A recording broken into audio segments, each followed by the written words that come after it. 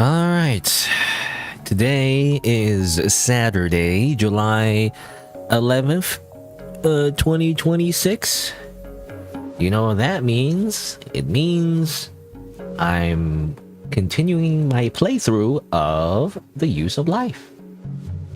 Or, you know, in Japanese, it would have been Inochi no Tsukai Kata. You know, that sounds cooler. Even though, I mean, literally it's because it's a foreign language that I'm not native to, so it sounds more mysterious and cool. And also I'm a big weeb, so I consume a lot of anime, you know. But anyway, I don't know, it just sounds cooler.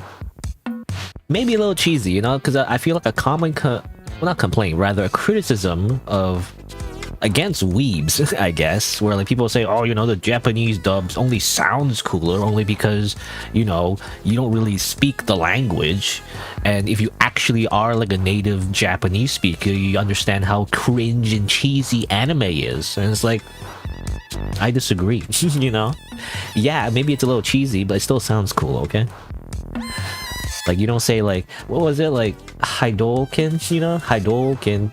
It's just, I don't know, I was gonna say like you don't say, it's funny, there's a freaking Wikipedia article on it, but like, you know, you don't say like wave motion fist, you know, or fist of surge. You say Hadouken, you know, that sounds cooler. I don't know, just certain words in Japanese just sound better. You know, there's a certain rhythm. In fact, I forget the terminology for it, but like in Japanese, there's like a certain rhythm to the enunciations and pronunciations of like the Japanese language that like is very different from English. Actually, I think I forget what you call it, like I guess stretched vowels, or I don't know what you call it. I'm not sure, but like every like usually along every how do you say, like every vowel, it's not a vowel, but every sound, I guess, in the Japanese word is very like kind of like staccato. I don't know if that's the right word. It's not staccato. I don't know. It's like it's a very specific rhythm, you know? The way you say everything in Japanese is like, it's like a very specific like 4x4, you know, like time signature, I guess. I don't know if that's the right way to say it. That's why when you translate a Japanese song into an English song, if you do it too literally, like it doesn't really work. It doesn't really go with the rhythm of the song, you know? Anyway, that's all just to say, the developer really should have like changed the name, you know? Again, I would have gone like with the use of a life, you know, the use of a life, you know, that makes sense. Like use of a life, implying, you know, like how would you use a life, you know, how would you use your life, basically. I think that's kind of like the main theme of the game. And of course, in my first playthrough, you know, I feel like I want to go back down the path of like pure revenge, you know, and see how that goes. I don't know. Anyway, yeah, this game, I like this game. I'm gonna continue playing it. I don't know. I was looking at this review actually, you know. I don't know if I mentioned this already, but like, yeah, basically this guy is kind of like, I don't like games that don't, I don't want to mock this guy too much, but like, you know, I don't like games that don't let you grind to overcome challenges, or too hard, you know, or if you don't like games that, you know, you don't like the grind, or, you know, or too hard for you is not for you, and then basically blah, blah, blah, blah. he lost to the first boss, you know, and then it's like, and then if you don't like suffering 20 times in a row, it's hard, and he doesn't recommend it, whatever, you know. Him, as in like the genie from Aladdin. It looks like, I don't know, I can't tell actually. The funny face. Anyway, I don't know. I just find that funny because it reminds me of Nine Souls as well. Nine Souls also had that kind of like same criticism, I guess. I mean, especially with the final boss. And it's like, it's kind of a skill issue, isn't it? You know? I don't know. I feel like, I mean, for one, the fact that you want to grind to overcome challenges, that's kind of like boring, isn't it? That's like every RPG ever. Unless you never played RPGs before, I was like, oh, that's almost like every RPG ever. I don't know. I never... I mean, it's okay, I guess, you know, for that power fantasy where you level up, you know, and everything. But I don't know. It's kind of old to me, I feel like. It's kind of like Pokemon, you know? It's kind of like... how many generations of Pokemon is there? I don't know. It's like 8 or something. I don't know. I actually don't know how many generations. But like, we've been doing this RPG thing forever, you know, where you can just like, oh, level up your character and then you can beat the boss now, you know? It's like... I don't know. I don't like that. You know why? Because of Dark Souls. In Dark Souls, there is leveling up and everything, but like the main core of it is you getting good, you know? Like get good, essentially, as in like learn to play the game instead of like simply making your numbers go up. Your numbers are higher now, therefore you win, you know, and people love that, I guess. Freaking Balatro or whatever, incremental games. But I actually don't like those that much because I want to win because of my own merit, not because I spent more time in the game, you know. Because I played MMOs, you know, in the past, like free to play MMOs, and that's basically what that is, you know. You're like power, I guess, or like, you know, whoever is like most influential, you know, like an MMORPG is just like whoever spent the most time, or these days, you know, money, I guess. There's like pay to win MMOs as well. I say these days, well, not actually just these days, like I guess maybe back in the day as well, there's some like, you know, really exploitative, you know, free to play, like pay to win stuff. I don't know, but anyway, but yeah, so I don't really like that. You know, I just grinding to like overcome something is not my it's not my style, I guess. And another thing was that, oh, it's so hard and everything, and I don't know, it's not that hard. I guess if you skip everything, the thing is, if you don't spend time, it's kind of like a I mean, it quite literally is tagged as a CRPG. Or like, if you don't spend time to actually like explore everything and like be prepared, then yeah, you know, you probably will get like super murdered.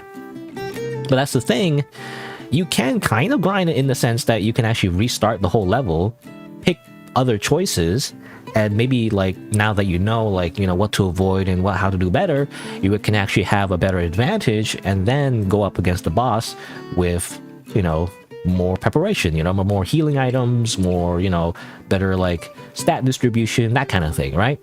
So I don't know. I feel like in that way, you don't have to do the same thing over and over. You can like reset your strategy if you really wanted to, you know? So I don't know. It's funny though, they didn't get past the first boss? Really? The first boss? Really? It's just the first boss. I climbed my sky 5 times or always making one mistake. Losing all my HP in a single attack. Well, yeah, that's why there's guarding. Because if you can't really do the dodge, you can actually just guard instead. Unless there's unguardable attacks, of course. I don't know. It's just QTEs. I mean, obviously, I'm not doing it perfect either, but like, you know, just press the button. You know, just press up when you see up. I don't know. Anyway, to be fair though, this is posted in 2022 and it's early access review, so maybe the game wasn't as balanced back then. I'm not sure. So maybe I'm just kind of like being an asshole. But I feel like in general, that's the general vibe that people get for like certain games, you know, like Nine Souls, this game, maybe Dark Souls. But Dark Souls is so, you know, it became so famous now, like, you know, that criticism kind of falls flat because it's so successful, you know. But this game, you know, I feel like is like relatively niche, you know. It's kind of like a little bit like Fear and Hunger in a way, right? Fear and Hunger also had that kind of like pseudo like CRPG, I mean, especially in the beginning when you like start a character and everything. Had that kind of like pseudo like CRPG kind of style to it, where like the whole point is to learn from your mistakes, right? Like it is like very punishing. You can't search for it. Is Fear and Hunger even on Steam? I remember Fear and Hunger 2 was, and then they took it out. I think it's because of like the adult only rating or something. I guess I can't search for it like in public, but I mean, you can search it on Google for some reason. See, you can search it here, but then you can't go in. Age verification. There's a big penis in it. You know, how did Fear and Hunger get so famous in the first place? I mean, it's good in that it's like very unique, you know? But I think it's the giant penis. I mean, in the first game. The second game, I think there's less of that technically. It's more like rare, or not rare, I don't know what the word is, but like less frequent, I guess. But in the first game, really, literally one of the first enemies you fight has a giant penis. It's like, hello? Like giant. Like, not. I'm not talking about porn size. I'm talking about like ridiculously, like a giant club, you know, the size of an arm. And I feel like that probably sparks some of its like virality, you know, because I swear Fear and Hunger is similar in the sense it's a very niche, very punishing game, and if you don't like understand what it's going for, you would get like frustrated, right? I don't know, I ended up enjoying it as well, so that's why I guess I'm enjoying this game too, where it's like, yeah, it's kind of punishing, but like once you understand, you know, what to do, and you figure it out on your own, because it's kind of niche shit. There's no like wiki, you know, there's no like freaking Fextra wiki or whatever to look up stuff necessarily. You have to kind of learn it on your own. I don't know, but like that kind of like is appealing to me, I guess. I like that. It's very like old school, you know, but old school in a way that's still generous, right? Because it's like, I mean, unless you play on like, isn't there like an Iron Man mode or something? But like, you know, unless you do that, I feel like it's still pretty generous. I mean, at least so far. Maybe I will rip my hair out like later in this chapter that I'm in, and maybe the next chapter. I don't know how many chapters there are. Again, it's pretty short though per playthrough. I think maybe it's meant to be played multiple times to see like other outcomes. I'm not sure, but you know, I think it's still kind of generous, really, in terms of like if you understand how like an CRPG. How like a CRPG works. You know, you gotta like raise your stats, you gotta like specialize in some kind of class, and then you just gotta get good, you know? Just press a button. QTEs, you know? Have you ever not played like Hatsune Miku Project Diva? Go back to training, young pup. You need to go play Hatsune Miku Project Diva. It is the prerequisite of playing this game, because this game is all about pressing QTEs, because it's a rhythm game, and then the whole shtick is to press up and down, left, right, circle, you know, the buttons on the PlayStation. I played the PSP version. I think there's a few Project Divas at this point though. You know, you gotta play Project Diva, okay? Before you play this game. You know, I think it's because I like rhythm games, you know, is probably why I like Sekiro and like Dark Souls and stuff, right? Because it's all about timing. It's timing. I love timing based stuff. I love pressing a button and then the game is like, whoa, you fucking did it. The boss is now fucking surprised and shocked and at you pressing one button at the right time. Holy shit, you know? Like, I like that. I don't know. People call it like parry slop or whatever, and technically there's no really parrying in this game, but I don't know, I just like that. I like pressing a button. What I don't like is like when games are like QTEs and it's kind of like an afterthought, I guess, and it's like, oh, you have to press this button, but like there's no real consequences, you know. Like every once in a while in like a cutscene, you know, those kind of QTEs kind of like are basic and not that fun because it's not really like intertwined with the actual like main game. I guess there's a game like that though. It's what's that called? There's a whole game where it's literally all QTEs. Asura or something. Asura's Wrath. Yeah, this game. Never played it. I don't know. I just heard about it. But apparently this game is like, it's all QTEs basically, but like it plays more like a movie than it is like a game. So that's my biggest like hesitation to playing it, because like, well, okay, I don't know, like how interesting it is it was just all like cutscenes, and then you had to press buttons, you know, whatever. But like, I don't know. Looks okay. It needs to be like all action though. It's like, oh, you know, Dragon Ball Z, you know, but like without any of the filler and just like people powering up and shooting energy blasts and like everyone exploding, and that's it, you know. And people love that, I guess. I don't know. I mean, I like Dragon Ball Z. It's kind of like my, you know, because of my it's my childhood and everything. But like, I don't know, I don't really love the fighting part when it's just that, I guess. There needs to be like a meaning, you know, behind the fighting. Otherwise, I can't get invested, you know. Anyway, I'm just yapping. I don't know if there's anything else I want to like randomly talk about in the beginning of a stream, because that's what I do nowadays. I don't know, I just decided to do that. Even if no one's listening, I just do it anyway. You know why? Well, for one, it's like it's kind of like a warm-up, but I don't know. It's just what streamers do, okay? I mean, let's see. I mean, oh yeah, there's one thing I wanted to talk about actually. It is the Amazing Digital Circus, actually. Let me see here. Is it this? You remember those like Labubus? You know, whatever. The Labubus, the Amazing Digital Circus. Well, hold on. Let me go here first, maybe. Glitch Store. The Amazing Digital Circus. Yeah, these things. There's the Jax one. Obviously, there's the Pomni one. Why does it show everything? Why does it not show everything? Oh no, it's just loading.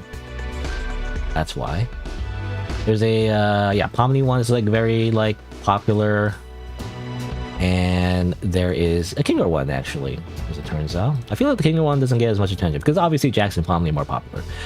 Again, I mean I don't hate Kinger, but like Kinger is definitely, I feel like I mentioned in the past, it's kind of like a plot character. I don't know. He's just kind of there, and then he gives therapy, and then hooray, you know, and that's it. I don't know. There's just no. I don't know. I don't know how to describe it. It's kind of like, because otherwise he's just goofy. Like his main trait is like, oh, he's just insane old man, you know. And I guess that's comic relief, and that's fine, I guess. But I don't know. I just don't enjoy the character as much. Now I like it when it's a meme where he like, you know, he's like a Giga Chad and has like a six-pack or something. People for some reason draw him of like you're doing the Giga Chad pose, pose rather. Kind of funny. But I don't know, otherwise it's just like funny old man that like gives you advice sometimes, but then, you know, actually he does a thing at the end, okay, and that's it, you know. I don't know. It's not interesting to me, I guess.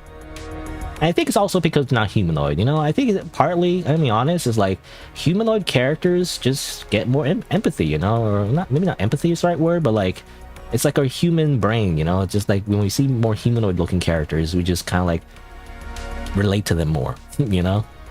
I think that's why like furries are a thing, because furries I feel like obviously are anthropomorphized, you know,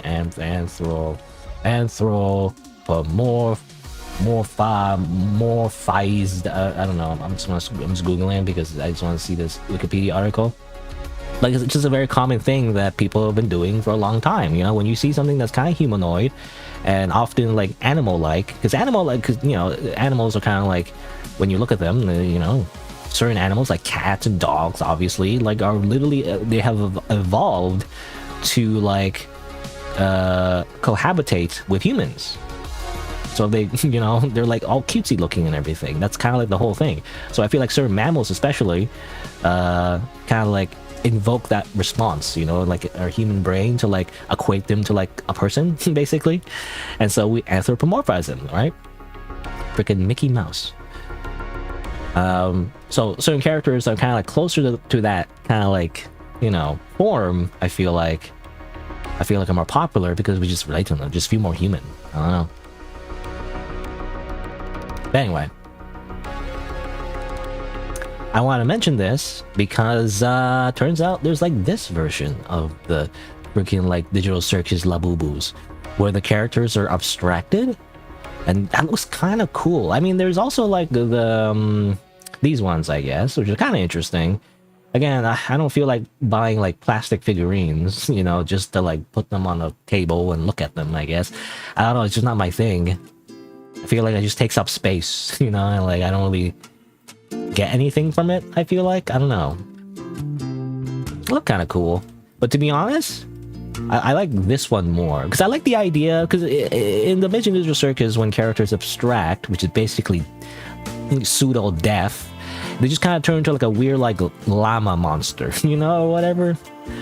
I don't know. Llama's the, I don't know why it's the first animal I think of, but like abstraction monster, you know, it's like they always turn this like weird like four-legged monster thing, you know. What's this creepy possibly? But they always turn to this, you know. And obviously there's some like fan stuff where like the characters partially transform or they transform to different things, you know. I mean, kind of like this maybe, I'm not sure. It's just random designs. But you know, they always just turn to this. Like, it's kind of boring though. I kind of wish they actually turned like different things though. Kind of like, I mean, just like Fear and Hunger and just like I don't know what kind of other media does a very similar thing, you know, like when they turn into like the worst versions of themselves, they actually turn into like a physical monster that represents their deepest like either trauma or fear or like some kind of, you know, negative emotion or a negative thought. They turn into that monster and it kind of represents them symbolically, right? And I like that. I don't know. I mean, maybe it's a little bit on the nose, but like it's just kind of cool. I don't know. I think it's kind of cool when that happens. So that's why I like this, you know. For some reason that really appeals to me. For some reason, like a humanoid version of the abstraction idea, right? So there's this one, and then there's, I think, from the same person. Well, they kind of just reposted from TikTok or something. I don't know. It's just the links that I found. And this one too, where Pomni's abstracted. I don't know. That looks kind of cool. I don't know. It's just, oh. I said before, like, I wouldn't get the Levels because I feel like these cutesy looking characters, you wear them, like, where would I wear them? On my backpack or whatever? And it's kind of like, I don't know, it looks a little like, you know, childish, I feel like. And doesn't really fit. I mean, obviously you can just not care about that, but I don't know. I don't know, I like it when it's like more subtle, right? It's like, it's not just like, oh, cutesy bunny in a freaking maid outfit, you know? But when it's like this, you know, this is a little bit more like dark and edgy. I don't know, it's a little bit more hardcore. Or like it's a weird fucking like abstract monster thing. And like that's, I would be more likely to actually wear something like this instead. Because it's a little bit, I don't know, it's a little bit more subtle, I feel like. Or like it's not like colorful and cutesy, it's actually like kind of like a weird dark monster thing and people don't know about it, then they're like, oh, okay, whatever, you know, I feel like. And like people who do know about it, they'd be like, oh, okay, you know, they'll be like, wow, that's cool. I don't know, something like that. That's why I don't like graphic tees either, you know, like I don't really like graphic tees. Like it's a little bit too cheesy, I feel like. You have like freaking characters on your shirt. You know, but that's just me though. Maybe if you're a Giga Chad, you know, or if you're like a woman, I don't know. I don't know. I feel like, I mean, it depends, I guess, on the context, but I feel like, you know, women can like just rock it better, in my opinion, when it comes to like colorful, like flashy things. I feel like men, you know, I mean, I feel like men are encouraged to not really do that, you know, not to be like as flashy. Because otherwise you'll come across as unprofessional, I feel like. I don't know, or like sloppy, I guess. I don't know. That's just my own like prejudices, I guess. That you know, I try not to like apply on others, but like it's difficult because it's what society expects of you. Also, oh hello, Sigziv. I didn't see you there. It's more specific and less embarrassing. I guess so. Yeah, that's why. Yeah, in terms of the abstracted Labubus, I guess. Like, yeah, it's more like, I don't know. It's less recognizable, I guess, or less cartoony. You know, I don't know.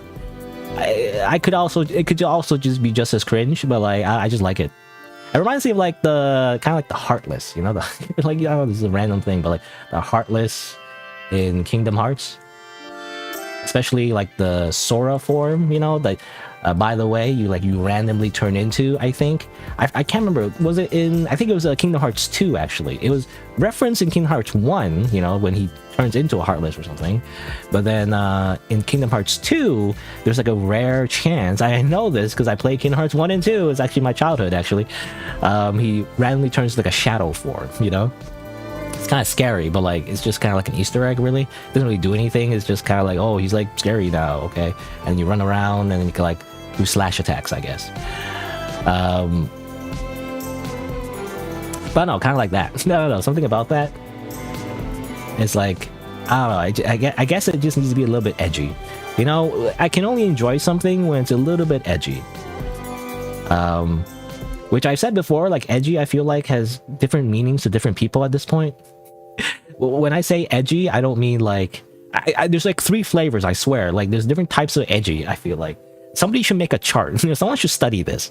I don't know, but I feel like there's generally like almost at least 3 flavors of edgy. There is Nazi edgy, where someone is just a Nazi, I guess, and they're super racist or something. I don't know. For some reason, when people refer to like, people like that, they use the word edgy, right? And I'm like, I'm kind of insulted because like, I don't think that's edgy. I think that's just being a Nazi. But, that's one type of edgy. Another type of edgy, I feel like, is more like metal, like someone freaking, playing like doom, metal and being super like, I don't know, hardcore or something. That kind of edgy, I guess. Or like punk, that kind of thing. Underground, grungy, dirty, that kind of edgy, I guess. Basically being a criminal. I don't know, something like that. But my kind of edgy really is just like 2000s emo, Basically, it's just emo. I just like edgy, like emo edgy, if that makes sense. I like it when it's like, this is like a allegory for suicide, basically, And I like that. I don't know, just dark, like literal dark. Like dark and edgy, but like literally dark, as in dark colors. That kind of edgy. I don't know, that it appeals to me, I guess. But I mean, that's why I like the Amazing Joe Circus as well. It turns out it's like literally when it first came out, it was described as a dark comedy, and I feel like not really for children, but like whatever, people, kids get into it anyway. Because most likely that's where they're getting revenue from. The children watching on the YouTube and getting ad revenue and maybe possibly buying merch or getting their parents to buy merch. I don't know. Anyway, I've looked into, by the way, I said before that I wouldn't really get merchandise. I like the Amazing JoJo Circus, but I'm not like a merch person.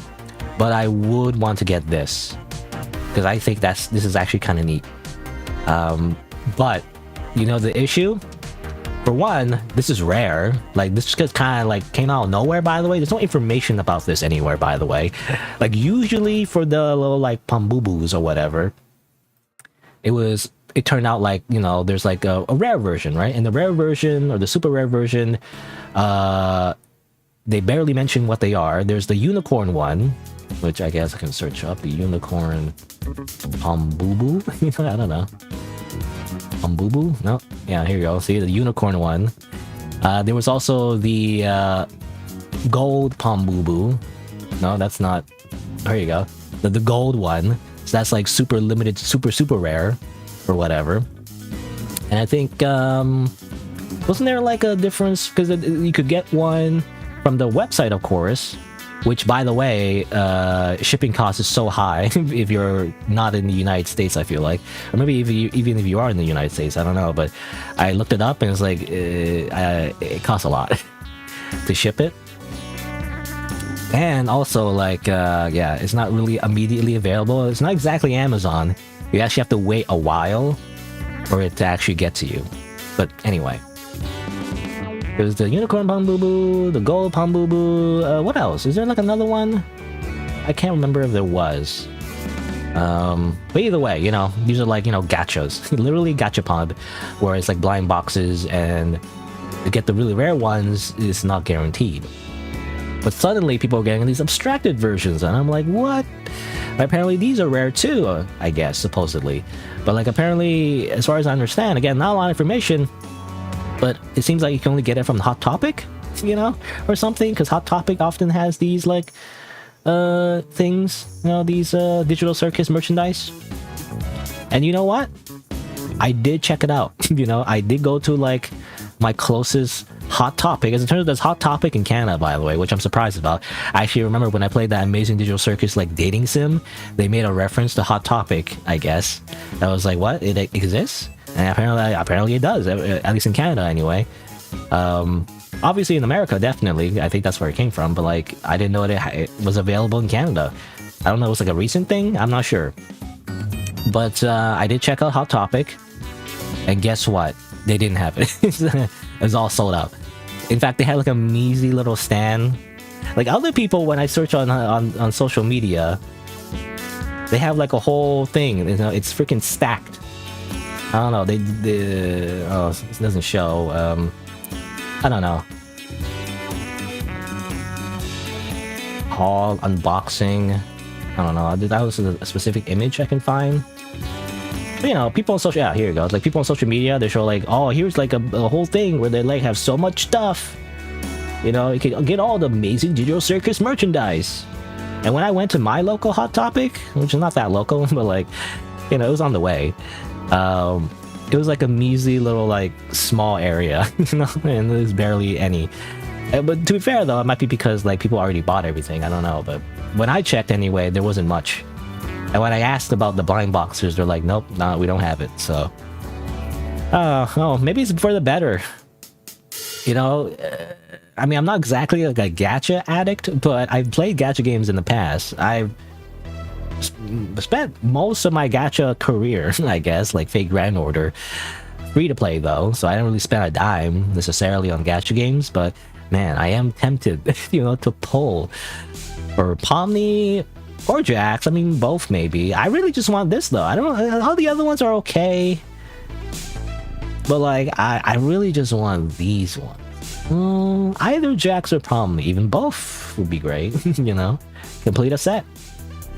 But I don't know, I kind of like the versions where they're like abstractions but like still humanoid, you know. I don't know, something about that is just cool to me. Anyway, but you know, again, when I checked, there wasn't any, and I'm probably not gonna like pre-order, you know, right? I don't know, this costs so much money to like ship it. You could buy like a whole set, I guess, but like, is it really worth it to get like a bunch of like random plastic figurines that you don't really want? You know, I mean, they're kind of cute, I guess, but I mean, this one's kind of, I like this one a little bit. This one is like a little bit more scary, so I actually like her a little bit. But I don't know.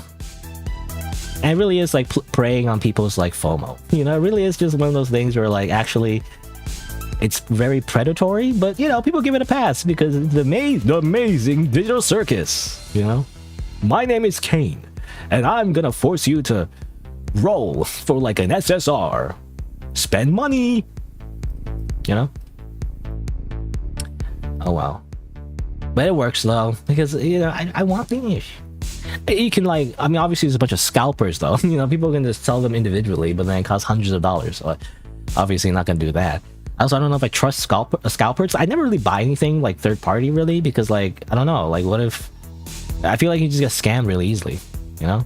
Also, oh, oops, I'm just scrolling through my Twitter timeline now. I don't know where this is from. You know, I just get random things. Also, South Park. I don't even watch South Park. Why am I getting a South Park image? I don't know. It should be, my timeline should be full of niche indie games that, you know, that I want to play instead. And the Amazing Digital Circus. Anyway, but speaking of niche indie games, which I still don't, am I not pronouncing niche correctly, by the way? N-I-C-H-E, niche. At some point I thought I pronounced it wrong, and maybe it's pronounced like niche or something, you know, niche, or like I've been pronouncing it niche. I feel like that's correct, I don't know. But speaking of niche indie games, I'm gonna play this game. I'm gonna continue my playthrough from last time. Play The Use of Life. Wow.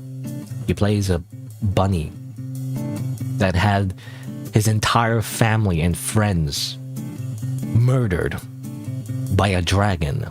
And now he's really, really angry. He's gonna fucking murder that dragon. But first he must go on an adventure with like a pink bunny girl, you know, randomly. Because he needs to level up, you know? He needs to level up, get XP, and then get strong enough to fight the dragon and have like a final climatic battle. And then once he gets his revenge, then I don't know, he dies. I'm not sure. I mean, I'll be honest, like most likely he will die, you know, because of the whole mechanic about like choosing life or power. I feel like going down a path of like trying to attain power at all costs will probably just like freaking get him killed, but I don't know, I guess we'll see. Let's see. Oh yeah, I want to put a timestamp as well. I also forgot to do that. Let's see. So, where is it? Where's my YouTube description?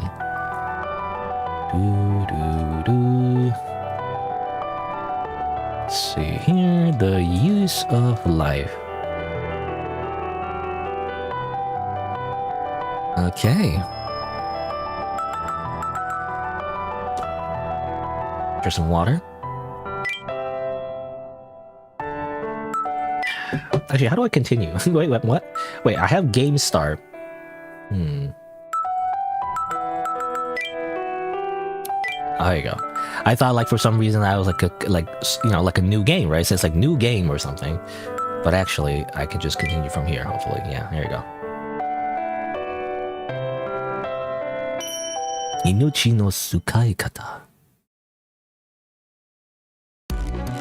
Here you go. So what happened last time? Well, I don't know. It's kind of hard to summarize everything. It happened like last week.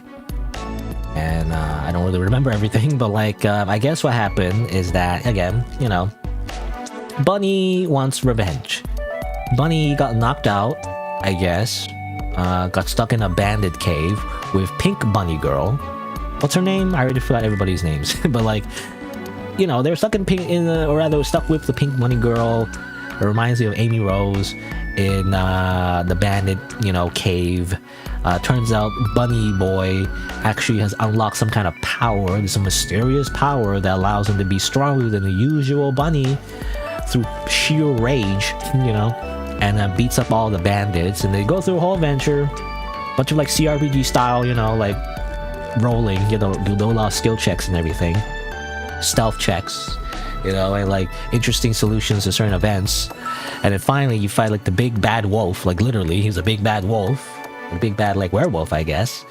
But then, you know, as he's about to finish him off, he's like, you know, gets all dizzy and falls off a cliff, because that's when the demo ends. So it's like obviously some kind of like lame excuse to like change the context of the scene.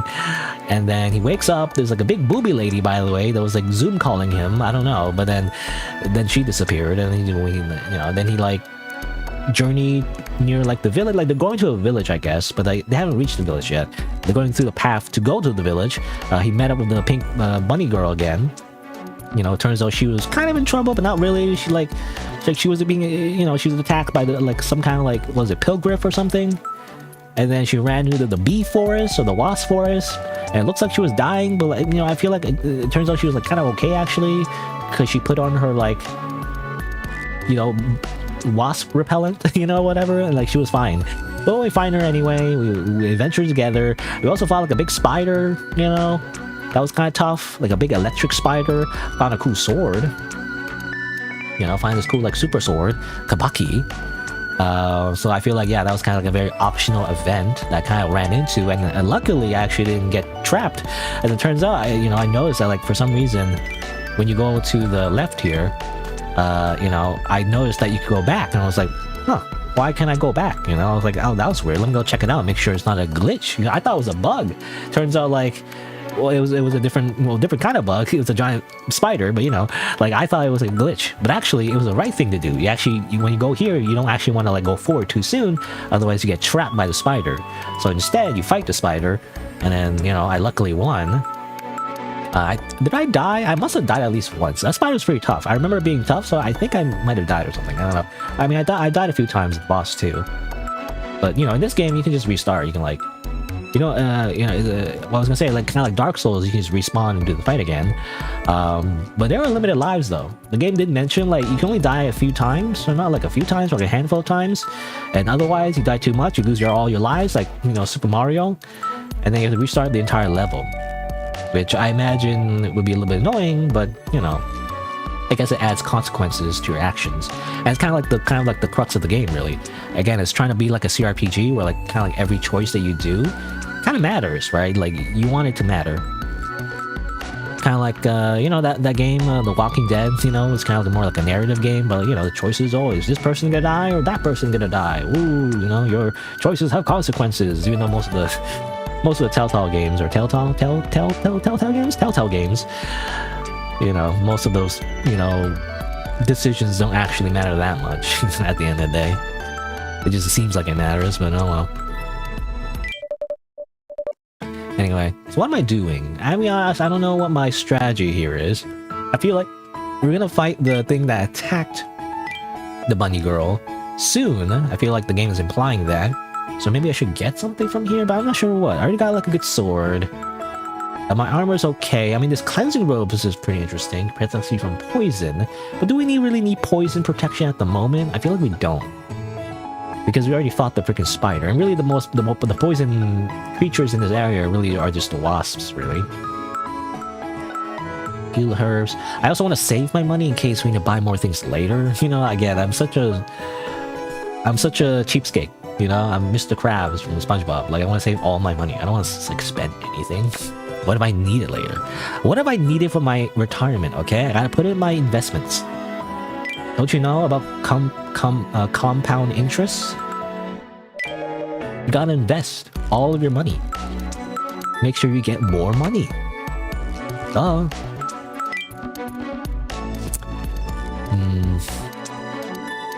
I guess I should heal. I don't like healing, though. Did I rest already, actually? Because you can rest at these things. Yeah, you can rest. Alright, you can rest here. And that kind of, like, saves the game, and everything. And, like, obviously increases your, recovers your HP and everything. I am continuing here, though, so... Wait, how did I save? Oh, yeah, I saved and quit. That's why. That's what happened.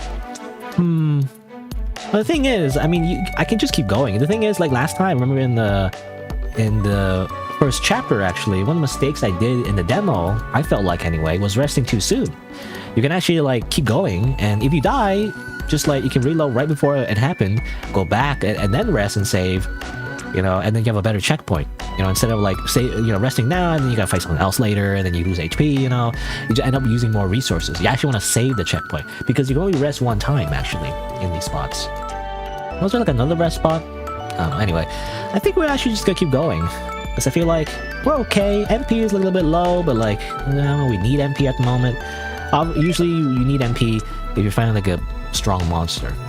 Anyway, along the way, so this is just a random thing. No whammies, no whammies, no whammies. Money. Okay, a little bit of money. I found a small crystal, and then it turns into money. Amazing. There's multiple paths ahead. That's the path that continues, and that one is a dead end with unsettling sound of beating wings. You don't say. That makes it sound like we're gonna find a bunch of wasps here. Is there like a wasp boss? Wasp boss. You know what? I want to level up, so... Bzz, bzz, bzz. As you approach the tree, several wasps appear around it. It looks dangerous to keep going. It's obvious you'll be attacked if you press on. You... use our wasp repellent. I don't have that.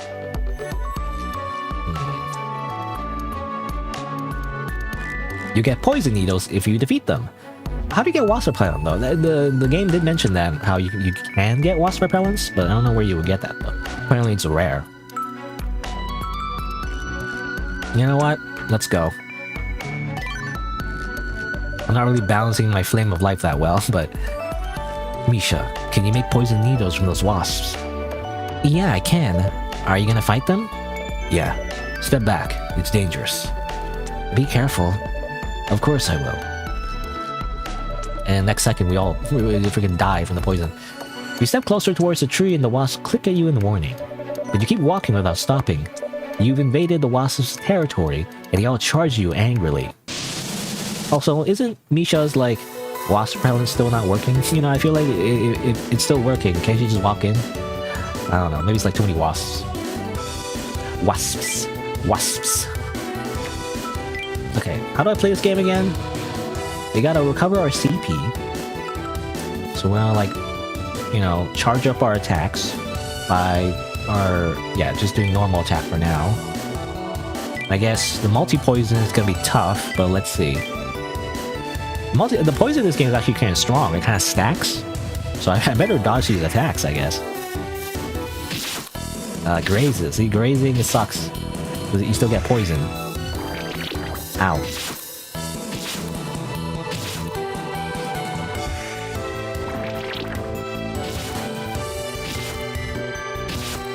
Graze, graze, graze. Okay. What about Sheath? Don't I have, like, an ability to, like, heal? Yeah, I want to heal a little bit with Absorb. Does use my MP, so I guess I might as well use it. And then I will use...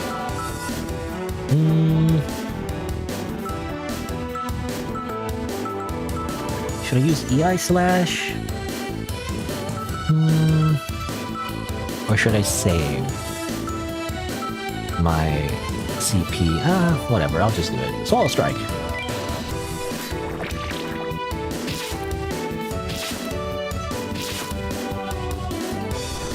Absorb, give me my HP back. You know, if I simply be perfect, I'll win, right? Also, where's my paralysis? You know, usually the sword's supposed to give you paralysis or something. Okay, well, slash. No more MP anymore. Guess I'll sheath for next turn.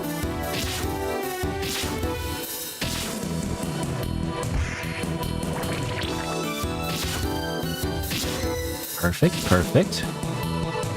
It's not great, I still got hit a few times, but I'm simply perfect, you know. Leathery Blade. Hold on, I gotta do the attack boost. Do a Leathery Blade. Then another slash, and... yeah, a sheath. It's a lot of damage. I should have just slashed twice, to be honest. Could finish him off. If I don't finish him off now, anyway. There you go. And luckily, the poison goes away. You know, a lot of RPGs, I mean, especially Pokemon's with the first game I think of when I think of poison, is that poisons usually persist, you know, after the battle. But this game, it doesn't. You just get instantly better, I guess. The ground around you is littered with dead wasps. Alright, Misha, do your thing. Got it. Wait a sec. You defeat the wasp and obtain a poison needles. Green needle. Or was it like... I forget. What's that thing, you know, where like two people hear different things when they listen to the same thing, whatever, like green needle. Green needle. Brainstorm. Something like that. There's multiple paths ahead. That's a platform, should be able to climb onto it, and down is where the path continues. I'm so stingy. I don't want to use any of my items. I'll just keep going. You come across a tall platform. There aren't any slopes or anything nearby, so you have to climb a wall to reach it. I bet there's something up there. It looks hard to climb up there, though. What are you gonna do? I don't need tools, but, well, it says here it should be pretty easy. So... hopefully we just go up there. I'll climb up there. I wonder if I can do that. Don't worry, I'll go first and pull you up. Just wait here. And... boop. Okay, success. 50, like right in the middle. I get XP! Yay! Alright. Along the way, random encounter. Money! If only all of my random encounters in real life is simply finding money.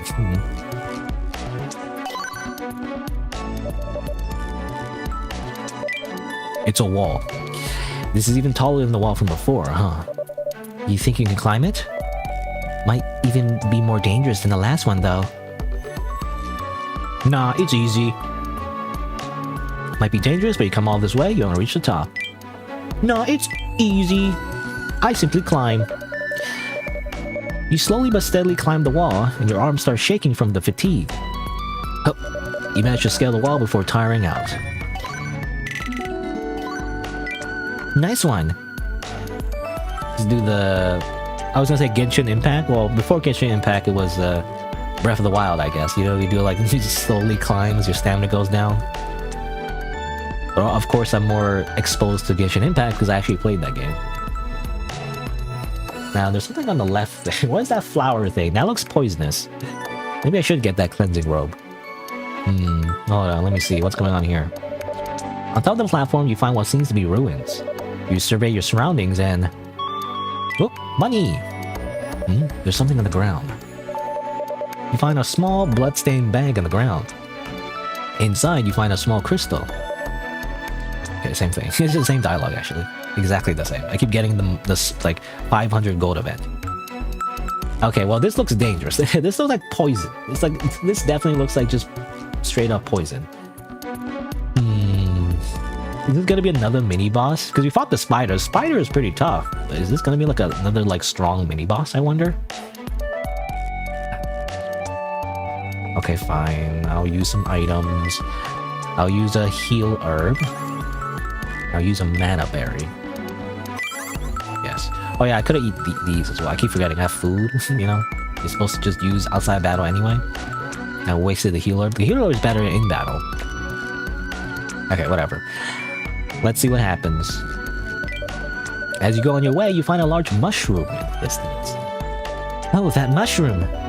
What about it? It's the mushroom you can use to ward off wasps.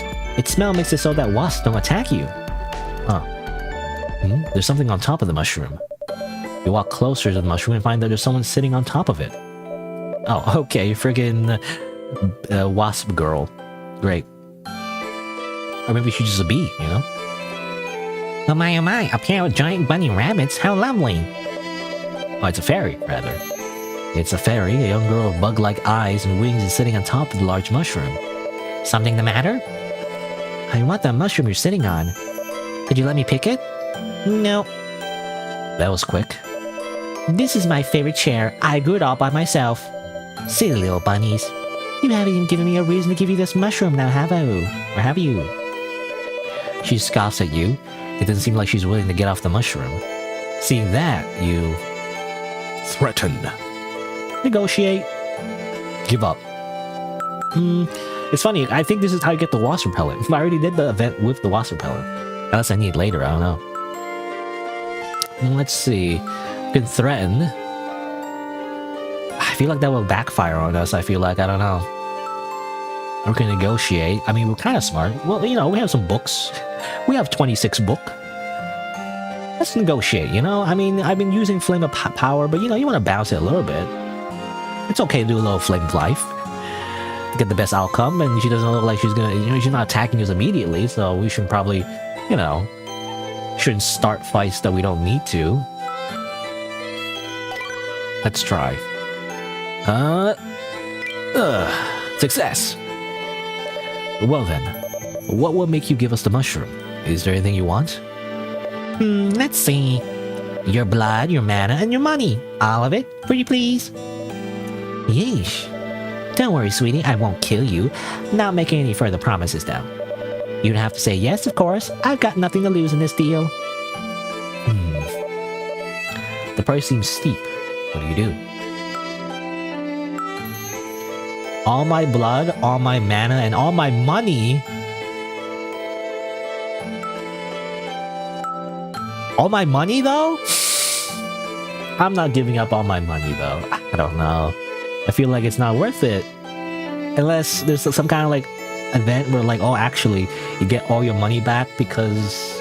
I don't know. But, like, I don't know. Obviously, I want to make this decision without, you know, assuming anything.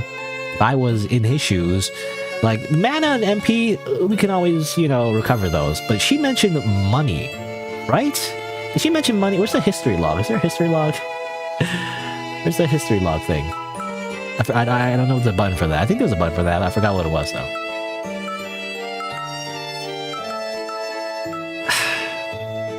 I guess not. It kind of sucks because there's this thing that you want, but you can't get it. Fine, the frickin' fairy bug girl. That doesn't sound like a fair trade. I can't accept that. Very well then. It's not like I want to give it to you anyway. Your negotiation has failed. Okay, fine. I'll just threaten her then. Fine. Die. A reason, huh? If you could kindly get out of the way, we wouldn't have to fight in the first place. You place your head on your hilt and glare at the fairy murderously. Huh? My, are you trying to threaten me? Foolish rabbits. Know your place. Uh-oh. The fairy snaps her fingers and wasps appear out of nowhere. Suffer! Oh, my MP. The fairy makes a high-pitched sound. Your head suddenly hurts like it's about to split in half. Now, my lovelies, teach them a lesson. Fine. I'll simply murder your children. If that's what you want, then perish. I simply have to dodge everything perfectly. Damn it, I got hit once. I simply need to dodge everything perfectly, damn it. I simply need to dodge everything... Ah, got that. Perfectly. EI slash.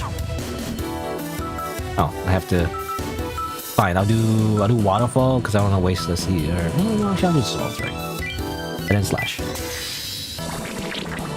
I forget that like, if you do EI slash, you actually don't unsheath your sword, actually. Which is a good thing, sort of.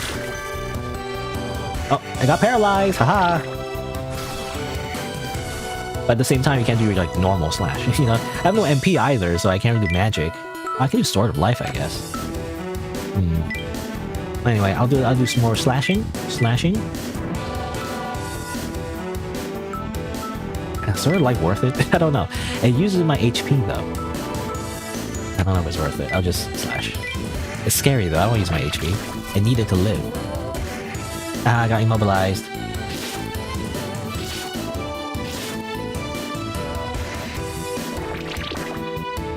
Oh, now the freaking wasps are angry. Ooh, it's faster. Good thing I am perfect. Dance of Death. I see Dance of Death in there. That's not good. Slash. Sheath.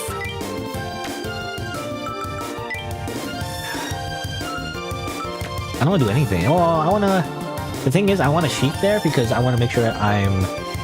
You know, I'll just unsheath. Whatever. I'll sheath and then unsheath. I want to sheath during the Dance of Death so that, obviously, I get to dodge... you know, thing. I'm gonna unsheath.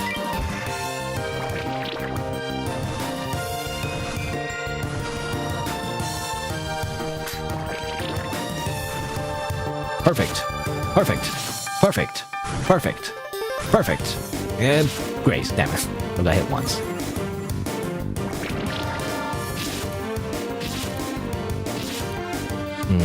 HP's getting low. They're gonna do like another power move here too. That's not great. Sheath. Attack boost. Hope for the best, you know. Dance of Death again. I don't even see the next moves. Oh, I don't need to. Leopard Blade. Damn it, not a crit. If it was a crit, then maybe it would have killed. Uh oh, HP is getting low.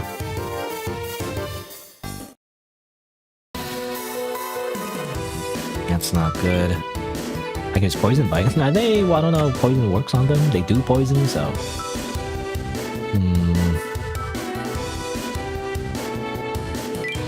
Fine, I'll heal. You know, I don't like healing, okay? Swallow Strike.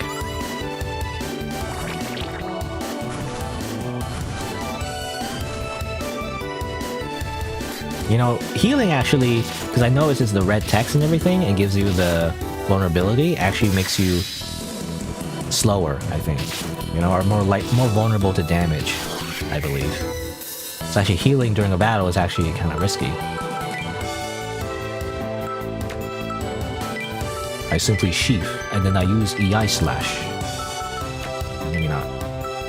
Well, I simply sheath, and I use waterfall. And then I slash.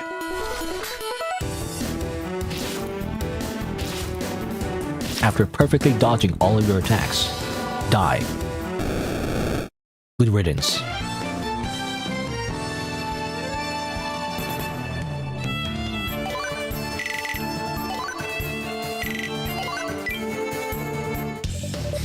You're some tough bunnies, aren't you? Can't you just die already? The fairy clicks her tongue in annoyance. She seems to be panicking a little. Again? Don't think you're safe just yet. My MP! You little... I mean, I don't really need to use MP. Now, imagine if you're a mage. You know, if you invested in mage skills the whole time, this would suck. I feel like. Okay, I'm gonna sheath. And then I'm gonna use another healing item. I feel like I have to. I'm getting weak here. And then, you know, the Ice Slash. Why not?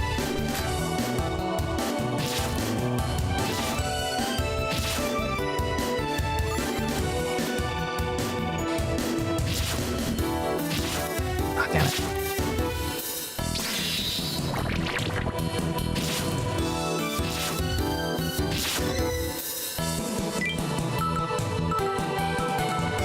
Swallow Strike.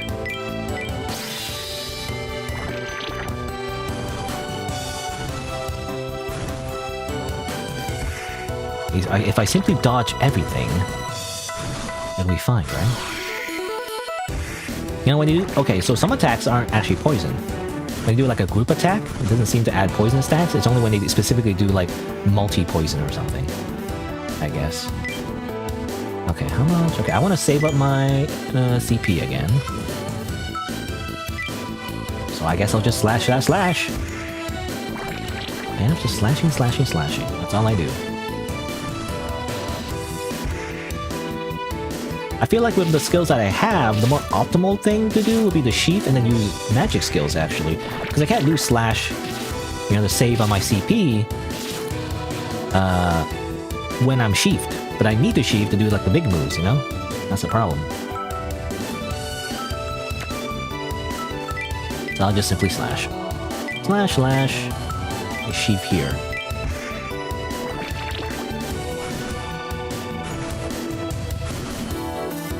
I want to do the attack boost into my big super attack.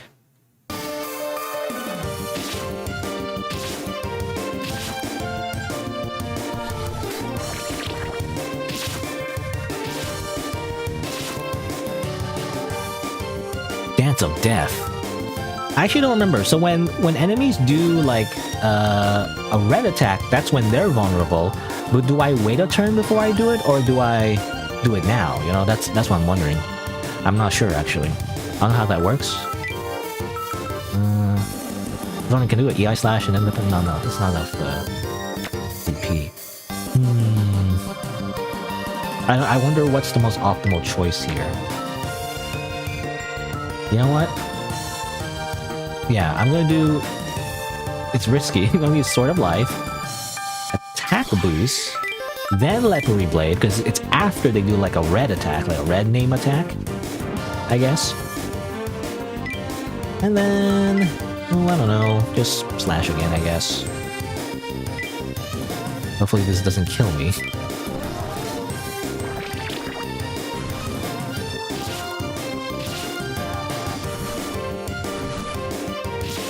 Grazed. That's not good. Okay, good. I think, yeah, it is after they do the red attack. That's when they're most vulnerable. That's probably when I want to, like, do the one big attack right after. Level up! No, this isn't right! You defeated all the wasps. It was like 6 in total, technically, even though, I mean, the way it's programmed is really just 2, but, you know. You defeated all the wasps, and the fairy looks around, visibly distressed. What's wrong? Aren't you gonna call some more of your lovelies? Stay back! Ah, MP damage. A flash of bright light brings back your headaches. When you come back to your senses, the fairy is gone. She's gone. Looks like she ran away. That was kind of forceful. But hey, now we can take the mushroom. I'll make the incense too. You scare the fairy and obtain a wasp warding mushroom. You know what? She's kind of mean, so deserved. I feel like. She was kind of mean, okay? Like, all my money, you know? All my money. Okay, look, I would have sacrificed health and mana, but like money? No way. I gotta keep my money. Alright, so let's level up actually. Haven't done that. Definitely that. A little bit of... well... either this or that one. I guess I'll level up. Because it's funny, because I got the negotiation skill check correct, but like, still had to like pay, you know? Let's do speed. You know what? A little bit of strength. Because I haven't leveled up that for a while. And then I guess we're gonna get the final sorcerer thing. Which I wonder what that does. Let me see, I guess. Enhance, enhance, enhance! What's that do? I don't know. Can I see the details? I can level up the Curse Blade now, which is cool. But I don't know what it actually did to my skills. Magic. Okay, so Poison Bite is cooldown time reduced. Okay. Power Up does more damage. Effect extended. Interesting. Stun rate up. And just more damage, I guess. Well, more damage, more healing, I guess. Again, mana, though, I just never use that much because I want to save my mana, though. Anyway, let's see. We should probably heal a little bit. So let's heal this much. And then let's heal maybe mana as well. Yeah, we'll heal about jelly. Because I feel like at this point we're getting close to a big old boss fight, so we should probably heal up and rest. Maybe. I want to check out what's over here. Let's check out what's over here first. Yeah, it's just another random event, and hopefully it's not a battle. Okay, just more money. More money! I like my money. I want to keep all my money. Skeletons. Spooky, scary skeletons. Okay, maybe I should buy. I'm gonna buy a few heal herbs, because I used a few at this point.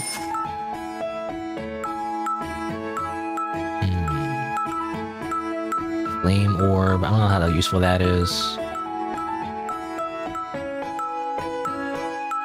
You know, this cleansing robe and scorpion charm could have been useful earlier, but now I feel like, you know, I wonder if I'm past all the poison stuff at this point, so I'm not sure now.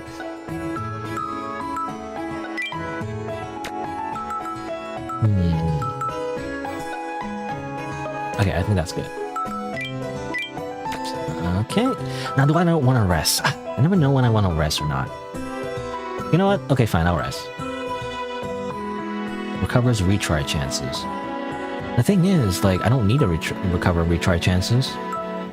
Resting too early is not that great. I don't know, I'll just keep going. Let's check out these skeletons. As you go on your way, you come across 2 skeletons. The skeletons appear to be holding hands. What's this? Your legs walk you towards the skeletons. You reach out to touch them, and the second your fingers touch bone, fragments of mournful emotions flow into you. All of the rage. Despite all of their rage, there's still skeletons in the forest, or something. The skeletons' memories play in your mind. A man and a woman running from an attacker.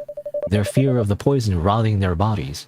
Their regret at not being able to do anything for their lover. You most strongly relate to their Fear or regret? Let's say regret. You know too well how it feels to be powerless in the face of a crisis. You don't want it to happen to you ever again. There's nothing more frustrating than not being able to do anything. I won't let that happen ever again. Gosh? Oh my gosh, no. Oh yeah, that's his name. Right. It's nothing. Let's go.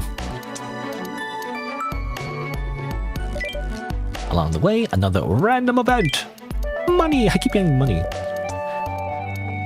I'll get the items instead, you know? You use the money to get items anyway. Alright, red circle. Okay, that implies boss fight, so hold on. Now I'm gonna rest. I feel like it's a good checkpoint. Can't stay for long, we can rest for a while. Pushing yourself too hard just gets you killed. Rest well, laddie. Okay, I don't know how to do his accent. I don't know what his accent's supposed to be. Is it Scottish or something? I'm not sure. You rest, treat your wounds, and we're good. Pull up on everything. And now, time to go next to this pink tree. I wonder why is it so pink?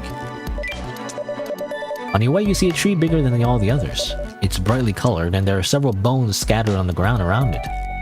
What the? There's a giant wasp near the tree. It's the same bright colors as the tree. The wasp notices you and makes warning signs.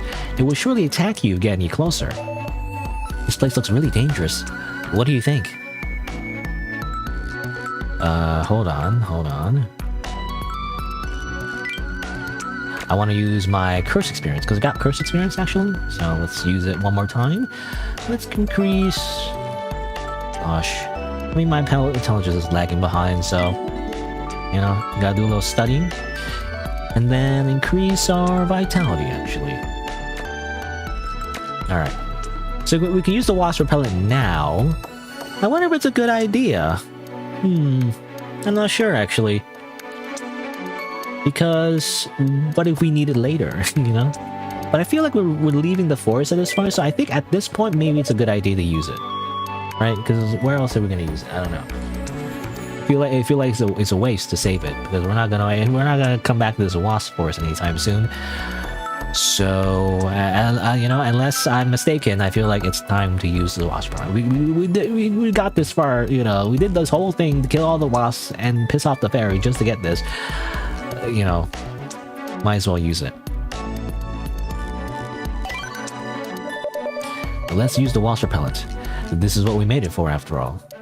Right, good idea. We use the wasp repellent and wait until the wasp stops trying to scare you away. It finally stopped. For a second, I got worried that it wasn't working, but that used up all our incense, huh? You cautiously walk closer to the tree, but the wasp doesn't pay you any mind. It should be safe to pass through now.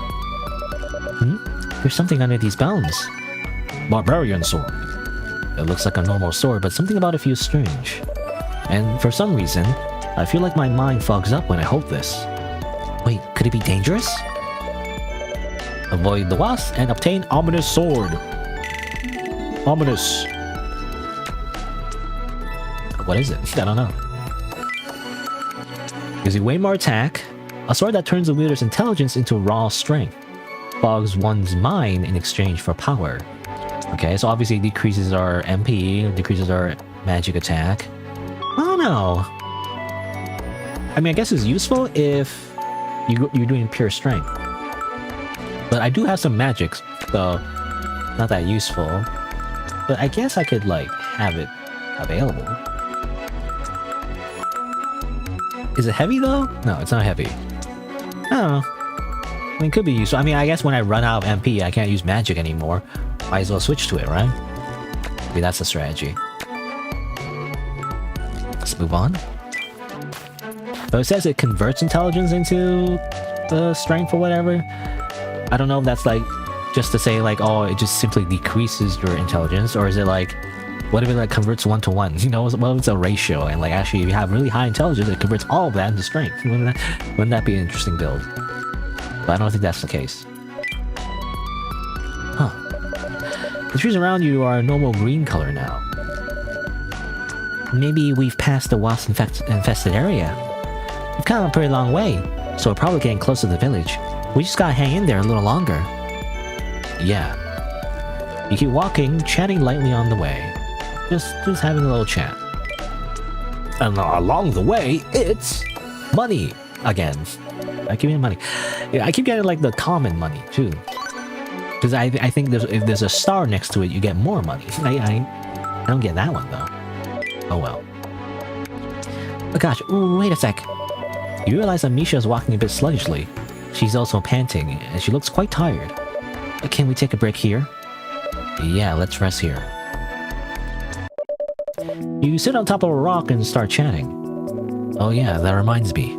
I never got to hear the reason for your journey. You didn't? Yeah, Worf interrupted us, remember? Oh yeah. Where should I start? Also, what happened? Did you just leave there's like a dying werewolf on the ground? You just leave him, I guess? You just like, whatever, see you later, idiot. I'm dying, my entire philosophy of the strong, dominating the weak has been shattered, I have an existential crisis, and she's like, whatever, see ya. I don't know what happened to that. It's kind of just happened off screen, Anyway, but yeah, where should I start? Misha thinks for a moment. After a bit of silence, she starts speaking. Well, for example, that bird that attacked me, the pilgrim doesn't come near the area we were in just now. The area with wasps, right? And that's because the wasp has some pretty potent poison. Even if the pilgrim wins, it won't be able to leave unscathed, so it won't bother to pick a fight. So I think that us rabbit folk need something like that too. Something like the wasp's poison. Yes, what's that called? That was repeated a whole bunch of times in Metal Gear Solid, specifically Peace Walker, a nuclear deterrent. Yes, we just need a nuclear deterrent. When everyone has nuclear missiles, no one has nuclear missiles, right? That's how that works? Even though we're always on the cusp of like, human extinction because of a mutually assured destruction. Anyway, you mean like some kind of weapon? Yep, rabbit folk are pretty weak as is. No one's ever scared of us, even if we retaliate. But if I use my inventions, I think things can change. Have you ever heard of a M16, So you want to invent something that can help us stand against stronger races? Yeah, we don't even have to win. My goal is to make them think that they won't get away without a scratch. My hometown's gone too. And if we don't get the power to fight back, I'll just keep losing what I care about. I just don't want to live in fear anymore. If there's anything we can do about it, I'd like to give it a shot, Misha leans forward as she speaks. She seems to be really invested in the topic. Besides, I wouldn't be the first to do this. There used to be a country that ruled over this land. They weren't super strong or anything, but they won wars against other races with their intricate, well-made tools. I want to explore the ruins of that country. Maybe they'll give us something, or rather, maybe they'll give me some valuable insight. So that's why you're on this journey. Yeah, you could say that. There's also records of that country gathering forces to defeat a dragon. I can't speak, by the way. Yeah, you could say that.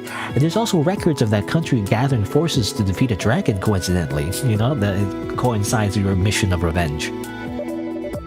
And they were said to be a debt with curses, so maybe you could... As if to drown out Misha's voice, the cry of a bird pierces the air, making even the earth tremble. Yes, we don't want too much exposition, It's how it works. In fact, I actually like it when games do that. Well, because I play so much visual novels where they spend 10 million paragraphs for like exposition, but like this happens. I feel like this happens usually in like anime, right? Like a TV show, or like when a character is about to explain literally everything, they're like, nope, actually we can't explain everything yet. That would ruin the mystery, So like, and that's when they get attacked by a big monster, usually. And you know what? Even despite how cliche it is, I feel like that works actually. I don't want to be explain everything, right? There needs to be like, I don't know what the word is, but like kind of like waves, I guess, of like action, right?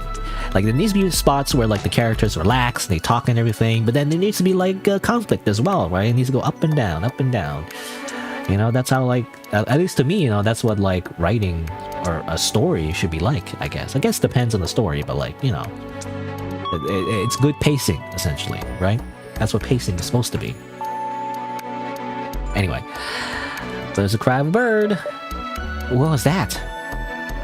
Maybe we shouldn't stay here and talk for too long. You're right, let's get going. You don't want too much lore. You stand up and get ready to leave. And I feel like there's some people who want that a lot, right? Where they want like more lore, right? More story, more like characters just talking and that's it. You know, I mean, that's why they play visual novels. You know, they're like, you know, the visual novel is better than the anime because you get to listen to the main character's thoughts a lot more and understand their motivations. And then when you play, you know, when you play the visual novel, it's like they just have a whole soliloquy. Soliloquy, is that the right word, by the way? Soliloquy?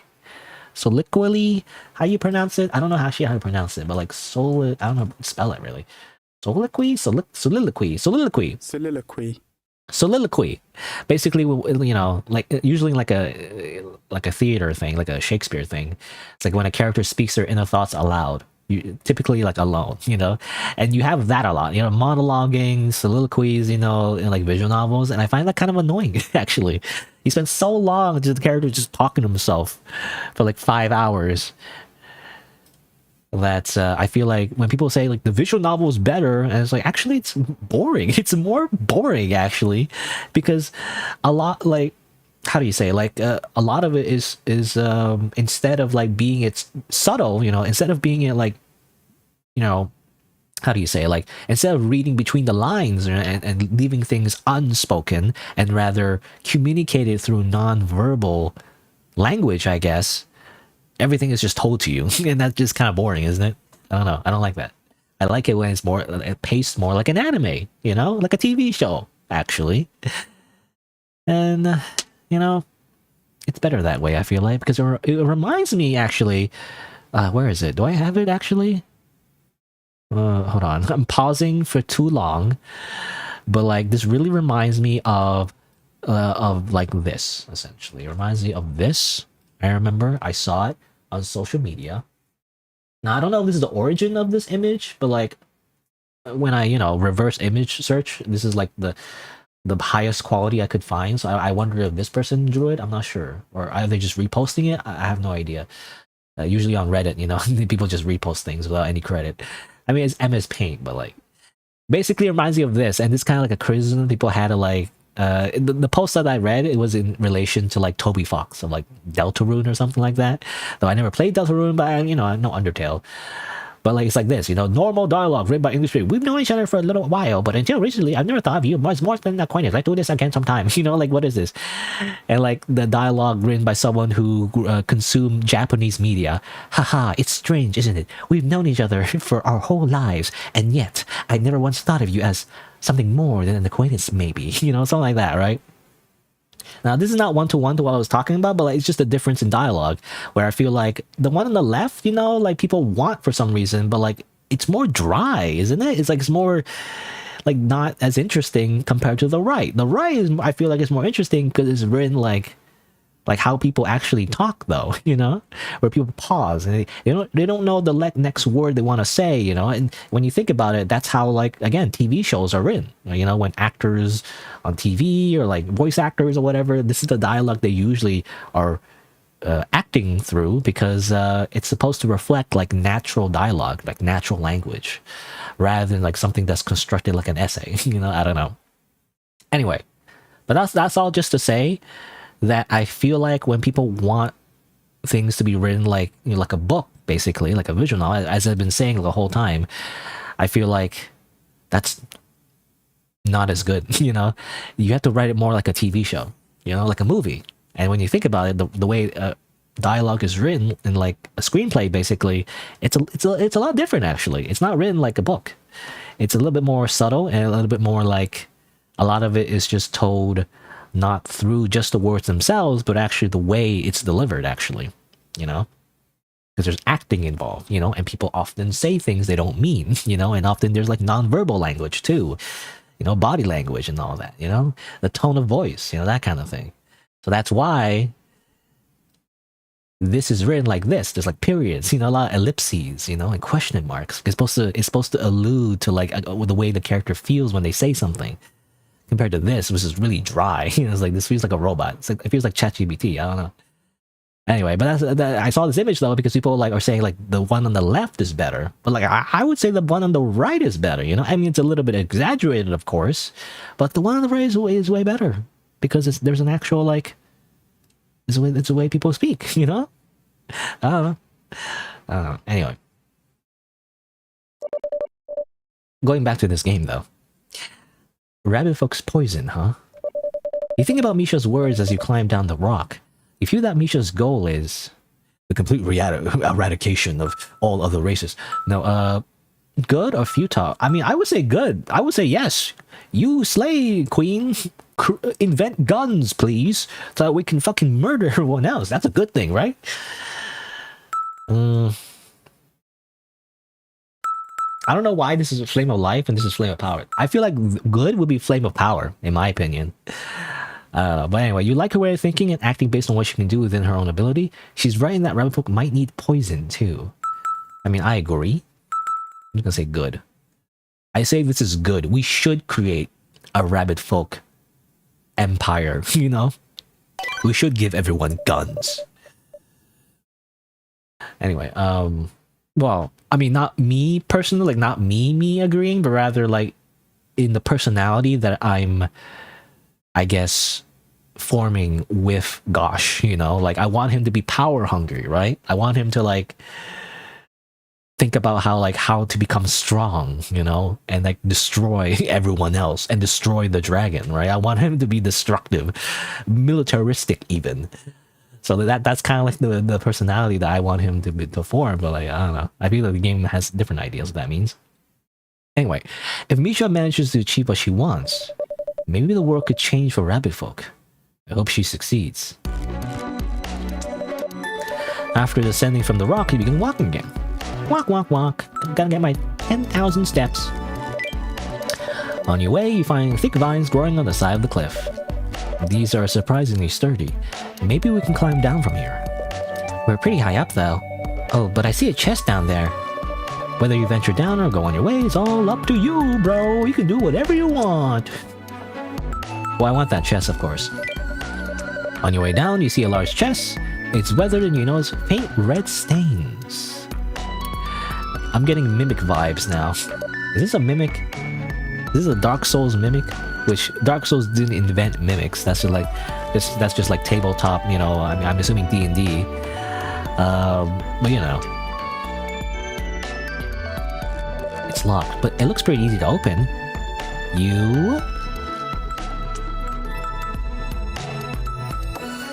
It's kind of suspicious, actually. Kind of suspicious.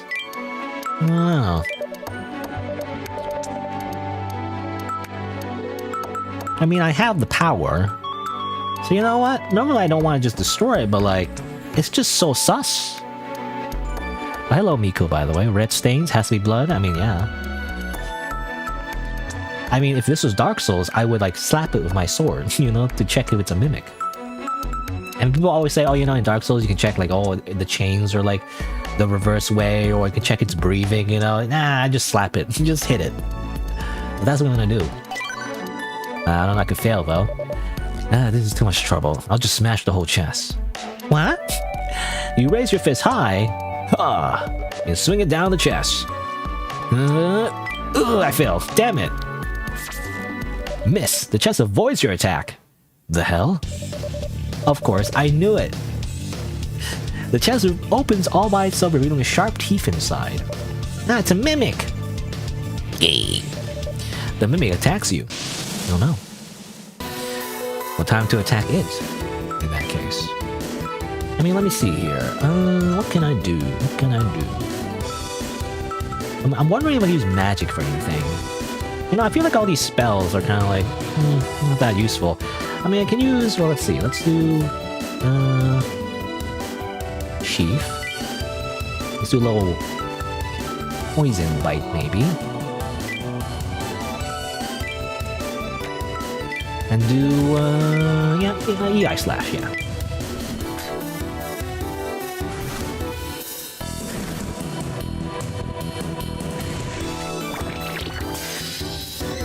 The poison bite would be more useful though if I have the actual sword that does poison. It's more stacking. Otherwise, I have to stack a whole bunch of stuff. Let's see. Let's do Swallow Strike because it's right after. Yeah, it looks like he's vulnerable. Actually, he has like a red icon. Should probably do like a big attack.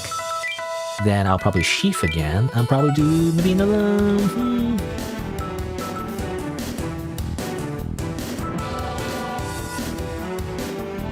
I don't know. I just don't know what to do. Sure. Do that Poison Bite.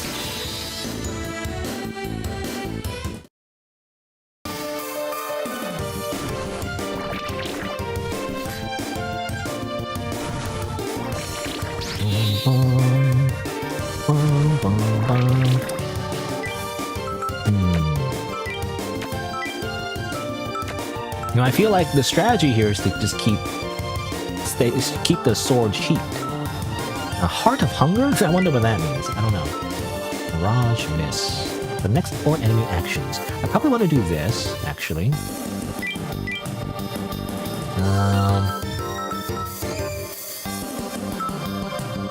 You know, sure, Sword of Life. And then, I don't know, though.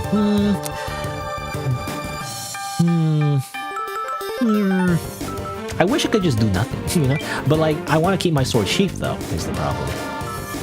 Or I guess I could unsheath now, because I'm going to use Mirage Miss anyway. Sure. And then... Slash. Heart of Hunger. Well, I better, like, not miss this, or otherwise you get eaten. No, that's a lot of damage. I dodged, but I still got hit.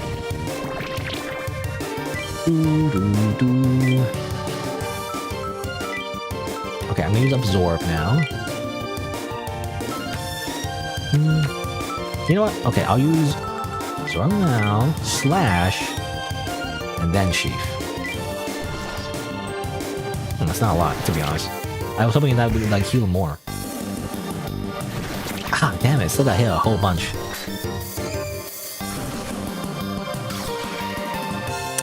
Not a fan of combat games. They're really confusing most of the time. Really? I don't know what's so confusing about killing, you know?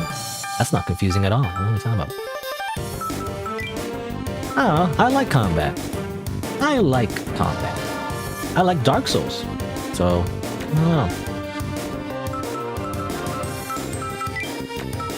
Well, let's see. It's gonna do another eat, which is annoying. I have to heal is the problem. Uh-oh.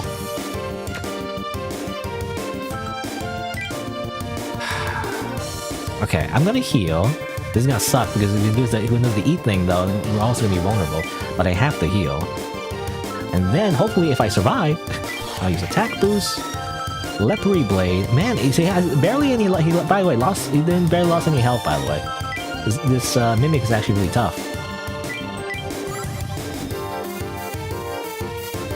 Okay, perfect miss. That's good. The freaking eat skill does so much damage.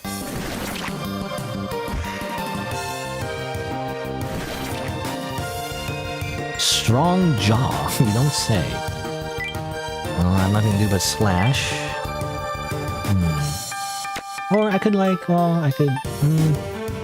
Well, I want to slash, then heal again because I'm gonna need to heal again, and then sheath.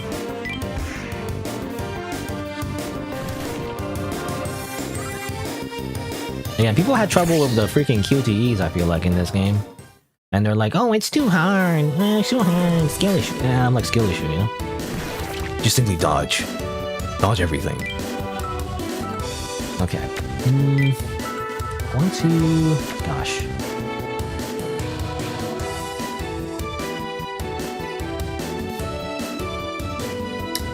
Reminds you of rhythm? Yeah, they're just QTEs.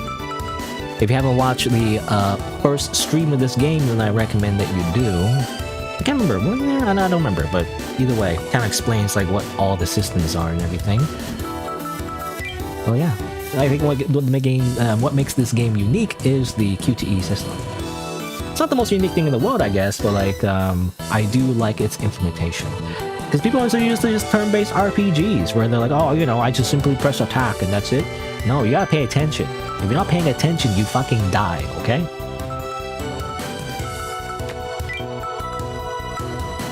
That's how it works. But let's see. Well, I'm trying to think, what's the best option here, though? This has cooldown, waterfall. Should I attack now, or...? I guess so. Yeah, I guess I'll do it now. And then I guess I'll just slash, because I gotta get more CP back.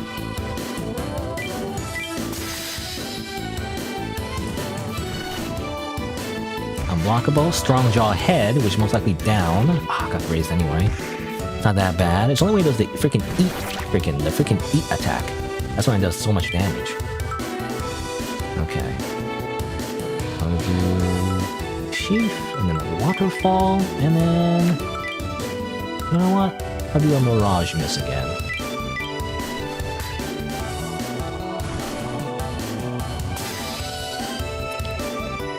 Now he's angry again. Oh no.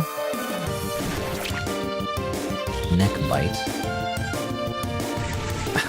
Yeah, ironically, when I use a skill that makes the meter slower, it actually makes me panic and do it too soon. Everything's, all the good stuff is on cooldown, so might as well just use EI Slash.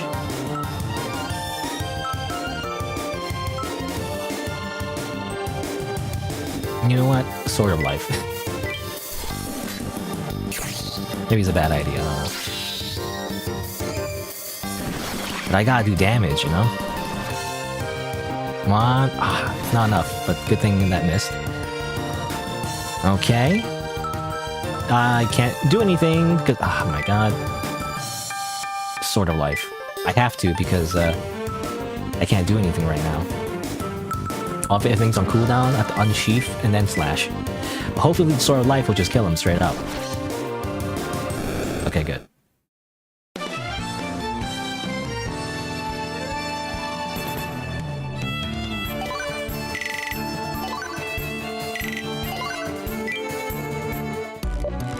That was close. That's an artificial magic monster made for traps. What a horrible invention. So there's probably nothing in it, right? Oh, you never know. Here, I'll check. Misha approaches the dead mimic.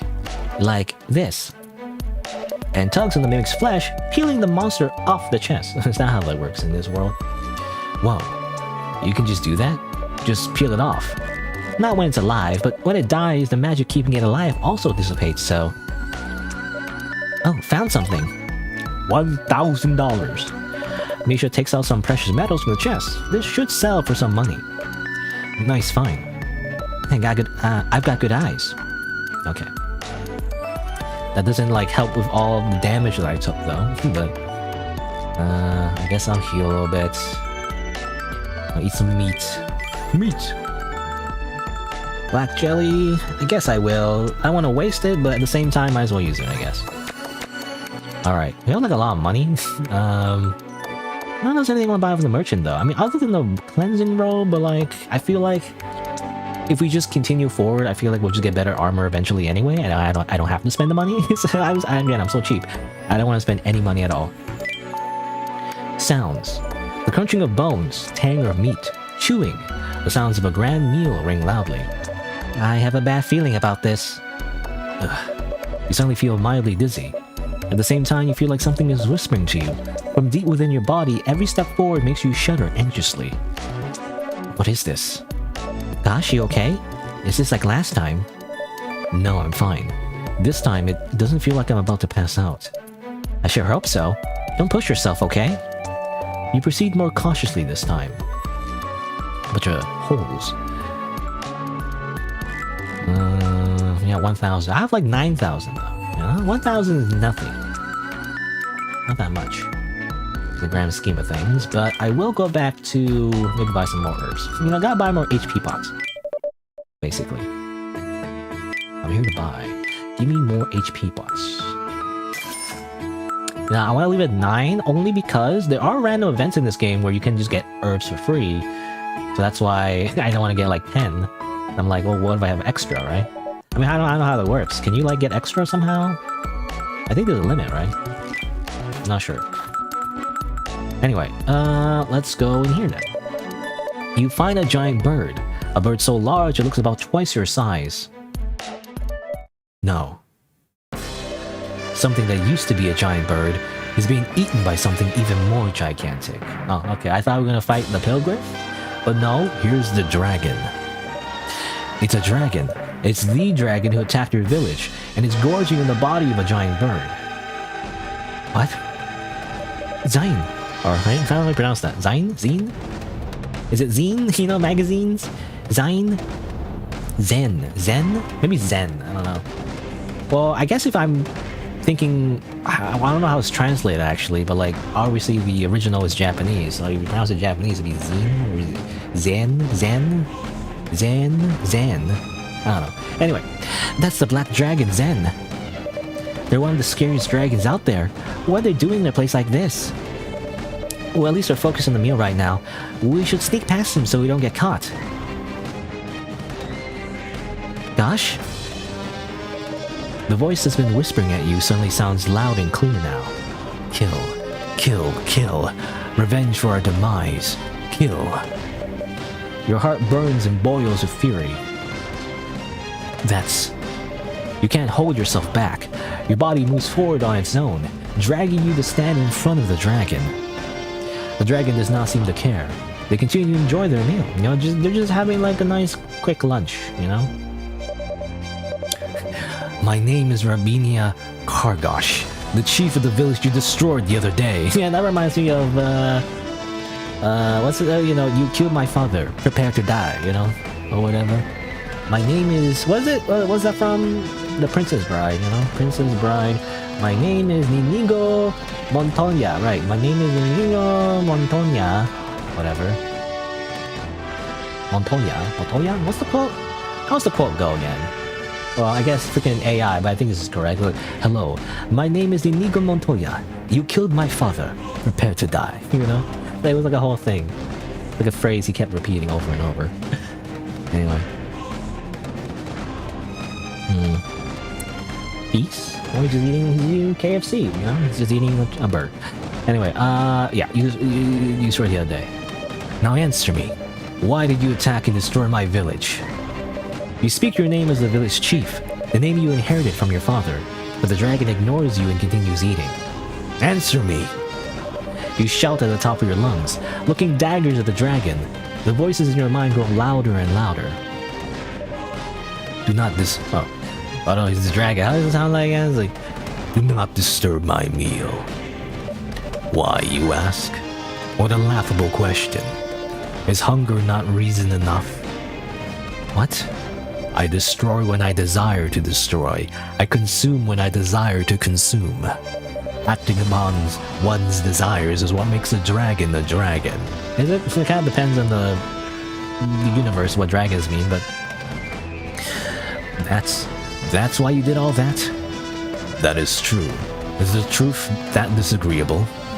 If so, then pick up your sword. The dragon never ceases until it is slain. With that, the dragon turns towards you, ever so slightly, as if to make the difference in your strength even more apparent. The very gaze conveys pressure that fills your legs with lead. The power you sense from the dragon is far, far stronger than anything you ever come across, so much that you can barely comprehend it. Will that be all? If so, then leave. I have no time for the words of a weakling. Kill, kill, kill. The angry, hateful voices of your kin move your hand towards your sword. However, at the same time, every single cell of your body tells you to run. You know instinctively that you should not pick this fight. Caught in the middle of your urges for revenge and for survival, you...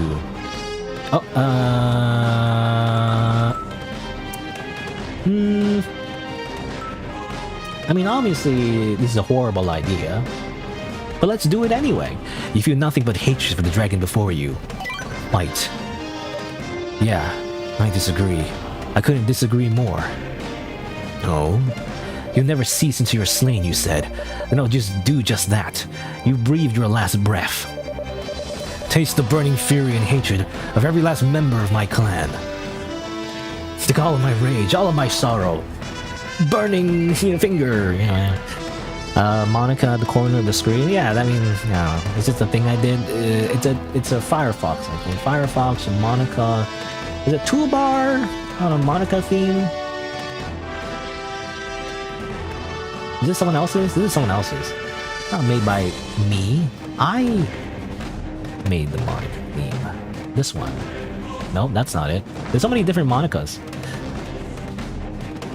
This one. I made this one. I also made like a different one too, technically. This one's less popular, you know, because it's just pink. You know, it's just the DLC theme. But then I make a dark version because I prefer the dark theme in general. So, I don't know. Just put like a PNG in there. I just thought it was funny. So, at the time, you know, I really liked the DLC, so. Anyway, obviously, we can't win. But what if I simply dodge everything perfectly, you know? Easy, right? Easy! I simply dodge everything perfectly. Yawn. Oh, it's just yawning. And then what? Smack? Oh, okay. Happened too quick. I wonder if you can dodge that. No. It was just so fast. Ugh. A single attack from the dragon sends you flying. Every bone in your body creaks and breaks and crumbles like dust. Weak. What a waste of time. A single attack. A single attack has rendered you unable to fight. You black out. And then you go to the Pokemon Center. No, obviously that's scripted. There's no way we fight the final boss. You know, it's like Sephiroth shows up, you know, in the middle of your playthrough and you'd be like, oh, let's fight Sephiroth, everybody. Like, no.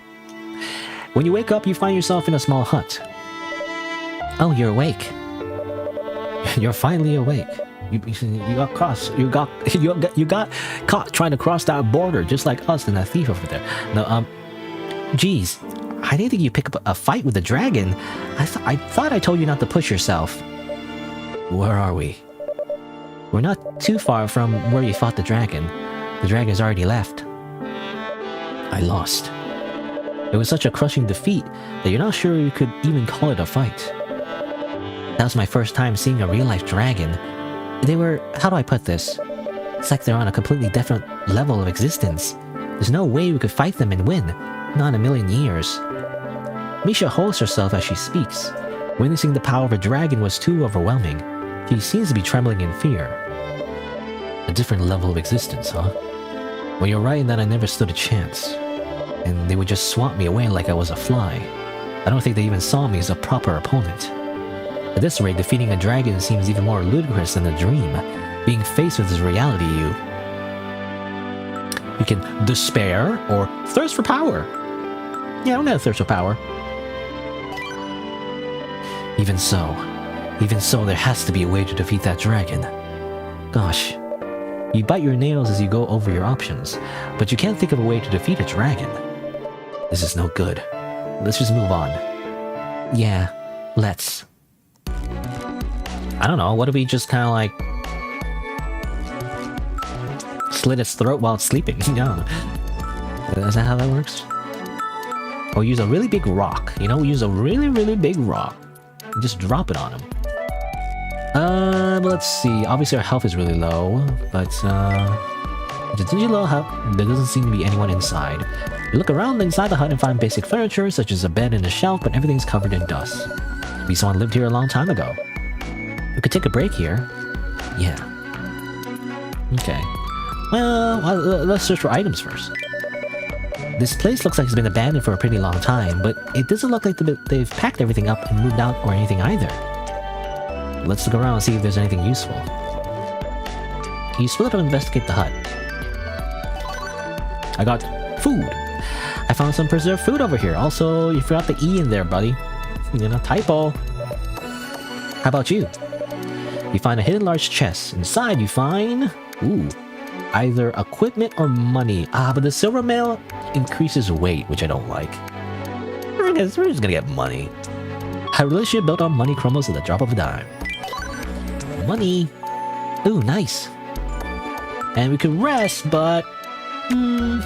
hold on. Should I heal first and then rest? I don't know, actually. I'll just rest. Because it only heals 50%, so. Another level of existence reminds you of dimension things. Well, I don't think that's what that means. You know, it just means that it's very powerful. Let's see. Let's move on. There's a fork in the road. Obviously, we just go that way. We go this way. More money. I have so much money. Nothing to spend it on.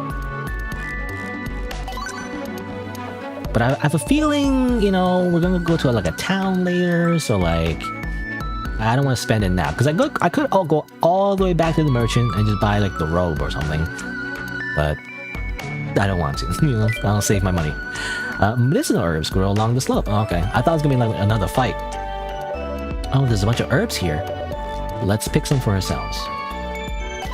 I got heal herbs. 2 heal herbs? Which means the one that I bought is wasted, I feel like. You know, because I had like 9. Oh, no, I have 11. Okay.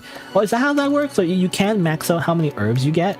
You'll just get more on top of that. Okay, well, the game didn't make that clear, I feel like. Also, I think, yeah, it's gonna be like it seems like a boss fight next. I thought we had the boss fight already, but like, I guess we're gonna have more boss fight. Let's eat some fish. Oop. And move on. If you go past this point, you won't be able to come back. Is there anything you want to do? I don't know. Let me see.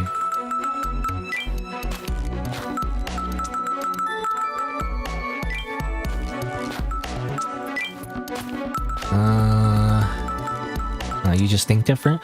Well, you gotta like communicate your thoughts properly. You know? Something I don't know. Something I don't like. I don't say don't like, but something that is how do you say? I don't know what the word is. I guess I'll just say I don't like. I don't like it when chatters, and this is just in general, like when you watch other streamers too. I don't like it when chatters are vague, you know? Well, I don't like it, not just chatters, I don't like it when anyone is vague, I guess. You know, like vague posting? You ever heard of vague posting? It's like a trend on Twitter for some reason, when people just say things without context. I don't like it. Stop vague posting. You know, they just say like, I guess that happened, you know, and like, there's no context, and you just expect me to read your mind. No, you have to communicate what you mean, okay? Stop vague. I hate it when people vague post. That's just in general. In social media, stop vague posting. Provide context, give sources, you know, treat it like an essay, you know, you gotta give sources to what you're saying. If you don't give proper sources, it gets me upset, and you know, that's important because you can't make me upset. Okay? I don't know. Anyway, I'm just checking. You know, we started all the way over here. I don't have anything else to look at really. Obviously, there's a spider, which I felt was an optional boss, but yeah, we did that already. So I think we move on. There's anything back from him, I guess. Yeah, I'm gonna save my money though. I could buy this cleansing robe. It costs 3,000 gold, you know.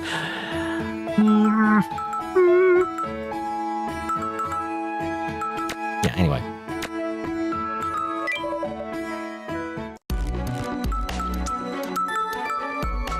See, you're vague posting right now. Like, what do you mean it takes billions of years to process it correctly? I don't know what that means.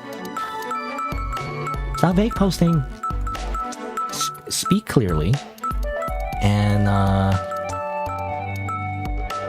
you know, form your thoughts before you post, I guess. I feel like it's something that people don't do either. You gotta, like, think before you speak.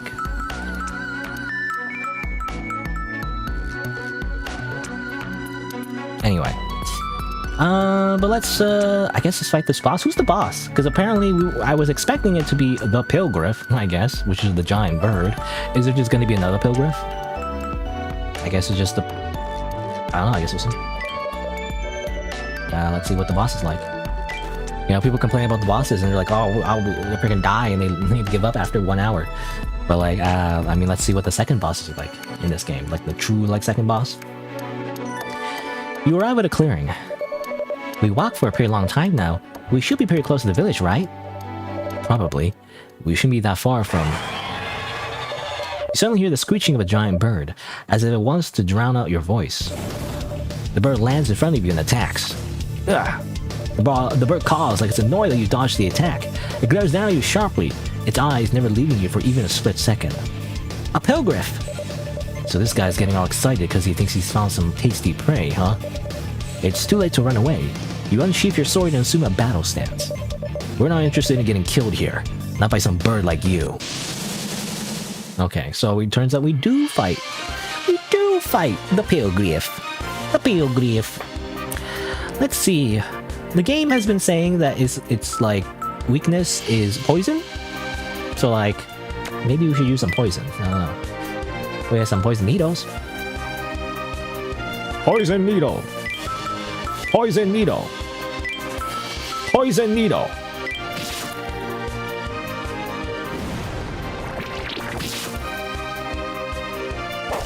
Ow.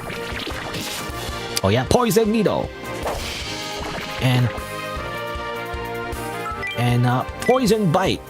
Poison bite. Poison bite.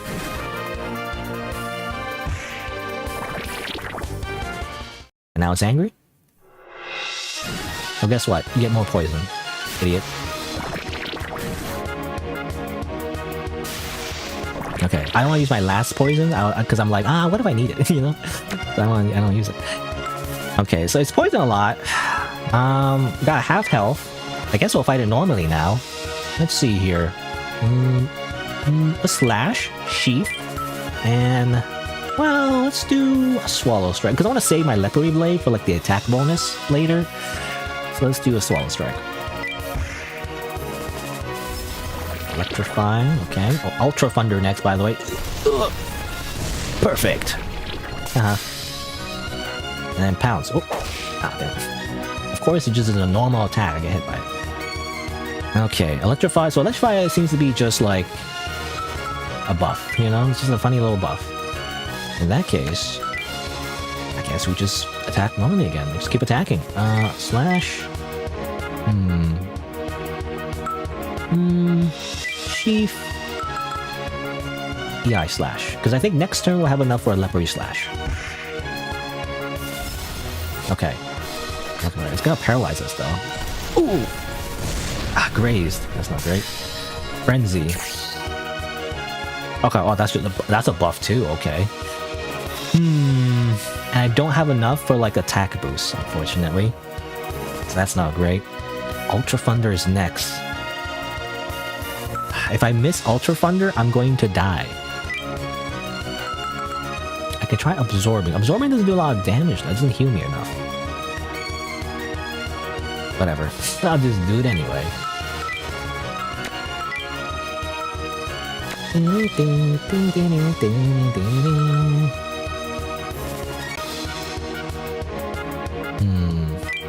Easy shock. You know what? I'll do. Well, hold on. I can change weapon. I'll do like a normal dodge. How about that? Or even defend. Reduces damage taken from next strike. I'll do defend. And then I'll do Dizzy Shock. I'll heal for a little bit. Actually, no, not a lot. Last time I did that, I didn't do a lot. Oh! Still grazed, damn it. Okay, stunned, which means he didn't use the Grand Spark. Finally, it's time to do... it's better to do it after the Ultra Thunder. Whatever, I'll just do it. This is life or death. I might die. And if that doesn't work, I will simply use a heal herb. I get attacked by the Ultra Thunder though, which is not great. But I have to heal. I'm hoping this just kills him. Nope, it does not. Uh-oh. Okay, so I heal. I have to dodge this. Nope, I didn't dodge it. Good thing I have a free revive. 75% chance, by the way. I believe, right? It's 75% at least on normal mode, as far as I remember. I have to heal again, though. slash sheath. Okay, what move you do? Legs. You do thunder now. How do you do thunder? Like that. And then up. Sometimes you do see, I mean, I feel like I'm just repeating myself, but I don't know, I'm just gonna remind people for fun, I guess. But like, you know, sometimes you do see the moves ahead of time based on your technique stat, which my technique stat is really high though, and I still can't see all the moves. Let's see here. I feel like we can win this now. Swallow Strike. You know, actually, let's do a EI Slash and then Swallow Strike, just to maximize the DPS. And then Slash.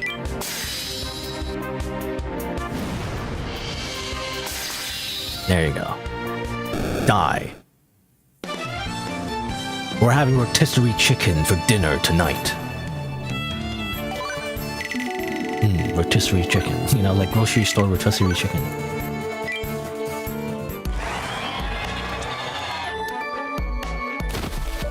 After the battle, the pilgrim screeches one last time and collapses onto the ground. Not as hard as the dragon. Obviously. Phew. You even killed a pilgriff. I mean, I knew you'd win, but it's still nothing short of impressive. I managed to win, but... Gosh. The pilgriff might be a powerful predator, but it's still a dragon's prey.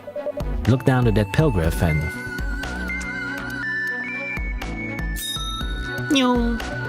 I wonder if I'm really all that strong.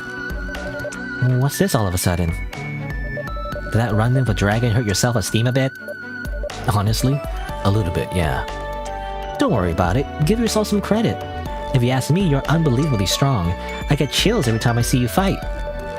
That's a compliment, right? Alright, just a little bit into the village. Misha claps her hand, lightening the move. Yeah, I guess you heard the clapping. Let's get going. I want to get some rest somewhere safe already. You're right.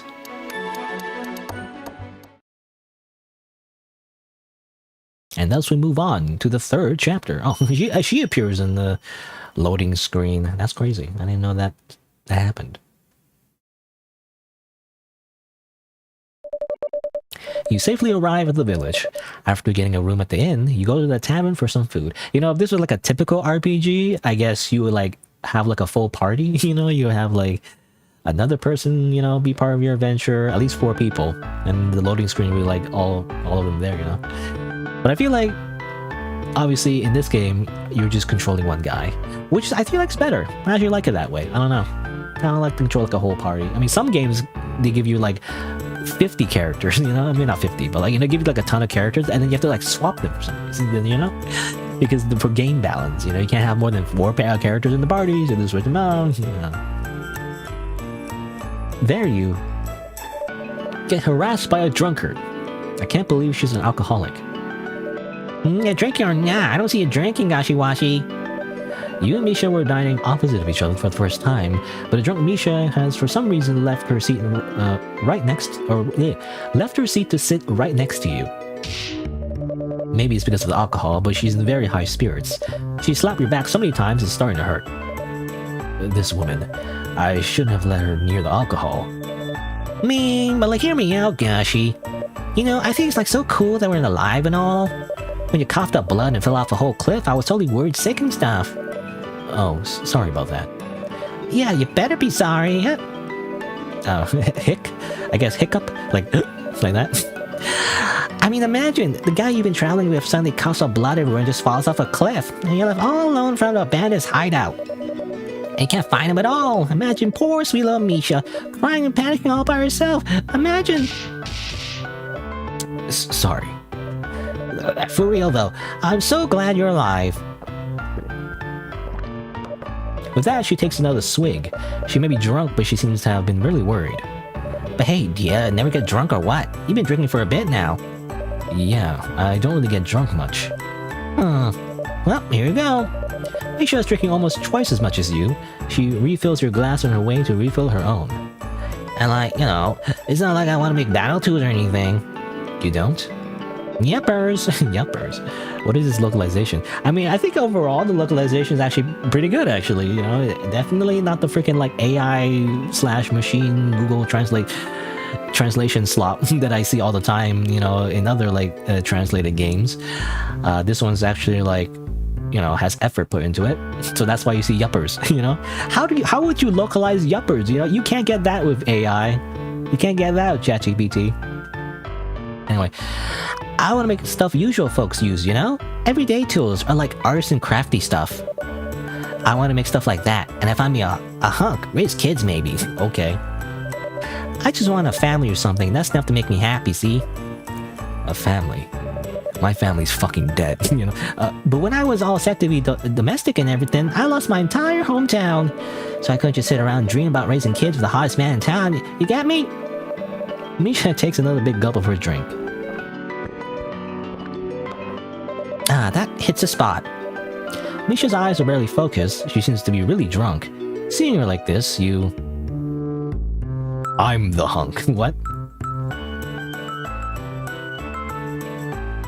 I mean, basically, do you want to go down the Misha route? Basically, in this freaking dating sim at this point.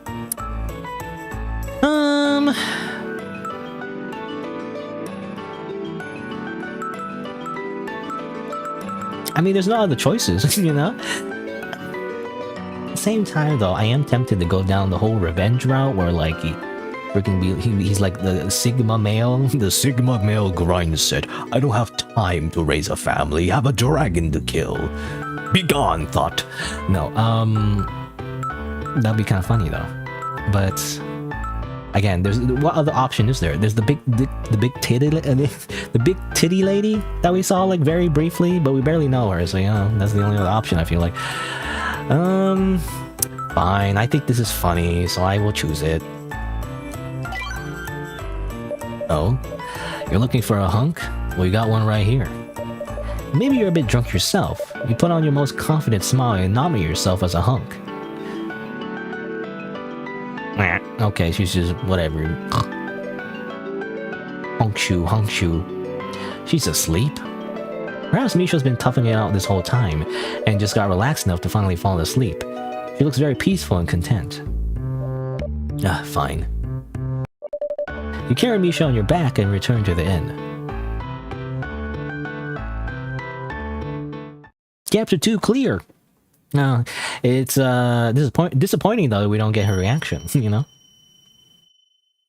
I guess not. Too bad.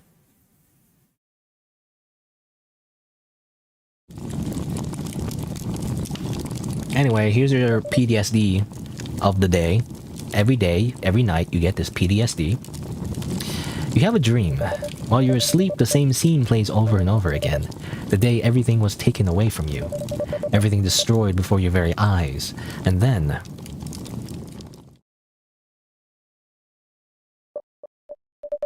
that dream again. You get up with a groan. You feel out of breath and your heart is racing. And it really does... By the way, it really does feel like that dialogue that I mentioned before. What is it? This one. You know, the way it's written. And then, you know, ... Right? It's really written like that. But, like, it's good. Because it's written for, like, a video game. Okay?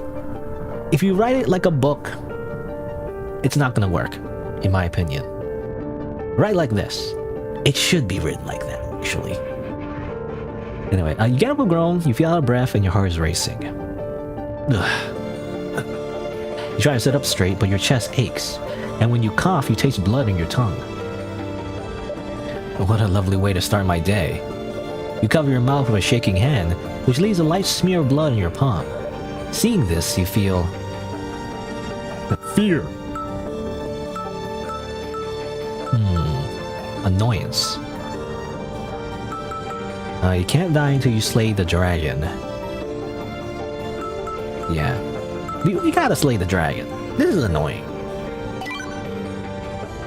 My body's already protesting. How pathetic. This is nothing. I don't care how long I get to live, but until I kill that bastard. You leave your room and wash the blood off your hand, when you spot Misha in the lobby. When she notices you, she waves at you with a cheerful greeting. Hey, good morning! I'm surprised she doesn't have a hangover. Hey, good morning. You take a seat next to Misha and strike a conversation with... leaving. What are you doing? Where are we doing next?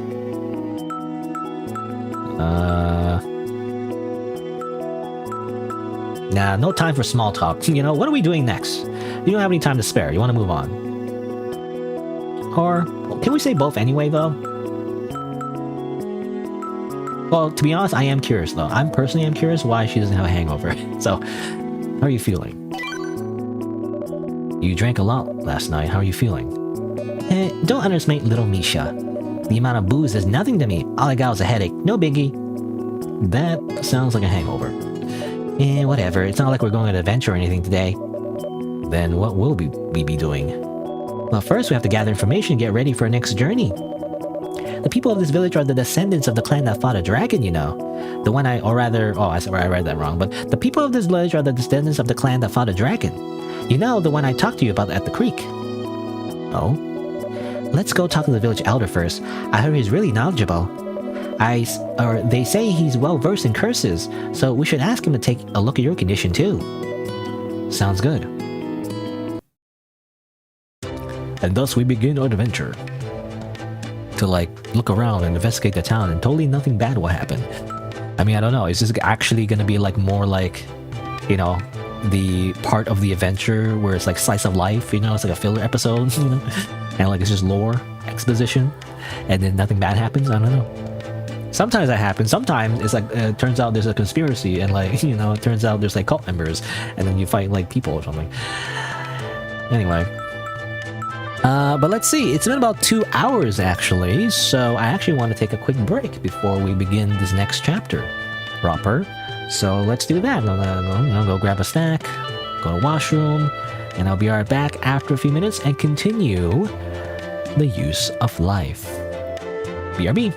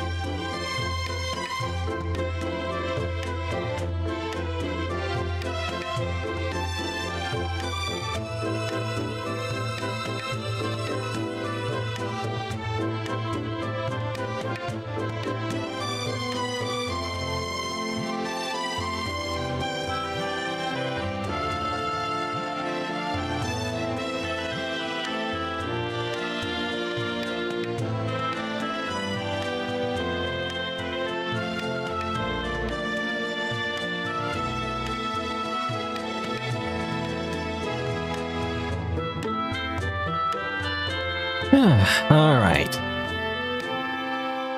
Welcome to Pala Village, where apparently you can just drink a lot of beer at a bar. I don't know, or an inn. For some reason, it's kind of like a typical medieval fantasy thing. You just go to like a bar, or rather like an inn, and then you go get a bunch of beer, get a bunch of mead, I guess. That's what you do. So I've heard that actually it was kind of a thing because I don't know how true it is, but like the idea of like diluting water in like alcohol essentially was actually normal because back in the day people didn't have like clean water, right? You didn't have like fresh water or tap water. They can easily just turn on the faucet and just get water, right? That wasn't typical, at least in medieval times, depending on where you live, I guess. I don't know. So people would instead have like barrels of like ale, essentially. No, I think it's kind of like it's very dilute though. It's like a really big ratio of water to alcohol. So it's not like you're always like just chugging beer the whole time, but it's for that reason. A lot of like bars would have that, I guess. Would have like not fresh water, but like just like very dilute alcoholic beverages, I guess. But I don't know how common inns were. It's such a like a fantasy thing. You just enter a town, there's always like an inn. Is that always the case? I'm not sure. It just feels like a what's the word? Anachronistic? It feels anachronistic, but I'm not sure if it is. It could very well be just a normal thing actually back in history. I don't know. Anyway, when you step out of the inn, the sound of clanging metal rings in the distance, or rather, the sound of clanging metal rings in the distance. It seems that the day starts early in this village. Go left for a plaza, and down is a farm, and right is the village gate. Where to go to first? I don't know. Let's go check out. To be honest, I'm curious about the gate. How do we get in? You arrive at the village entrance, where you see a man armed with various weapons. He appears to be guarding the gate. Is he like an otter? Oh, two rabbit folk. Are you two travelers who arrived yesterday? I've heard about you. Yeah. You came here through Arthur's Ridge. That must have been rough. Feel free to get some rest. You're welcome here, as long as you don't get too rowdy. Saying this, he touches his weapons and smirks at you. You ask him,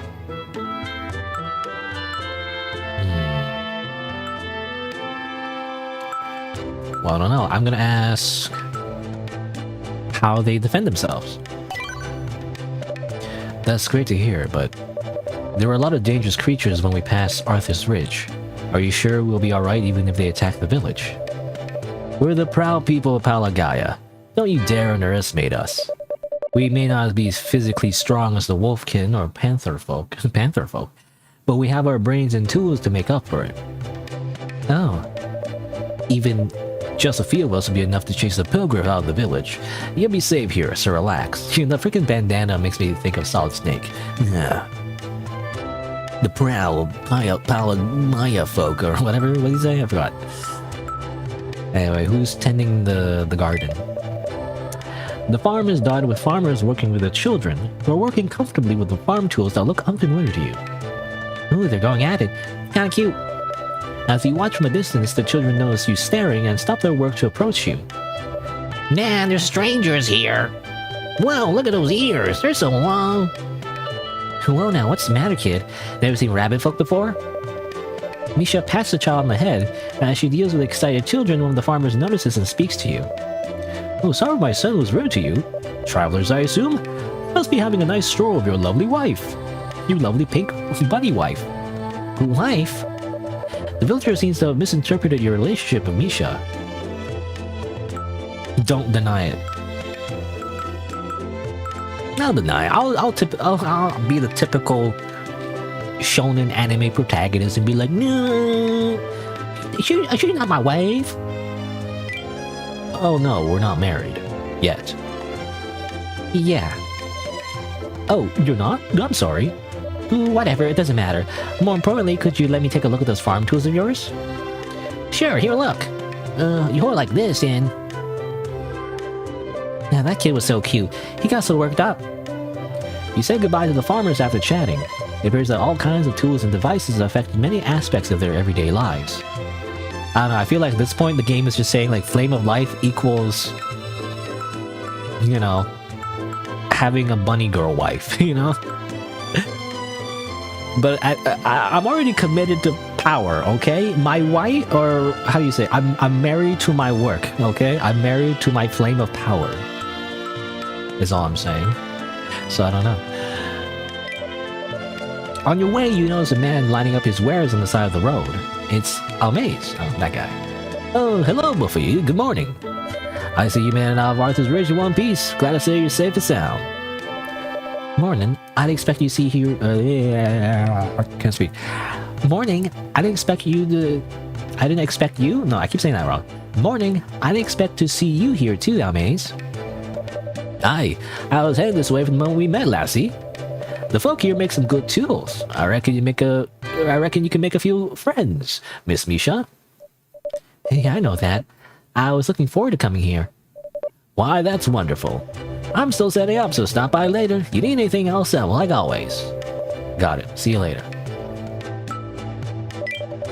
A few villagers are striking iron and making tools with it. This seems to be a smithy. Oh, look at them go. This is music to my ears. Are you interested? Duh, of course I am. I'm an engineer after all. Look, buddy, I'm an engineer. That means I solve problems. As you stand there chatting, a man comes out of the workshop and comes up to you. A pair of rabbit folk. Hey, which of you is Misha?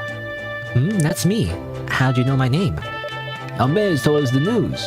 He said a skilled rabbit folk engineer might pay us a visit. Interested?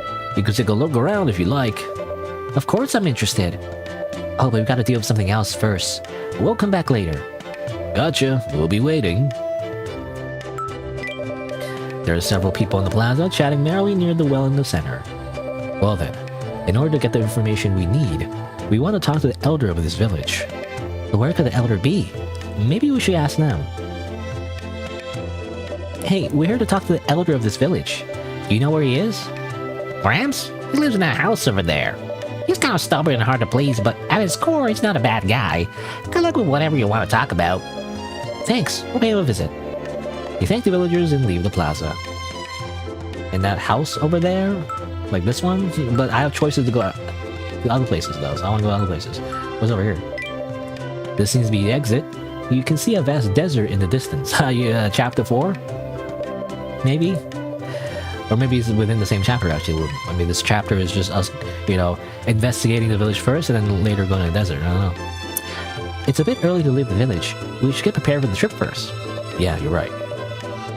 You'll stay here for a few days before departing for your next destination. You can return to the inn once you're ready.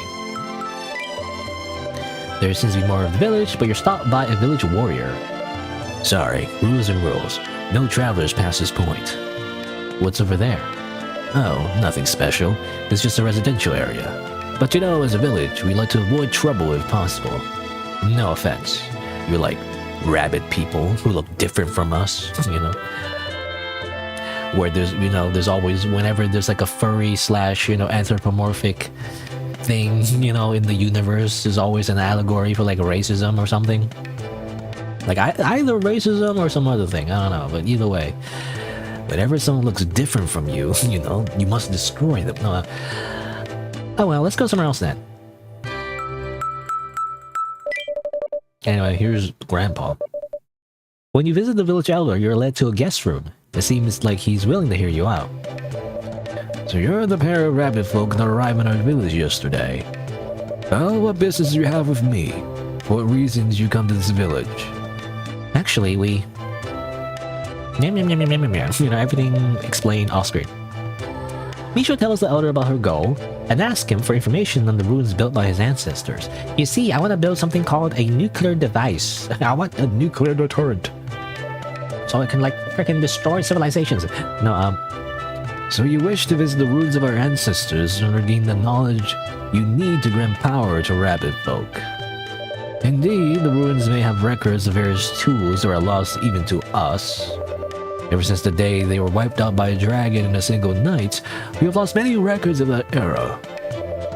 The elder pauses for a brief moment. He takes a deep breath and concludes flatly. No, it's meaningless. Yeah? Why? The ruins are people's sacred lands. You can't just blab its whereabouts to random outsiders like you two. And on top of that, the ruins are very dangerous. Far, far more dangerous than Arthur's Ridge. You rabbit folk are even more fragile than us. Going there will be throwing your lives away. And most importantly, not even us, the descendants of the people who live there, can venture inside the ruins. What do you mean? Not just anyone can enter the ruins. Only the blessed, those who received an ancient blessing our ancestors designed to slay dragons, may enter. Rudely enough, outsiders such as you are known to have called them Deathwalkers. Deathwalkers? Hey gosh, didn't that bandit boss call you something like that? A Deathwalker? What did you say? Come closer, boy. Let me take a proper look at you. You know, of course you're like the chosen, you know, but the plot demands for you to be, the thing that allows you to slay the dragon, coincidentally. The elder's eyes widen as he reaches out with both hands to gently touch your face. You poor thing. To be blessed, you must have lost so much, and have been driven to action by resentment. And this power, it's too much for a rabbit folk body to handle. What does that mean? At this rate, this young man will not have long to live. Nani? The elder sighs deeply and lets go of you. At that, you ask him, yeah, how do I kill the dragon, though? Yeah, but I'm gonna kill the dragon, though. I don't give a shit. I've known for a while that I won't be living for much longer. Instead, let's talk about how you said that this blessing was designed to slay dragons, shall we? Are you saying there's a way to kill that dragon? Tell me everything you know. The elder flinches at the desperation in your words. Hey, young man, could the target of your resentment be... That's right. That damn dragon. If I can kill that bastard, If you are a blessed of a strong conviction to slay a dragon, then our clan is obliged to offer our assistance. Then, I will tell you where the ruins are located. You'll know when you see it. To assist the carrier of resentment, the blessed, is the duty of our people. You know, it's kind of like Skyrim, you know? It's like you're the Dragonborn, your purpose is to destroy the dragons or whatever. And I don't know, and then you have like a bunch, like if a faction that like helps you specifically. I don't know, it's just all, it just seems all, very convenient. But like, whatever, it's fine, I guess. You learn the location of the ruins from the Elder. It's apparently deep in the desert to the south, of course. That's our next destination then. Guess we're heading for the same place after all. Let's get prepared for the trip. I'll be sticking around for a little longer. You've gotten what you came for. You could leave or ask the Elder to use his influence to lend you a hand.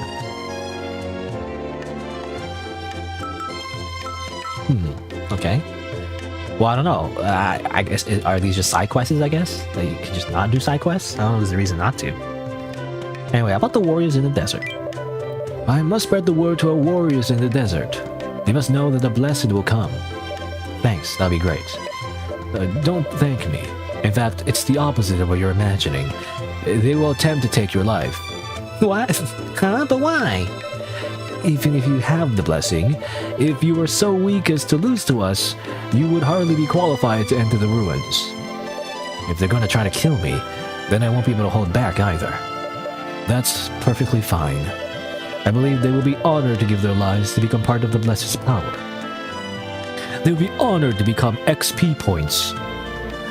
But slaying a dragon is the wish of our people, yet not even a team of our strongest warriors could stand a chance against a dragon. The more skilled a warrior is, the more frustrated they are at how powerless they are. And so they would rather die to become a part of the power needed to kill a dragon. Man, it's kind of rough. It's kind of rough, bro. It's kind of extreme. Any work for me? What? Do you want work? You unemployed peasant?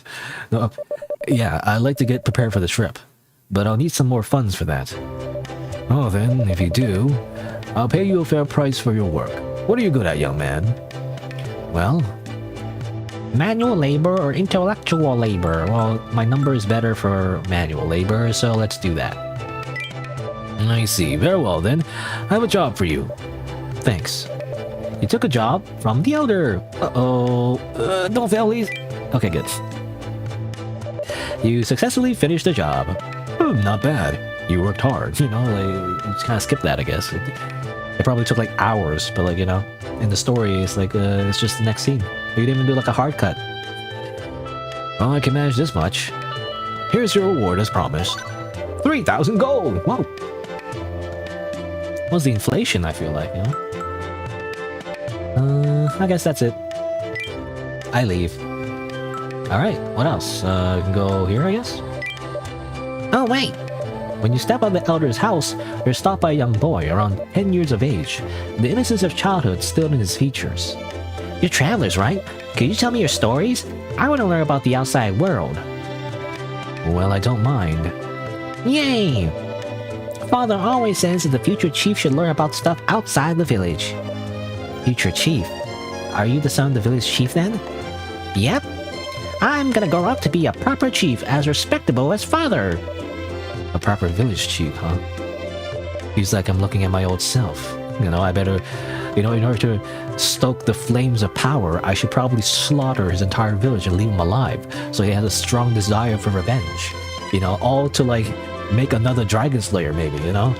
Freaking Sasuke style. No, is that spoilers? Anyway. You two looked up to your father, and often bothered travelers for their stories. Those memories overlapped with the boy before you. Come to think of it, we haven't introduced ourselves to the village chief yet. Where is he now? He's not in the village right now. He's out in the desert with the warriors. Oh. Kid, I might have to kill your father. But anyway. But hey, tell me a story already. Right. You say goodbye to the boy after telling him about your journey. Cute kid, wasn't he? I hope he grows into a good chief. Yeah. As you answer, a thought occurs to you. A peaceful village and young children ready to uphold the next generation. Both things your village had too. If your village had been destroyed by a dragon, would you be able to live as peacefully as the villagers here? It's all the past. You can't change the past. All they can do is look forward. No. My village is no more. I can't go back to the good old days. You know, this you can't think of it, you know, you can't be nostalgic. It's all a trap, you know? It's all just a trap for, like, video game companies to remake the same game, like, 10 times, you see, you know? No. That's all there is to it. There's no point in what-ifs. Alrighty. Let's go over here. Alright, here I go! Give me your best shot! When you arrive back in the smithy, you happen upon two villagers shouting loudly at each other. A man who appears to be a warrior is holding a hammer and swinging it down onto the other who appears to be a blacksmith. Wait, huh? Stop, you're gonna kill him! But the hammer doesn't connect with his target, it bounces off something resembling a thin wall. Good, it's working. Not too shabby, I guess. Hey, what was that? How'd you do that? Oh, hey there, Missy. Nice timing. Impressive stuff, isn't it? This is the traditional craft of the people of Palagaya. who uses items generate a special shield. You know, we call it, I don't know, what's it called in Fortnite? The shield thing? I guess it's just called a shield. I don't know. Like, apparently in Fortnite, alright? I don't know much about Fortnite, but it's like really popular, so a lot of it, I just learned through osmosis. Also, there was that Digital Circus collaboration, I guess. But you know, like in Fortnite, you drink like a shield potion, you know? And then you just get a shield, right? Is that how that works? Without protection, a strong attack could mean instant death. Thanks to this thing, we can fight in even the most dangerous areas. Whoa, so this shield can block anything. Nah, everything has its limits. This is just an extra layer of security. Well, what'd you think? Wanna learn how to make it, Missy? Yes, I do. You'll teach me? It's not something just any engineer can make. I'm not planning on teaching anyone for free. If you manage to impress all of us with something you make, then I will see why we shouldn't do a little trade of skills and secrets. Uh-huh. Oh yeah? Well, you said it, not me. Just hope you don't wet yourselves from your side of my best work. Looking forward to it. Hey gosh, I have a favor to ask. What is it? I want to make preparations for a trip to the desert. I think this village has the proper stuff I need to make items. But I'll need money too. Can I spend some money here? Can you give me some of your riches? Please, please! The more money you give her, the more items she'll be able to make for your trip to the desert. How much money will you give Misha? 0 gold. You get nothing. Fool. No. Whatever. I have all my money. There's a reason I save so much. Take it all. You know, it's simply to donate to my favorite bunny girl VTuber. Maybe. I don't know. Is that how that works? Take it all. Oh, are you giving me this much? Are you sure I can use this? Yeah, it's barely even half my money, you know? I still have a little bit more than half. Yeah, since you asked. Besides, you want to make strong items to help raise up as... You want to make strong items to help raise up us rabbit folk, right? Then you should take it. Just make items that will come in handy as the money would have been. Okay, thanks, I'll do my best.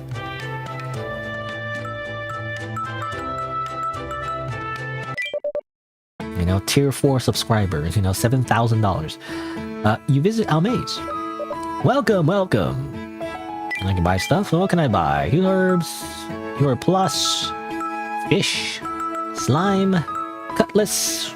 I mean, this is stronger now. You know, it's funny. It's funny how that works in like RPGs.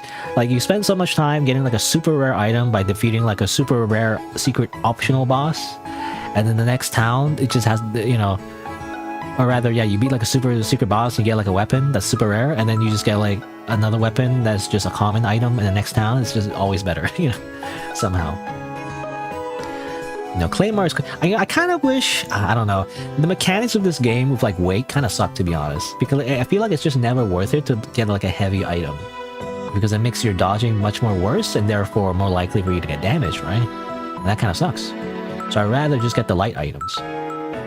Yeah, it's just never worth it to get the heavy items. Even though Claymore sounds so cool, though. I want to use like a big giant sword, but you know, in like Dark Souls, you can, right? In Dark Souls, even if you use a really super giant sword, you can still dodge things, you know, as well as long as you manage your weight. In this game, you can't do that. That's annoying. Oh well, whatever. I mean, I guess I'll get the base items, the base items. Halagaya garb. You know, carefully made to ensure ease of movement. Buy one of those. I'll buy one of these cutlasses, I guess. I'll buy some fish. Buy some fish. I'll buy some slime jellies. I don't know why am I talking like this? I don't know. I'll buy how much? I mean, do we need the money? Are we gonna spend the money in the desert? You know, is there anyone to spend money with in the desert? I'll buy one of those. I don't know. Buy that. Max out on that. Will carrots. I don't know how useful will carrots are. You have to use it during a battle, you know? So, I don't know. I just never use it because you waste a turn doing that anyway. I guess that's it. End transaction. Let's talk. Are you friends with people here on Maze? Aye, you could say that. It's all thanks to ye. What do you mean? A while ago, there was a wee lad who collapsed from an illness, you see. I was the one to bring the medicine for his illness here. Hey, that's great. You did a good deed. But that medicine's a finicky thing. Its properties change completely with any sort of strong impact. And just when I was carrying such a delicate vial of medicine, I got lost and found myself in the middle of a bandit's hideout. Well, wait, that's where we first met. So all thanks to you, young lad. I can only escape without being attacked because you defeated the bandit boss. And there you have it. You could say you had a hand in saving that poor Weon's life. Weon's life? I don't know the accent. I don't know what kind of accent it's supposed to have. Okay, let's equip the better weapon now, the cutlass. The barbarian sword is actually barely better, actually. It's not even that much better. But like, it's not even worth it to carry all these other swords, I feel like. I don't know. Maybe I'll put on the filthy sword just in case, for poison. Obviously, upgrade that. And yeah. Let's use some more XP. I'll get that tech up.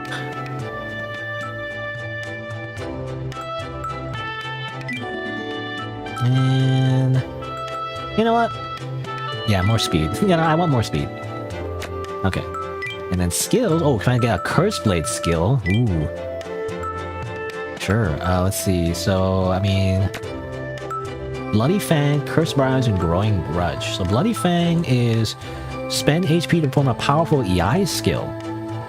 Can only be used when sword is sheathed, based on intelligence and technique. Okay, so I got my intelligence up. And then sword is sheathed after using this skill. It uses health though. Yeah. And then this one, entangle the enemy in curse and restrict their movement, lowers their attack speed for the rest of the turn. Interesting. I don't know how useful it is because every turn I'd rather just be doing damage than just debuffing them. Also, it costs mana and HP, which I don't love. Also, Growing Grudge. Do more damage to lower your HP. If HP is below 50%, all attacks absorb a small amount of HP. Oh, interesting. Huh. So like you end up like being kind of like around half HP most of the time, it seems like. And it seems to be always active, so it's like a passive. It's funny, so CP costs $9.99. Can you get like 99 CP? Alright. Horse Blade, activate! So I guess the idea is you want to get a lot of vitality, a lot of health. That raised my intelligence too, because some of the skills seem like to be scaling of intelligence, so I gotta raise that up.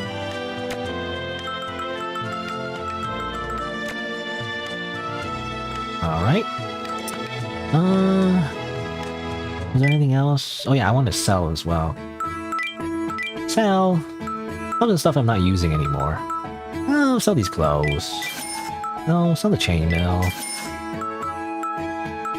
Nah, I don't want to sell the rare stuff though, because I'm like, I don't know if I need it later or something. So I want to sell those. And everything else I'll keep, I guess. Really, I just sell my old clothes. I can sell these rings too, but like, I don't want to sell them because I'm like, what if I need it later? I don't know. Guess that's it.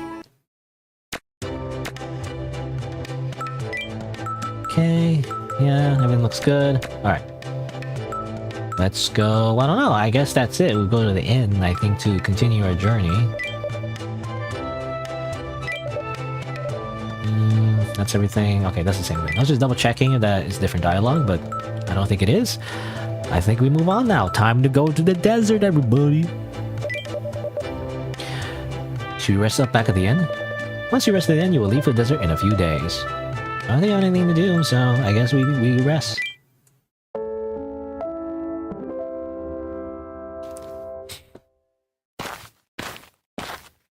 Can we take a bus? You know, a desert bus? No? You arrive at the desert. The ruins we're looking for should be somewhere in this desert. Yep. Alright, hang on. Misha stops walking and starts rummaging in her bag. Here you go. The thing they were so excited about back at the smithy. The thing that blocked the hammer attack. I wanted something to protect myself with, so I worked real hard on this. It looks like she was accepted by the blacksmiths of the village. We taught her how to make it. Seeing that, you say... Well, what about me? You know? But, what about me, though? Oh, what about me, though? You got one for me, too, right? Of course I did. Hold on, I'll give it to you along some other items. Okay. I feel like the other option would just, again, it's the freaking dating sim thing, which increase her, like, favorability or whatever, I don't know. I'm trying to avoid the lovey-dovey ending, you know? I want the super edgy, like, you know, like Sigma male. I sacrifice everything to get my revenge. And at the end of the day, you know, at the end of the day, you know, revenge does nothing. And then the moral of the lesson is like revenge is bad or something. But who cares? Do it anyway. Because it's fun. Anyways, Flash Orb, Nocturne Dew, Barrier Device. Oh, interesting. The Barrier Device is like a consumable. And bombs? Thanks to you and your generous investment, I managed to make a whole bunch. I got excited, worked really hard. Seem to come in handy one way or another. You'll know how. Well, let me see. I don't know what the items do. Okay, so the bombs. The Pink Rabbit Engineer's handmade bomb, popular within the community. Oh, interesting. Okay, this is what she had before, actually. So we already seen this. Experiment on how destructive a bomb can be. Needs special materials that cannot be mass-produced. Words from the creator. I just want to blow stuff up. Maybe it'll come in handy somewhere. And then EX. Improved bomb. Includes a plethora of special ingredients without any concern for the financial cost, which greatly increases destructive capability. Must be handled with caution. No safety? Typo again. No safety guidelines were followed in the making of this bomb. I wonder when we use that. Nocturne Dew. Magic water that cools your body for a long time. It stays cold, and when dry, keeps the body cool for a long time. By either prevent desert heat stroke. May cause stomach pain, not unlike that from eating too much cold food if consumed where it's not particularly hot. Okay. And then Barrier Device. Device invented by the Palagaya people, which creates an invisible protective barrier around the user. They can't survive attacks from the aggressive creatures that live near the village, but with this device, they can endure several hits before the barrier breaks. Creates a barrier that can absorb up to 200 damage. You have to use it though. And Flash Orb blinds the enemy. It's a flashbang, basically. Completely non-lethal, but there are records of a noblewoman who, while dazed from light, fell to her death from the top floor of a castle. What? Yeah, dark. How did that happen, you know? Okay, anyway, time for desert. Desert time. You make your way through the deserts under the scorching sun. What's wrong? It's so hot. Okay, freaking different pose. I feel like my fur is gonna catch on fire. Yeah, this is a pretty harsh environment to live in. The sand beneath your feet is also hot from being exposed to the sun rays. It too eats away your stamina. Well, complaining won't get us anywhere. Let's keep moving. Alright. As you make your way through the desert, a lizard appears. It lumbers towards you slowly. That's a big lizard. The lizard notices you from a short distance and stops in its tracks, staring at you. Huh? Wow!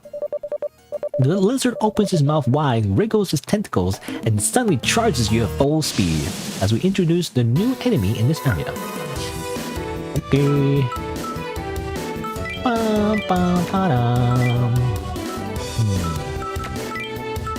Bloody Fang.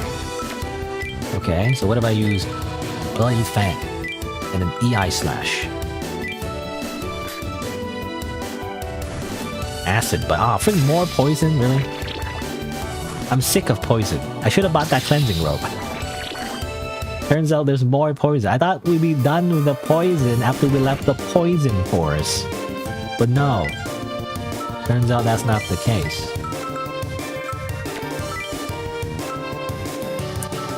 You know what? Keep sacrificing my life. I don't care. Just keep doing it. For fun. I do more damage the less life I have, right? That's a good thing.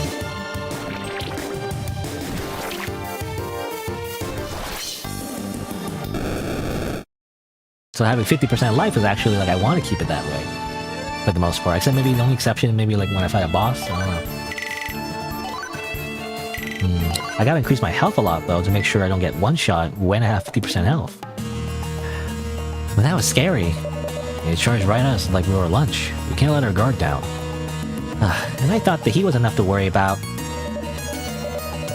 Seems like you will have to deal with the very aggressive creatures in the desert too.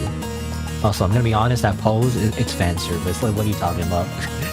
It's such a fan service, you know, pose. You steer yourselves as you resume walking. More desert! You know, I heard stories about it and all. The endless desert spreads before your eyes. It really is totally covered in sand, huh? Everywhere we go, it's nothing but sand. There aren't many things we can use as landmarks either. I hope we won't get lost out here. Whoa there.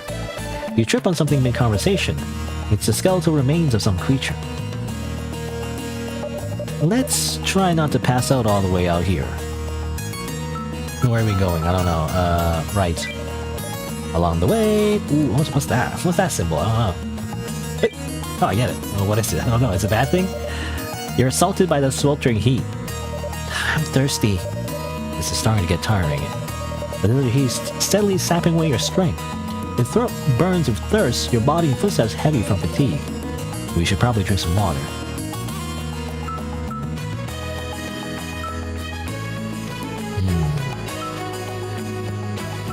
Man, we'll tough it out. Let's tough it up for now. Water is precious out here. Alright. Okay, we just take damage. Oh, that's just annoying, you know? Oh well. Are these? Footprints. They're faint, but you spot a row of footprints going towards a sand dune to the right.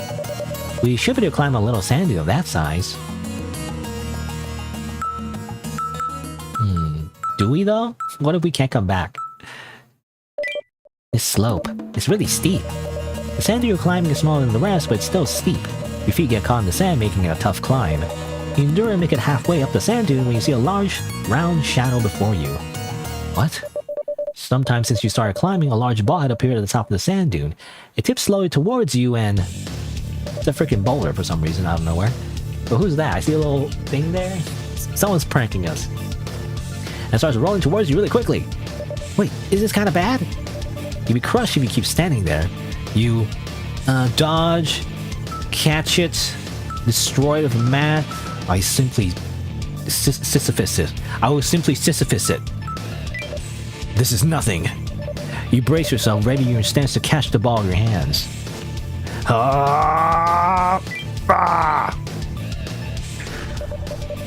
You face the ball head on and stop it with your whole body. The impact threatens to knock you over, but you stand on your ground, even though the ball pushes you back a few steps. You successfully stop the ball, like a fucking Giga Chad. Do you even lift giant rocks? As impressive as always. But just what was that ball? Oh wait, could it be? Do you know something about it? Yeah, I heard this from the villagers. But apparently there's a bug that lives in the desert that rolls up all kinds of poop into a ball. Poop? Into a ball? And I touch it with my hands? Ew. They also said the balls sometimes get big enough to crush other creatures. Well, I'm just glad I didn't get crushed by something like that. Still kind of touching my hands though. Gross, I gotta wash my hands. Oh, what the heck? Who's this freaking awesome warrior? What the heck? They look so cool. Beyond the sand dune, you see a female warrior with an air about her. The second she notices you, she stares straight at you. And smirks. Okay. What's with her? She doesn't just look strange. The resentment deep within you stirs in the mere sight of the woman. You're good. You're just like me. What do you mean just like you? I wonder, if I consume you, will I become qualified too? She doesn't answer your question, and the very next moment you feel her eyes burn with a strong intent to kill. Misha, stay back! You shout as the warrior reaches for the great sword on her back. And with a fierce scowl, she charges at you. Oh, she's so fast. Even though the great sword gives you like 2 weight, you know, and the armor looks like it's like plate armor too. So it's like, well, it's kind of like it's like freaking fantasy plate armor. Well, of course, like boob armor, so you see a bit of her boob, but you know, I guess it kind of makes sense. The desert, anyway. You know, she has like heavy armor, and yet she can just freaking fast roll, you know, in Dark Souls. What the heck? I can't do that in this game. There was quite some distance between you, and she gets right up in your face in an instant, and without losing speed, she swings her sword at you. Ugh. You get knocked into the air by a powerful blow. You avoid the brunt of the attack by leaping backwards, but you're still struggling to defend yourself. You brute! If I'd taken that at full force, I've been snapped in half like a twig. Panther folk are naturally suited to combat, but even they aren't normally this much of a threat. She must have extraordinary abilities. Look, you survived. Do it. You're just like me. If I consume you, I'll... The warrior readies her blade again, and pounces straight at you again. I mean, she's so cool. I can't believe we have to fight, you know? But she's so cool, though. Oh well. I will simply use,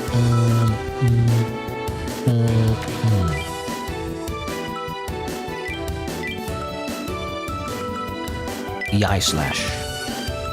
I need some help, to be honest. I'll use... Well, Chris Bowser's not useful right now. I don't know. I guess I'll just attack, basically. I need to heal, basically, so I'm gonna use this. Oh. Oh! It's gonna fucking one-shot me, I don't know. I mean, he's very slow. So it seems doable, but at the same time... oh, that was interrupted. What the heck? In the midst of battle, the ground starts to shake so loudly and violently that you can't even stand up straight. What the? As you lose your balance, out of the sand emerges a giant snake-like worm, a saber worm, which swallows a giant mouthful of sand along with the warrior. Huh? What? Nani? You're not safe either. The ground, having been eaten away by the large worm, continues to shake violently. Eventually, a huge gaping hole opens up under your feet. Wow, wow, wow, wow! And both of you get swallowed into a giant pool of quicksand. Okay, well, I didn't expect that. I thought we had more time to explore the other area, but no, it gets sucked into there. What the heck? You fall straight down right into a fresh pile of sand. Ah! Misha crawls out of the sand and shakes her head back and forth to get the sand out of her face. Are you okay, Misha? Yeah, somehow. That sure gave me a fright, though. Yeah, that was... yeah. You brush off the sand on your clothes and look around. You seem to fall into a large hollow space on the ground. You know, friggin' giant sandworm. So why is that always a thing, by the way? Whenever there's a desert in a fantasy setting, there's always a giant sandworm. Like, why is that? You know, why is there always giant sandworms? They don't exist in real life. There's no giant sandworms in real life. Why is it always a thing in fantasy? Alright, switch water. So we found ourselves in some kind of underground space. We have to find our way back to the surface. Well, let's try looking around first. I need to heal. You know, I guess I'll heal. I guess I'll eat some fish.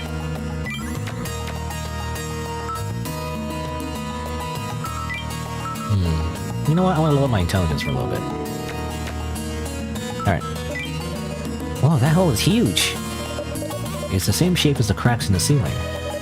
Maybe it's that snake-like worm. It must have passed through here.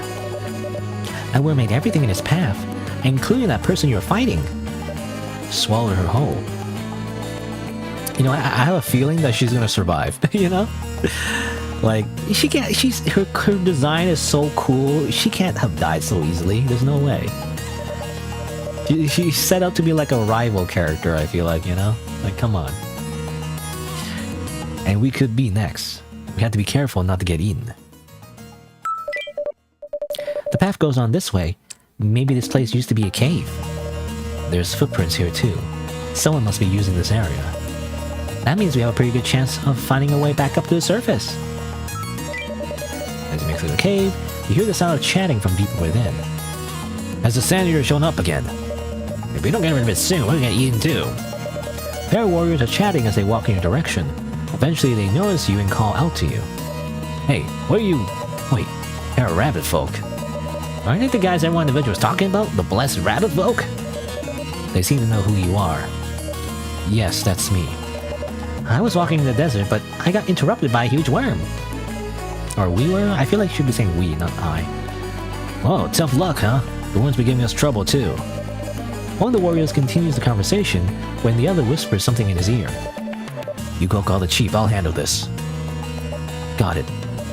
The warrior runs deeper into the cave, and the remaining warrior turns to face you. Immediately, the air feels heavier on your shoulders as the mood shifts abruptly. Oh yeah, because these guys are supposed to kill you. They're supposed to try to kill you anyway. Well then, sorry to add on to your tough luck, but us warriors have a simple rule to follow.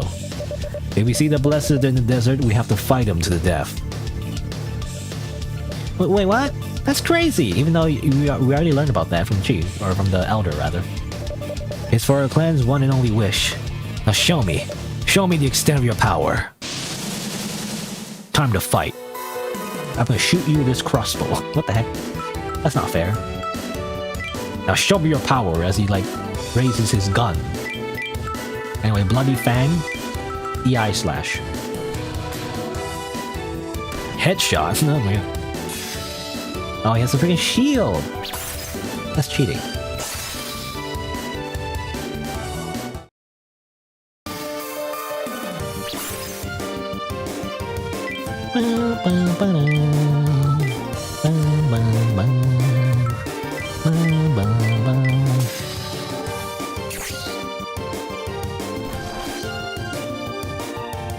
I'm not really healing more than I... Oh. Okay, at least I revive. I was gonna say, I don't heal more than I use when I use Sword of Life. I was hoping that it would like cover the healing, but it doesn't. Oh wow. A Swallow Strike, and hopefully that just kills him.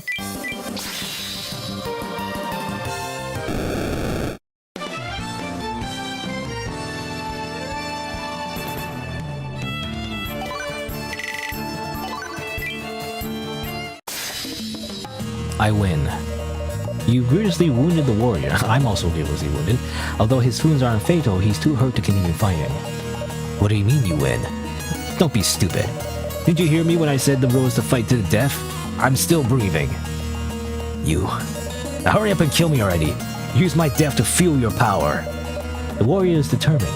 If you ignore him, he'll probably attack you again, no matter how injured he is, until his last breath. Seeing this, you...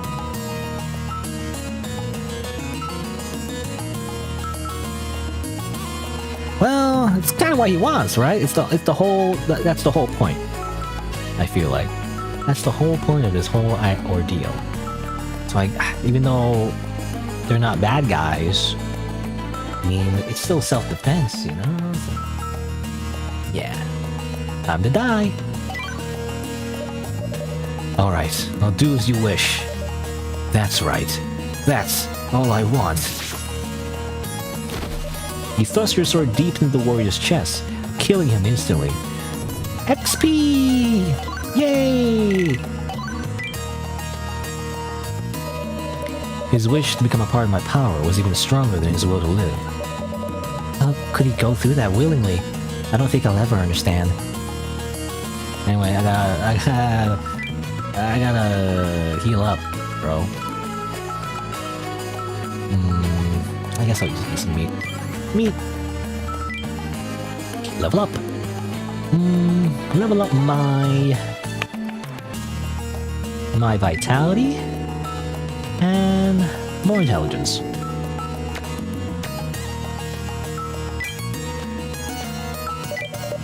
On your way through the cave, you see a man standing on a platform looking down at you from high above. Okay, well he's the chief, I'm assuming. He looks cooler than the others. So you are the blessed rabbit folk. Who are you? My name is Ilion. I'm the chief of the Palagaya people. Ilion? How do you pronounce that? Ilion? Ilion announces his name and takes a step forward, raising his voice. Here, blessed who trees? No, I can't speak. Here, blessed who treads this land. Our lives are born to kill the dragons. Our riches are amassed to kill the dragons. If you seek power, then fight. Kill us. Feel your power and seize our riches. Blessed, carrier of resentment, you alone have the right to our lives. Yeesh, who says that? That's absurd. Please kill us all and take our stuff.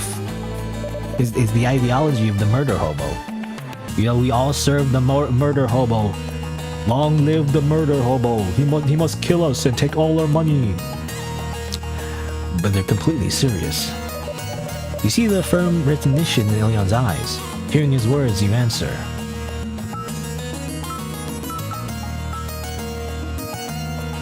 Can't you just give it to me normally? Like, do you have to fight? No. I mean, this is it'd be funny. Like, can't you just lay down and die, and I just take all your stuff, you know, and your souls? I feel like that would be like a giant insult to their honor. So, like, yeah, let's fight. Very well. Then I won't hold back either. Gosh. I see you have the will to fight. Good. When I heard that you were rabbit folk, I was afraid that you'd be a coward, but I'm glad to see that's not the case. Our conversation ends here. Ah yes, take this. It's my parting gift to you.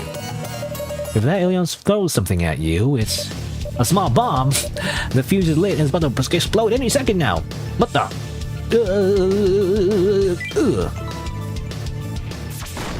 You quickly fall to the ground and lie as low as you can. The bomb explodes in midair before it reaches you. That was close. You. After the explosion, you turn to glare at Ilion, but he's nowhere to be seen. Ilion? He must have hidden himself during the chaos of the explosion. He's not here. There's footprints leading to the right. Maybe he's somewhere deeper in the cave. It's funny how the game, even during dialogue, is like they give the arrows. I guess it's like, you know, you can't be specific because like north, west, south, east, or whatever. Well, yeah, north, east, southwest. I don't know. I guess like you can't really tell just looking at the map. But like I guess I don't know. Anyway,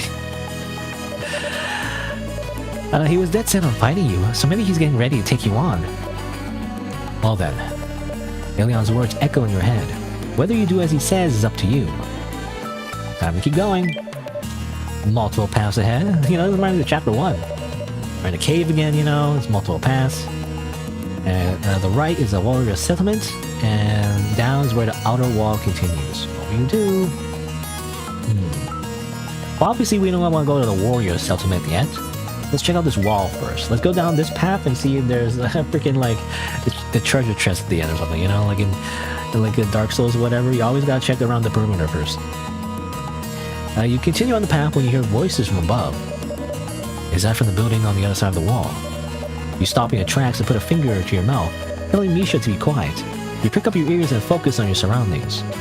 Oh man, this sucks. I have to trek through the Great Desert tomorrow. The Great Desert, huh? So you're gonna patrol the holy grounds? Yep, I had a hard time the last time I went. You better get prepared then. One wrong move and you're dead. Yeah, I know. I'm planning on bringing more barriers this time. So there's holy grounds past the Great Desert. Crossing the desert sounds dangerous though. I don't know what will be waiting for us in the Great Desert, but we should probably be prepared for danger too. Multiple paths, door, and dead end. Let's check out the dead end. You find a giant rock big enough to cover a section of the wall. It looks like the section of the wall behind the rock is broken. They temporarily blocked the hole of this huge rock then. We might be able to get inside if we move this rock. Believe in your strength. I can use the bomb as well, but it will make a loud noise. What's over here? A door? A regular, normal, ordinary door. It doesn't seem to be locked. Okay, that's just suspicious. That's just really suspicious. I'm gonna kick the door. Give the door a strong kick and the door swings open. There's no one behind the door. Well, why'd you do that? You could just open it normally. Just in case, you know? Just in case. I didn't want to open the door and be welcomed with an ambush. Well, I'm glad there's no one there. Okay, well, you never know. What's over here? Oh, this is just outside again. Along the way? Uh-oh. No more heat, please? Okay. Mana berries, randomly in the desert. Multiple paths, and entrance on the ground, oasis, and ruins buried in the sand. Where are we? How do we end up here? You know? So we left, I guess. I'm kind of...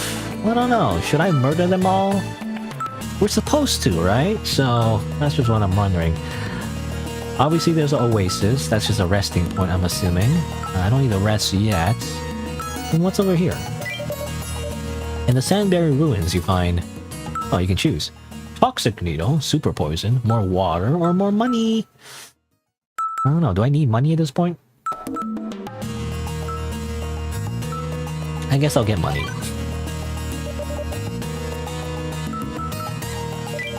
Along the way... Whoa. Oh, damn it. Now she's thirsty. So thirsty. Fine, I'll drink some water. I'll drink water in real life too. Cheers to that.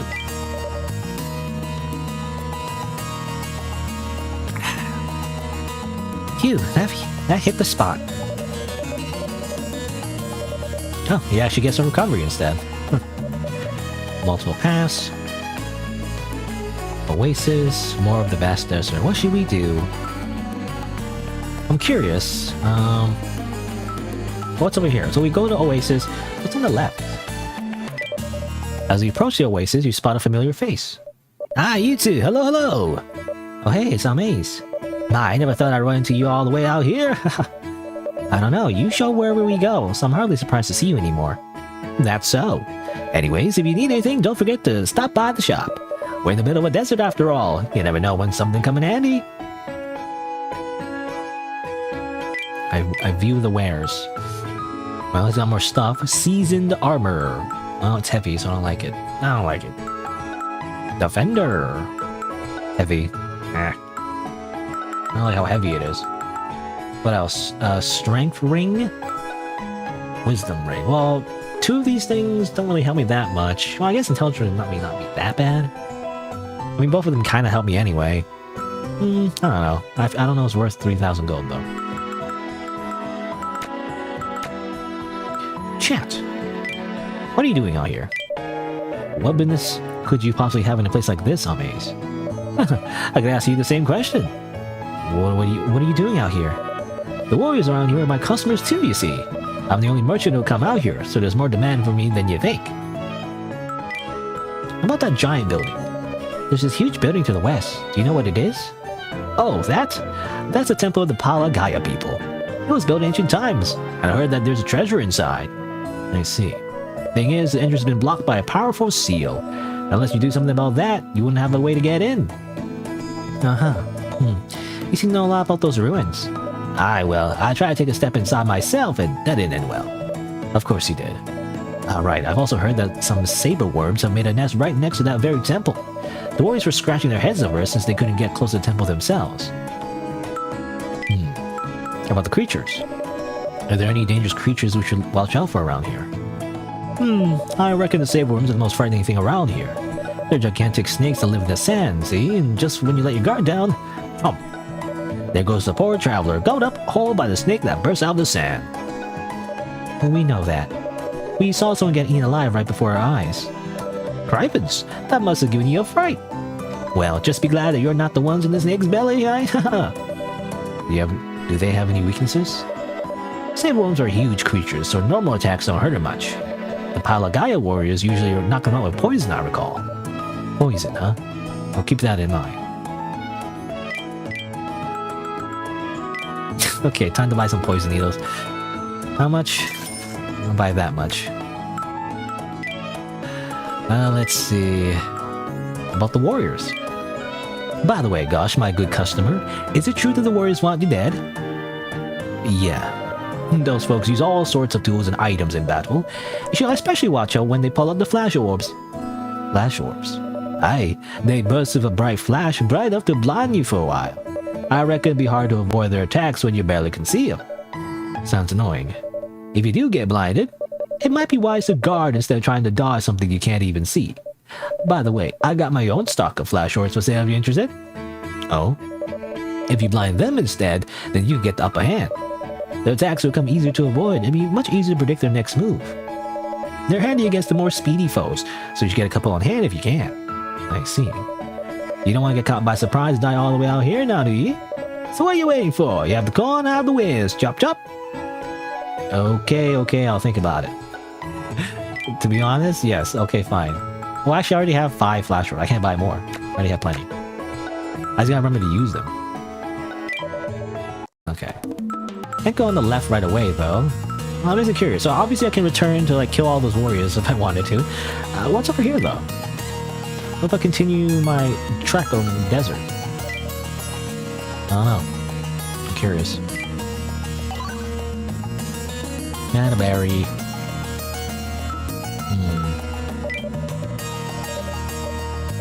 A plump brown cactus. Do you know of desert cacti? I do not. That's a cactus. Yep, that's a cactus, alright. That's all you know. What will you do?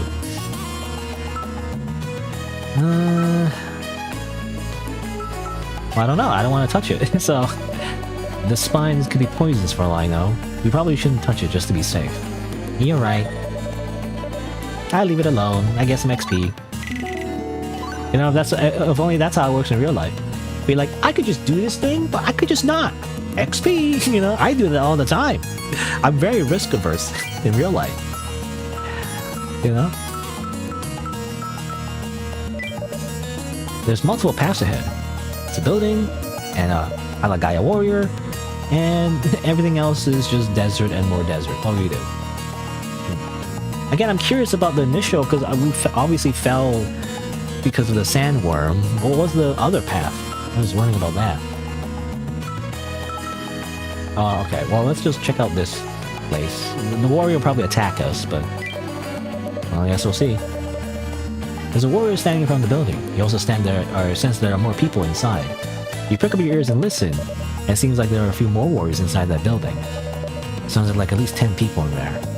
I guess waltzing up at the front door would be a pretty bad idea, huh? There should be another entrance, so maybe we should get past that way.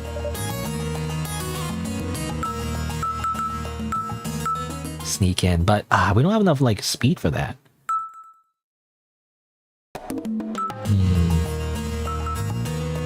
I'll try. It's gonna not work, but let's sneak through without being noticed. Gotcha. You definitely make your way to the back door. Unfortunately, there's a warrior guarding this place too. Well then. Damn it. While the guard is distracted, you attempt to sneak past, but...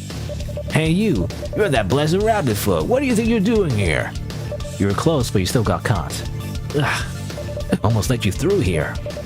Well, we're not looking for a fight, so we appreciate you. Let's go. No can do.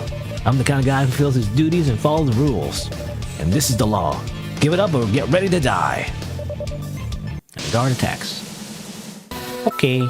Well, you know what? I don't appreciate that. Bloody Fang. EI slash. Oh, technically I guarded the orb. Is that how that works?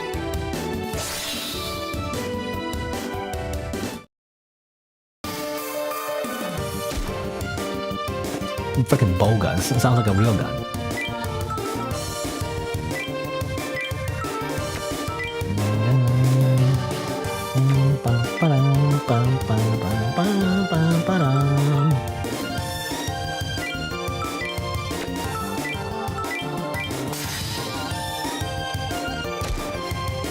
Let's do a headshot. Headshot does a lot of damage if it misses. So, you know, or if it doesn't miss, I better not miss. The QTE.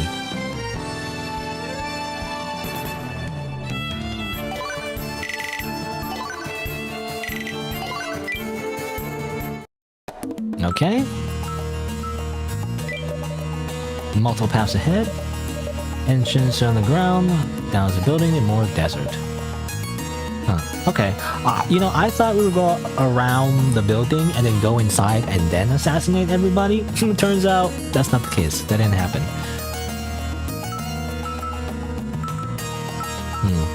So I kind of regret it. You know, maybe I should have just murdered everybody. What's over here? You find yourselves in a small open area. Down the door.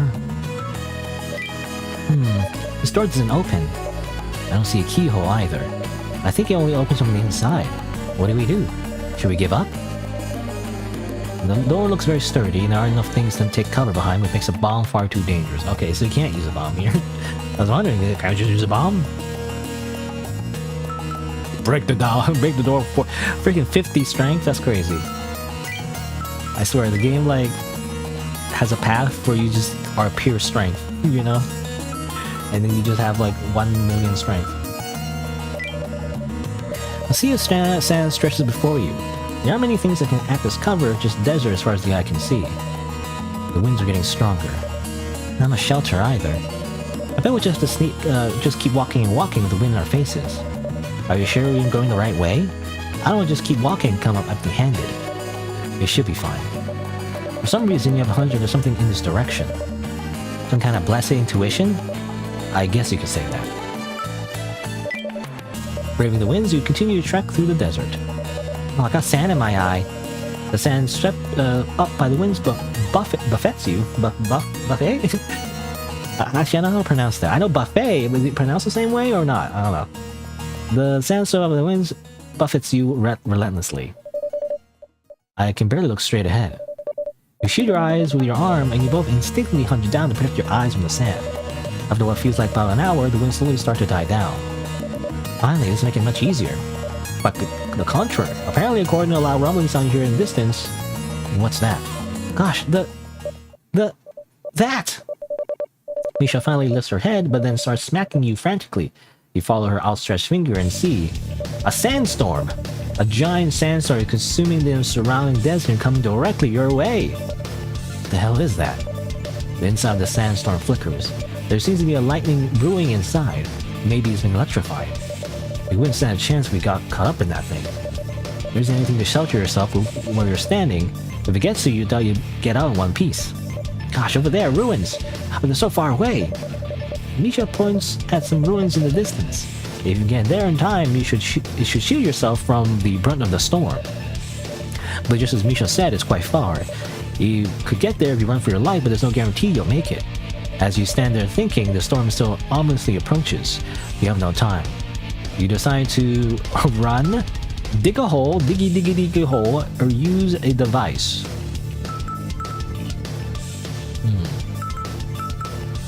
The event will change depending on the number of items used. Oh fine, we'll just use a barrier device. Hey Misha, could we make a barrier with those items you got? Yeah, but I don't think one would be enough. You can make multiple layers of barriers so you have a sturdier shelter, but that means you get more items at once. Let's use two. Let's use two of these. Got it. Misha activates the device and the barriers form around you.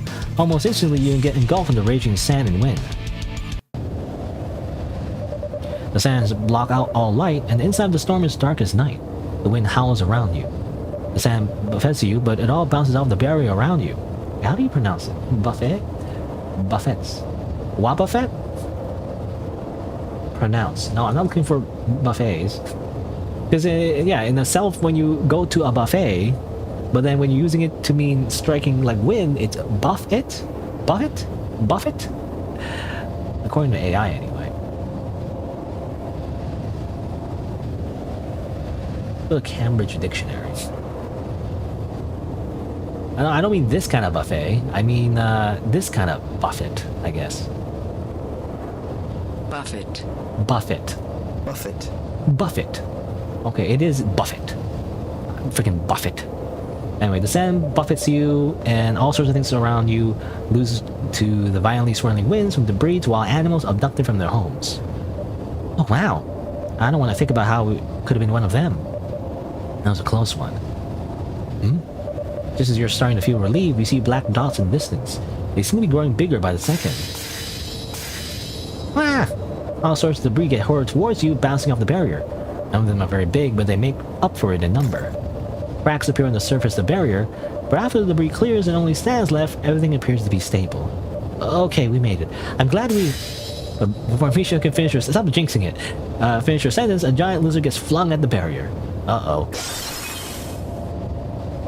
The cracked barrier finally shatters from the impact. One of our barriers broke. It's fine, we're still safe. We'd be in big trouble if we hadn't set up multiple barriers, huh? Okay, good. Because I used 2, we could use 3. I felt like 3 was too much. So I guess 2, I feel like, was the magic number, hopefully. And the wind grows stronger, howling violently. Even the sand hits your barrier harder than before and you feel uneasy. Are we gonna be okay? As the wind grows stronger, the projectiles get bigger too. Misha grips onto the hem of your shirt nervously. Hope the barrier holds up. You hear a low sound, like something is cutting through the wind. It's a tree. A huge tree is spinning through the air and flying straight towards you. Are we gonna be okay? Uh-oh. Damn it! No, I guess we needed 3. The tree slams in the barrier and ricochets off, and the impact causes the barrier to finally shatter. The wind! It's bad. All of your barriers have shattered, and now your defenses against the storm. It's been a long while since you've been caught up in the storm, the winds are dying down, but then you hear another noise. And just as you know something glowing, and just as you think you know something glowing nearby, a bolt of lightning zaps right past you. What? Oh man! A thunderstorm is brewing in the sand clouds. You certainly don't want to get hit by that. I can't die here. Not yet! Misha wails and the words get caught in her throat, but you have more pressing things to worry about right now. Another flash, another bolt of lightning, this time heading straight for you. Failure. Damn it! It's too fast. It's not something you can just try to dodge and expect to succeed unless you roll a higher number. You still attempt to avoid getting hit directly, but actually make things worse. The lightning sneaks towards where you dodge. Lightning so strong, kill a normal battlefield on the spot, burns your entire body. Gosh! Are you even alive? No. Oh, I'll miss you. Stop talking like I'm dead. Having taken a lightning bolt to the face, you lie face down on the ground. You endure the storm despite the numbness in your limbs. Hey, we live! How long has it been since you've been caught up in the storm? Before you know it, the thundering has stopped. The winds have died down, even the sand has fallen back to the ground where it belongs. Is it over? It's over, right? We survived, right? You share a glance, checking to see the others safe. Oh, you little... That was way too close. But boy, am I glad to be alive. Oh, thank goodness. Misha cheers and wraps you in a hug. Her body is still shaking and there are tears in her eyes. She must have been so scared. I think we get ourselves in this mess. I know, right? Man, I really underestimated the desert. Anyway, now we can finally get on with our journey. I mean, yeah, but... Can I say something? Oh gosh, my dear friend. What? That made me a little weak in the knees. I think I can stand on my own. Okay. Sorry, just... Wait a minute. I'll get up and walk by myself, okay?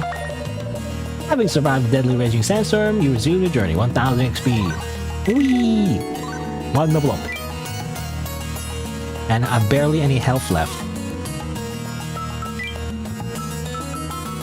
I guess I'll eat... it's the same either way. I'll just eat some fish. Nom. Nom.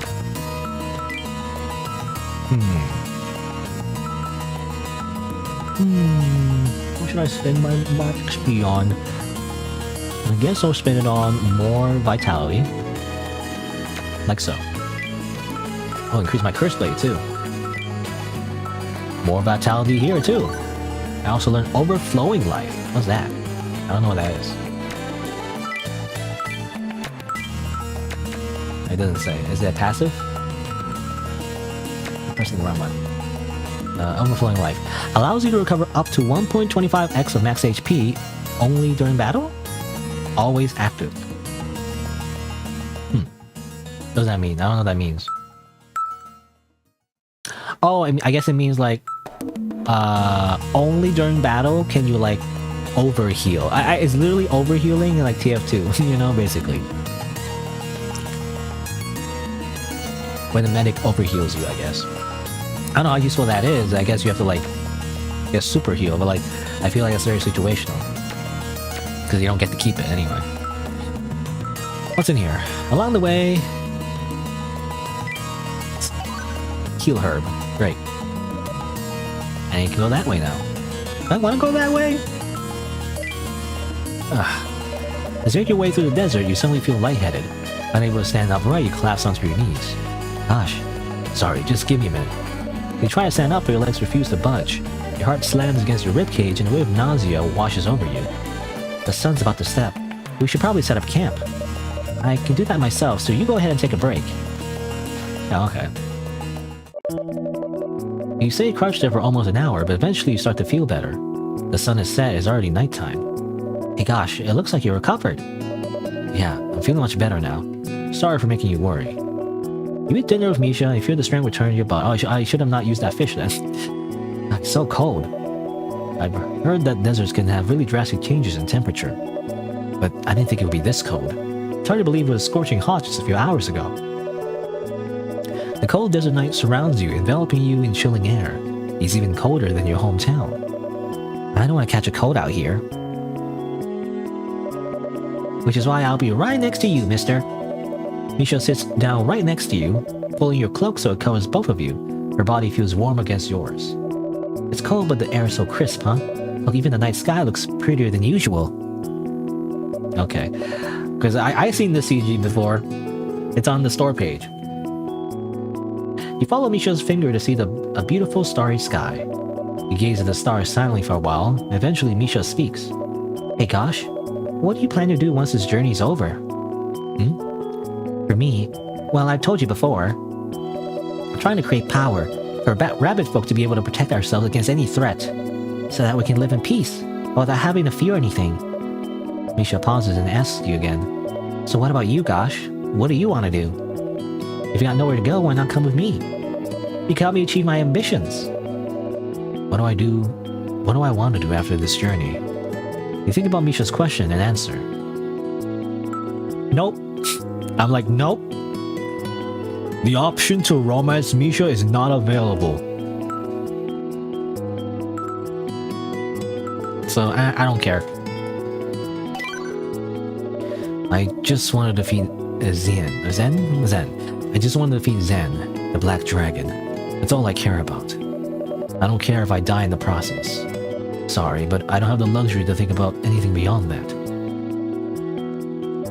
I mean, it's your life after all. You can do whatever you want with it. But I'd be sad if you died.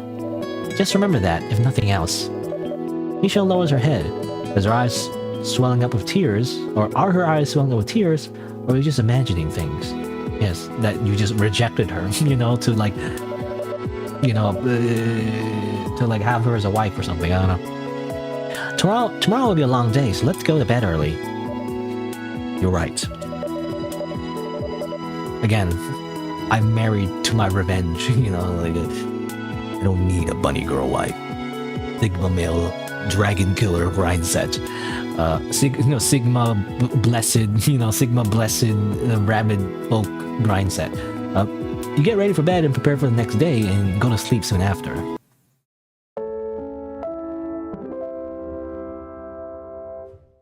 I don't know. I'm thinking like probably like in a different playthrough. I don't know how many playthroughs I'll do, but like obviously in a different playthrough, I'll probably like emphasize life instead of power and see what happens. Anyway, got free heal, which is great, but also wasting my fish. It's annoying. That's one of the things about this game, you know, you don't know when you get the next healing, so you just end up wasting your healing items. Okay, well this seems to be the way forward. I actually don't want to go forward though. I want to explore a little bit like back here. Because I thought going the right would like go back to where we were before, but it seems to be progress. What's this though? I don't know what this is. Oh yeah, this was just the underground part. What's over here though? Ah, okay, this is where we got consumed. So I want to go back here actually, explore the top left. That's what I want to do the whole time. Open area, large crack in the center, and a path surrounded by sand dunes. Hey, is this? Looks like we made it back to where we were before we fell. There you go, congratulations. Congratulations, all of my friends. Oh, okay, this seems like a boss fight. I guess I will avoid that for now. What's over here? Along the way. Ah, more of this. Obviously, I'm just gonna tough it out. I don't want to waste the water, so.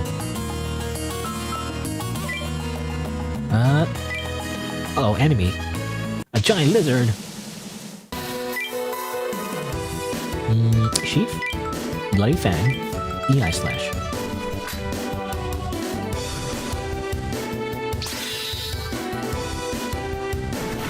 Ah, still got hit.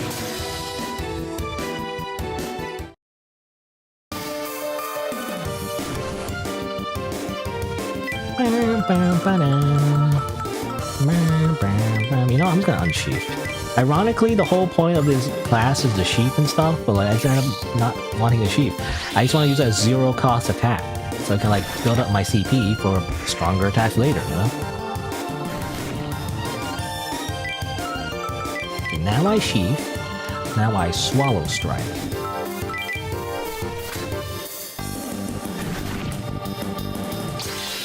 I'm gonna get some of my HP back. Ah, poison.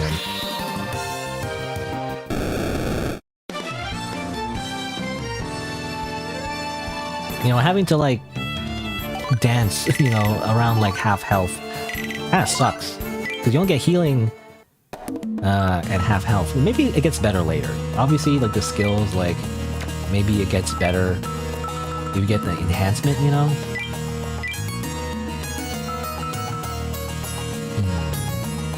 It says here, oh, that's interesting. Raises sword skill power the heavier your equipment is. Allows you to guard unguardable attacks when sword is sheathed. Wait a minute, does it turn to Sekiro? That sounds interesting. Anyway. I wonder if you get the enhancement, maybe like instead of like, you know... Oh, it says here, yeah, if your HP is below 50%, all attacks absorb a small amount of HP. But I wonder if like, you get the enhancement, you just get, you always get HP. Nice. Anyway, let's just continue. Welcome past ahead. Huge rocky mountain. Let's go this way instead. What the heck? There's a whole thing over here too. As you make your way through the desert, you see rocks line up in a row in the distance. This looks like a dead end. I wonder if there's anything around here. You approach the crag, where you see... What the heck? Ashita no Jo? It's Joe, you know. It's the original like OG boxing anime, except it's freaking jacked kangaroo, which is funny because don't they like kick their legs? They only punch. I guess, well, isn't there like a freaking like kangaroo thing, or like it's like boxing gloves? Anyway, jab, jab, cross. A beast folk with rippling muscles. He appears to be training as it continues to punch vigorously at thin air. Eventually, he notices you and turns to look at you with bright baby doll eyes. As it shows his muscles, the beastfolk poses at you and screeches something at the top of his lungs. What is that? The beastfolk looks at you. He seems to be waiting for something. Seeing this, I attempt to communicate. I don't know. I don't want... I mean, it doesn't seem like he's gonna murder me, I think. I'm gonna use my smarts instead. Wait, is that... kangaroo? Wait, huh? What do you know? My father taught me a long time ago. I can't remember much, but I remember it being the language of the kangaroo people. The kangaroo. Wait a minute. I mean, this is a pun, obviously. Maya guy. I mean, the other like beast folk people don't have puns in their names, do they? Anyway, it's a combination of short phrases and physical gestures. Maybe I could talk to him. Let me try. Don't fail, please. Damn it, I failed. I think it was something like this. You dust off your memory and attempt a conversation. You raise both arms and lean to the right, pointing all your fingers to the upper right. Lilu ho!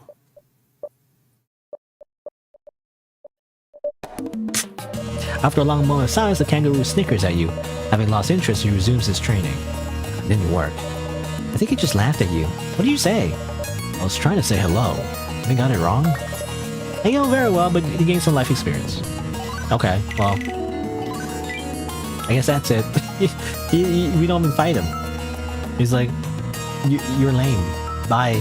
Okay. See you later. That was just silly. Okay, so we made it back to where we were, so that's good. Well, what's over here now? Okay, this goes on the other side. As you make your way down the path, you spot ruins in the distance. At the same time, however, a strong stench of blood reaches your nostrils. You stay alert as you prick up your ears, trying to pick up any suspicious noises. All you hear is the wind and shifting sands. This is kind of unsettling. Yeah, that's not good. Yeah, I'm gonna heal. Ugh. Around the ruins you find the corpses of Palagaya warriors piled up on the ground. Some are cleaved in two, seemingly by a gigantic blade, while others bear a few but fatal wounds to their weak points. They don't look like they've been dead for more than half a day. I guess these are killed by the Panther warrior, maybe? But strangely, I don't feel anything. Whenever you see corpses, you may able to turn the grief surrounding them into your strength or your newfound power. Yet despite the large number of corpses before your eyes, you don't feel even a trace of the usual grief and resentment. What should we do? Well,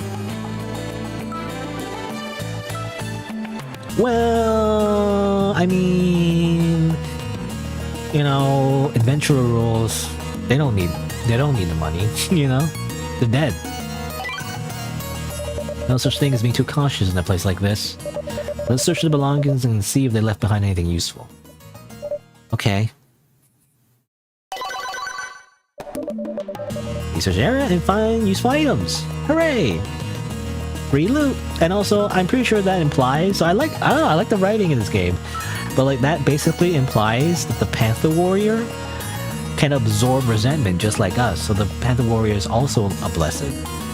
Which makes me think, you know, there's no way that she's dead. Like, she probably, like, is so, you know, like, angry that she probably is just fighting the sandworm inside the stomach and probably, like, cleaves her way out or something. I don't know. Anyway, as you make your way deeper into the desert, you find a building with a trail of bloody footprints leading towards it. The building seems to be a warehouse. Boxes and barrels are lined up in rows. It doesn't seem like the place is used often. It's so quiet. I don't sense anyone else in here. Well then, now what? Now look around.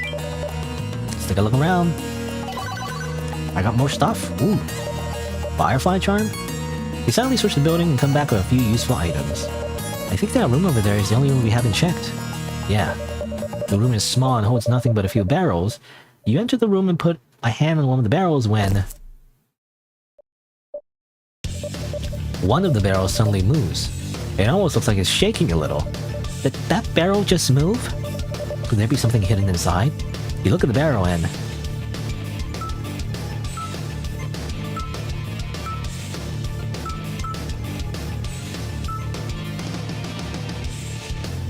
I'm gonna kick it.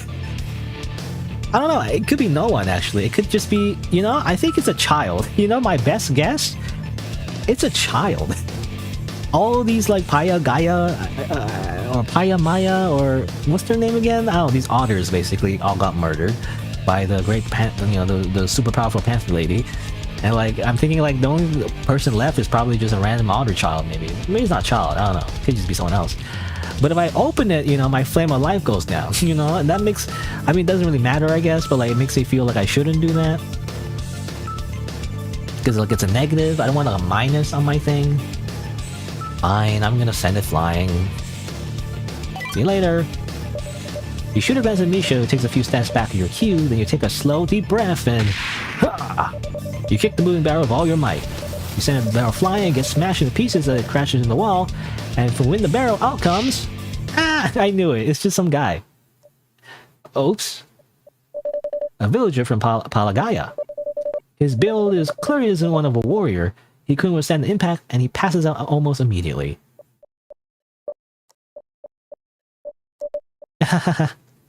Well, I don't know. At least they're not dead. You decide to wait until the villager wakes up, but the first thing he does when he opens his eyes is hop to his feet and run away as fast as he can. Oh, well, it happens. Yep, nothing we could have done about that. Ends up being a harmless villager, but you managed to open the barrel safely. Hooray! I guess that was just silly. Again, for some reason I think it's a child. You know, I just think about like, you know, it's a classic anime trope where like a child watches their whole, like, you know, family get murdered in front of them as they hide in a barrel or something. You know, something like that. Which again, very similar to, you know, to how this game starts actually, with Gosh having his whole village being slaughtered by the dragon. Anyway. But I guess it wasn't a child, I mean, as far as I can tell anyway. It seems to be just some random guy. Anyway, So I guess we can continue on the right, but I feel like, you know what, we should probably go in and murder everybody. Like, we need to get stronger to kill the dragon, right? It's funny, it's kind of like in every RPG, like how like in most traditional RPGs, it's kind of like, oh, you know, we must get stronger and we must defeat the bad guys. But like in a really meta way, like the reason why you get stronger is by leveling up, right? Getting XP, you know, and like grinding monsters and then getting items and that kind of thing. Quite literally, that's tied to the actual narrative of the game. Like, the whole point is to murder a bunch of people to get XP, to get more powerful. That's actually part of the game. Like, you're encouraged to murder hobo, you know, which is funny. I kind of like that. I don't know if there's any other games that do that. Well, I can think of one game that does that, actually. It's spoilers for, like, how old is... I can't say that game. It also features, like, exploring a cave, I guess, technically. Underground, but anyway, there's another game like that actually, where it's all about like murdering everyone to level up, and it's like literally like called out, you know, that's actually like a mechanic in the game and then also in the story.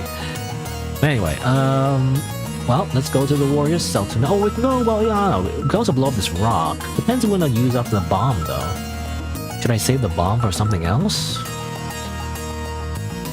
Nah. Let's use the bomb.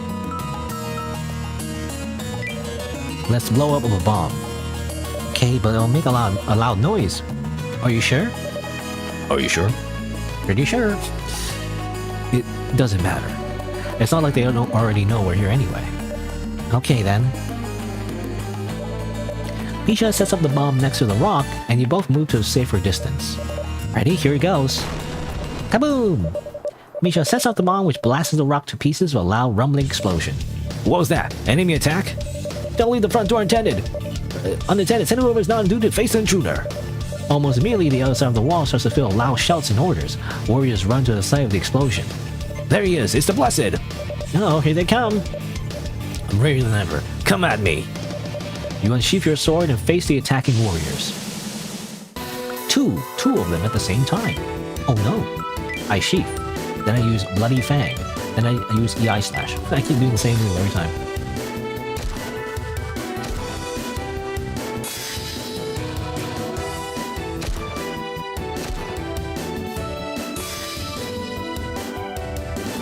No, I parry. I simply parry your flash orb, idiot.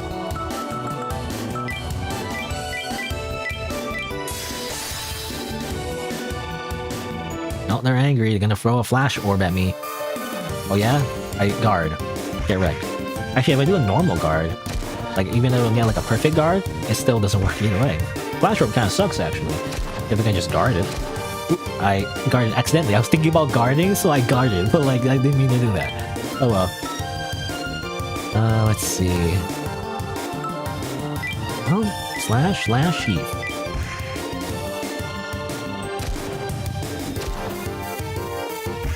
Gotta pay attention. Brace, okay. Double headshot. Ah, got hit. That's fine. I'll simply use attack boost. Lepery blade. You are now dead, Mon Shinryu.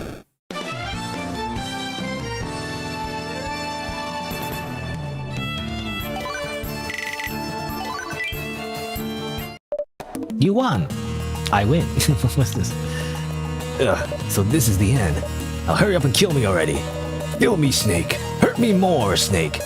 The warriors want to fight to the death. Every time they lose you, they want to be killed and used to fuel your power. I oblige. I was going to. Misha feels uncomfortable about this. Sorry, Misha. But like, I want to level up, so I killed him instantly. Sorry if I'm too edgy for you, you know? Too bad. Anyway. More vitality. Gotta get all that vitality. I guess we'll go... what's over here? You approach the building and attempt to enter, but... Whoa! Ah! You run into a pair of warriors who are just about to come outside. Whoa there, watch where you're going. Oops, sorry about that, just passing through. Misha seems to be trying to sit past the warriors without fighting by striking up a casual conversation. Oh yeah, we'll let you through. After you kill us, that is. Okay, looks like Misha's plan didn't work. You won't be able to avoid a fight. Oh, come on, why do you always have to get so bloody? Sorry, miss, but that guy's the bless, isn't he? So there's no way we let you pass without a fight. Can't you? Don't say that. Look on the bright side. If you win, you'll get everything in this room for yourself. I know the chief told you. Kill us and take everything we have. Murder me, now! Kill me, Snake! Okay. Okay, fine, okay.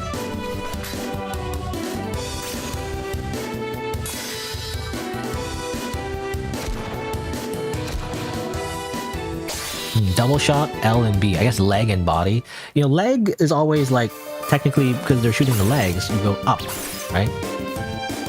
So like, leg is up, body is left, head is down. You know, I guess if you, as long as you remember the names, you know, then you can just memorize that, I guess. I guess I'll do that again, and then swallow strike, and then, you know what? I'm gonna do a little absorb. Some HP back out.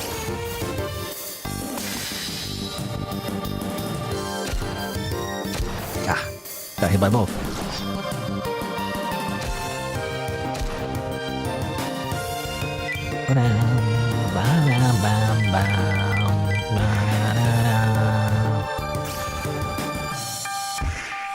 I don't know what move they're doing. Oh, come on. All the slashes were enough. I thought I had enough to, like, just kill them. Turns out that wasn't enough. Alright, die. Just die already. Okay.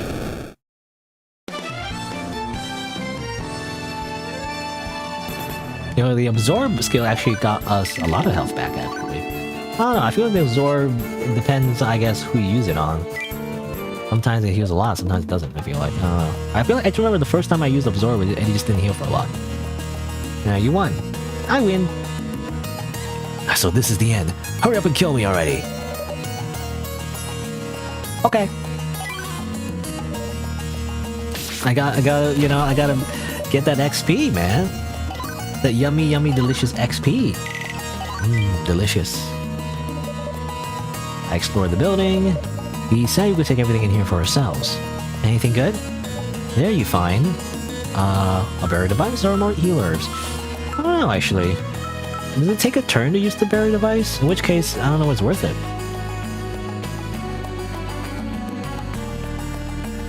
You know? I'll get more healing herbs. Having explored the building, you go on your way. Okay, let's see here. You know what? A little bit of strength. More intelligence. More technique. And I'll save the rest. There's multiple paths ahead. Warriors waiting ambush, and this one goes in the cave. The warriors on the left seems to be focused on watching the entrance. I don't need to fight them, but I could sneak up on them from here. Yeah, that's what I'm gonna do though. 5 warriors are watching the entrance, but they don't seem to actually notice you're behind them. Seeing this, going hee hee, tease them, how silly! Yeah, I'm gonna murder them, for more XP. You sneak up behind the warriors without a sound until you're within attack range, and then... Enemy barriers shattered. What? When did you get behind us? You're not obliged to answer, you attack before they have time to think. You know, all fair is for... What's the quote? You know, like, all is fair in love and war, and also when you're trying to murder each other.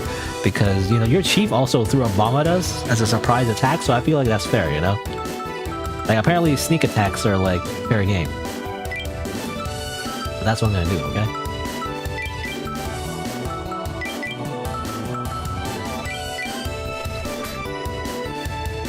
Ice or Barrage? Berserker Barrage! You know, for some reason I'm always reminded of freaking... what's his name? Wolverine? and him saying Berserker Barrage, because I had like Marvel versus Capcom actually for, I think the PlayStation, was it PlayStation and PlayStation 2? I think it was PlayStation.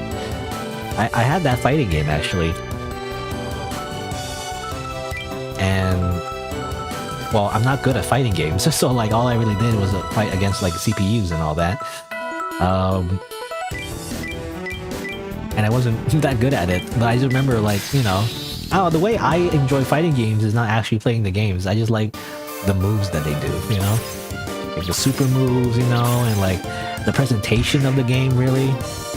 And like every time they go like, you know, you can play as the X-Men in, I think, Marvel vs. Capcom. And Wolverine, when he does his move, he says Berserker Barrage, you know. And for some reason, it's like Shoryuken, you know, Shoryuken, Hadouken, you know, certain like attack names in like fighting games. It's just so it worms into your brain, and you just like saying it, you know. It's like Berserker Barrage. I think there was the laser guy. What's his name? I actually forgot his name. He's so forgettable because he's kind of bland, but like the guy who shoots lasers, and he says Optic Blast, Cyclops, right? That's his name, Cyclops. Optic Blast, Optic Blast. You know, he just spams it. Optic Blast, Optic Blast. Oh, the way characters just like, especially in fighting games, you know, they say their move. It gets really, it gets into your brain.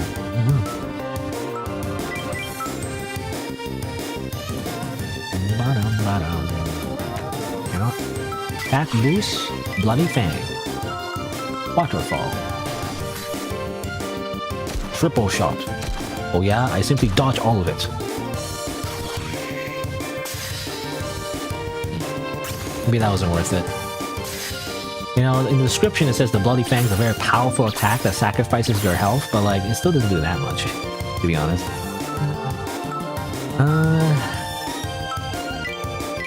Just, I don't know, EI Slash.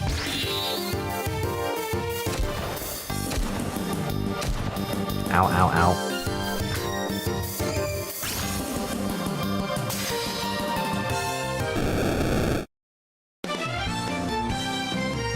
Give me my XP. You won. I won. Why does it keep saying that? You won. I win. So this is the end. Hurry up and kill me. Okay. I can absorb all your souls. I get so much cursed XP. Give me that. Slurp it up. Slurp it up like when you eat like ramen, you know, and then you finish all the noodles and there's just a soup left. You just take the bowl and then you slurp it all up. That's what you do. It's culturally acceptable, actually. It's just what Asian people do, really. Oh, East Asian? You know, when you say Asian, you know, there's always this thing where they go, which Asian? You know, because people, I feel like by default do think like of East Asian when you say Asian, but like, you know, it includes anyone living in the continent of Asia, which is actually pretty big and has a wide range of diversity of cultures, you know? But I feel like when people say Asian, they mean East Asian, really. I don't know. Let's see. I want more intelligence, just so I boost that attack, you know, that uses my intelligence. I guess. I don't know, just more vitality, more health. Gotta pump up that health. Apparently this build, you know, as far as I understand it, it's a health build, you know? You gotta like have as much health as you can to make use of the damage bonus when you're low health. Alright. I was trying to save for some reason. You can't save in this game, and not directly anyway. I mean, let's see. I feel like getting close to here is where we fight the big boss. Yeah, big boss. You find a wooden doorway. Behind that, you see rows of wooden crates, and between the crates and the door is a large barrel. Oh, you know this Elyon? I don't pronounce his name. Elyon, hunch over behind the wooden crates. Seemingly absorbed in some sort of work, he doesn't seem to notice you. You stop and hide behind the door out of Elyon's field of sight. I can't tell what exactly he's doing from here. You stay hidden while trying to sneak a peek at what Elyon's working on, when you notice a strange smell. What's that smell? Intelligence check. Okay, well I do have more intelligence in between, you know, going around this desert. I actually pumped up my intelligence for a little bit, so... The faint strange smell... Success! smells like gunpowder. It seems to be coming from that barrel. Oh, you're right, good catch. Which makes that barrel very, very suspicious. We don't want to be anywhere near the explosion, that's for sure. But this looks like the only way through. Well, now that we know what's waiting for us, we can at least be prepared to deal with it. Or if we simply, you know, it's like a red barrel. Simply just shoot at it, you know? We don't have a gun, but like, we have a fire orb. Just throw the fire orb at it, you know? Make it blow up. Okay, so, I feel like I should heal. I'm gonna heal. I have some meat, so might as well. You show yourself in the doorway. Ilion is still absorbed in his work and doesn't even notice you yet. It's probably safe to assume that he's letting his guard down on purpose. In that case, you slowly take a deep breath and you sprint towards Ilion as fast as you can. Ilion reacts by swiftly pulling out a bow gun. You notice that the arrow has been lit on fire. As if he's just as he predicted. You know, predictable. Instead of you, Ilion is most likely aiming at the barrel of gunpowder. Knowing this, instead of attacking, you kick the barrel towards Ilion before he has time to fire the arrow. What? If Ilion shoots the arrow, the barrel will explode in his face. You now have the upper hand. Ilion gives up on shooting and instead activates a barrier. The barrel bounces off the barrier with a loud thud. A simple trap like this is not enough to fool you, I see. Good. Would ask for nothing less. Realizing this puts him at a disadvantage, Ilion disappears into the cave, still smiling to himself. He got away. He sure has an annoying way of fighting. It really reminds me of Solid Snake. I mean, obviously the otters wearing the bandana already reminded me of Solid Snake, but this guy is the big boss. He even has like the freaking, you know, the arm. The cybernetic, like, full metal alchemist arm, basically. Which reminds me of, obviously, Metal Gear Solid 5. He sure has an annoying way of fighting. Ilion doesn't seem to want to face you head on, instead opting to focus on chipping away your stamina beforehand. Maybe he's just wary of your power, gosh. Maybe that's just the way powerless people can put up a fight. Oh, you detected the trap and managed to avoid it perfectly! Whoa! Double exclamation marks! You're so smart. I go over here. Inside the building, you find various pieces of furniture and weaponry. It appears to be the warriors' garrison. Looks like no one's here. They must be all stationed outside. I look for something useful. Are you sure we can just take whatever we want? I mean, they want me dead, you know. Compared to their kill us and take it philosophy, I'd say I'm choosing the more peaceful option. You investigate the building. Inside, you find... Ooh, sun cactus leaf. I guess we could have gotten that item as well if we passed that intelligence check with the cactus, you know?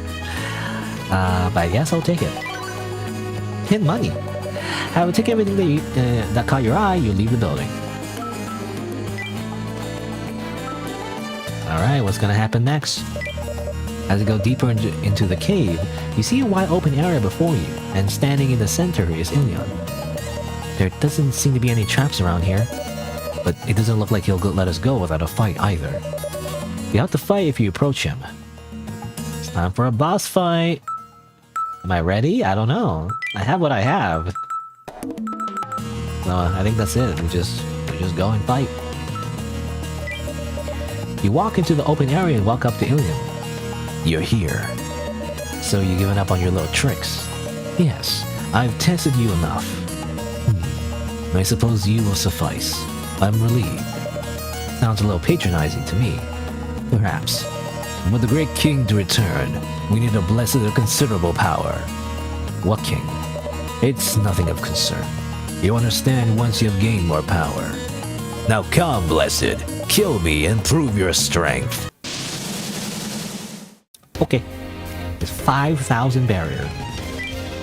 Can I use my own barrier? I haven't really used the barrier device. It's like 200 damage though. It's not that much. Like it will break in like one hit. You know? So I don't know. I feel like it's just worth it, or it's not worth it. It's just I should just simply attack.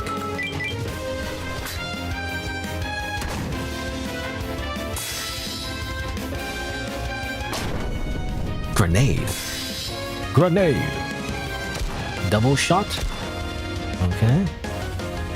Man, that's crazy. I have my own flash orbs. I can also entangle him in curse and restrict their movement. I'll wait on that. I guess I'll wait when he's like raging and stuff, instead of like doing it right away. Swallow strike, flash slash.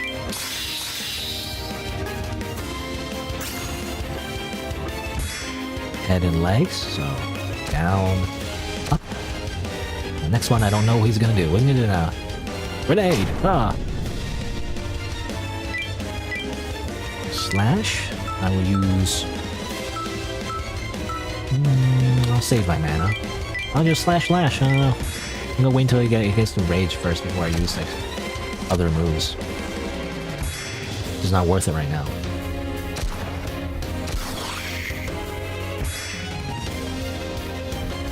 Oh, there's the wrong button. Of course. Okay.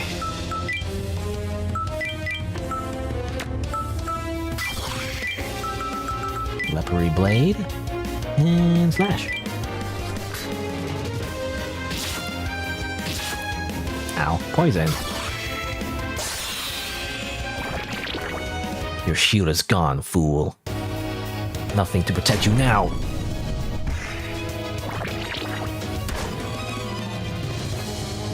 Ancient weapon? What the heck is he gonna use? Let's see here. Well, I'm gonna use...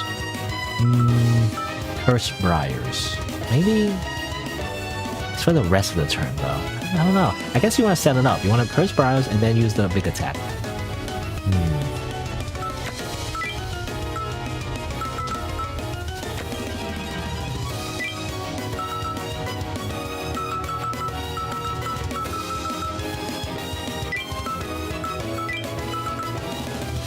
I'll just do that.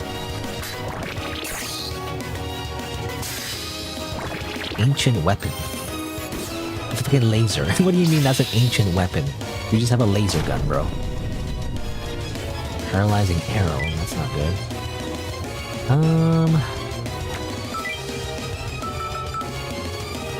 Oh, I'm gonna absorb. Get a little bit of health back. Do a bit of we'll do a little waterfall. I'm gonna save the Swallow Strike for later. And then slash. Ah, still got paralyzed. Oh, did I? No, actually not. I got hit, but I didn't get paralyzed.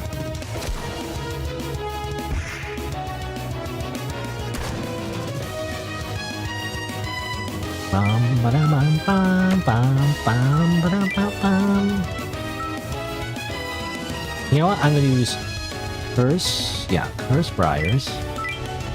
Thief. Swallow Strike.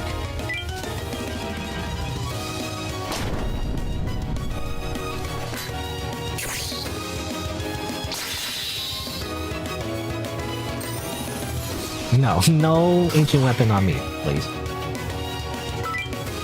Let's see.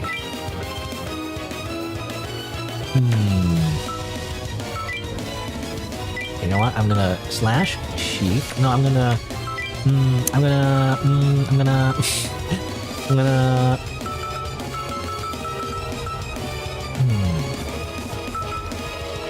I want to do this again, but it's a cooldown, of course. Fine, I'll just slash sheath, attack boost, bloody fang. Ah, what? I got confused there, for some reason.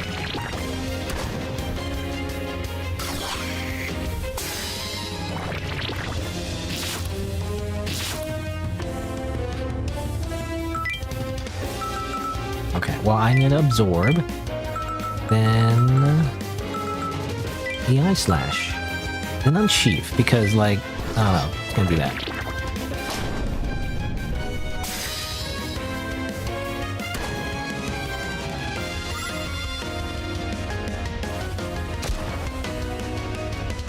Okay. I don't know, I'm trying to like, how do I optimize the most damage in one turn? I guess ideally you want to attack after he's done like a red move, then you use Cursed Briars, then Sheath, and then you do a attack boost and Leopard Blade or something. You know, there's a lot of setup, I don't know. Whatever, Sheath, Bloody Fang, Waterfall.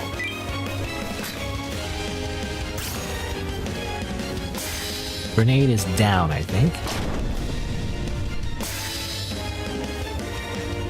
Oh, he's raging again. Stop being so angry, bro.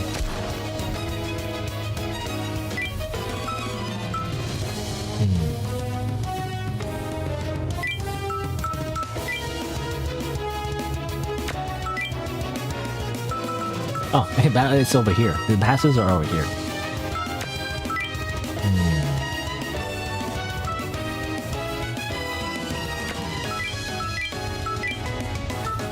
You know what? Sword of Life. Ah, damn it. I actually got hit by that.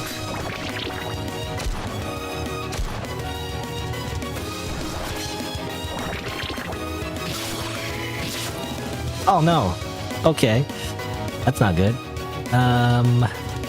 What if I simply win? Nah, I probably can't. I need a heal. Well, I can absorb at least. I can try to absorb. Then I'll do attack boost, Leopard Blade. Hopefully that will finish it off. And I'll sheath. I don't know.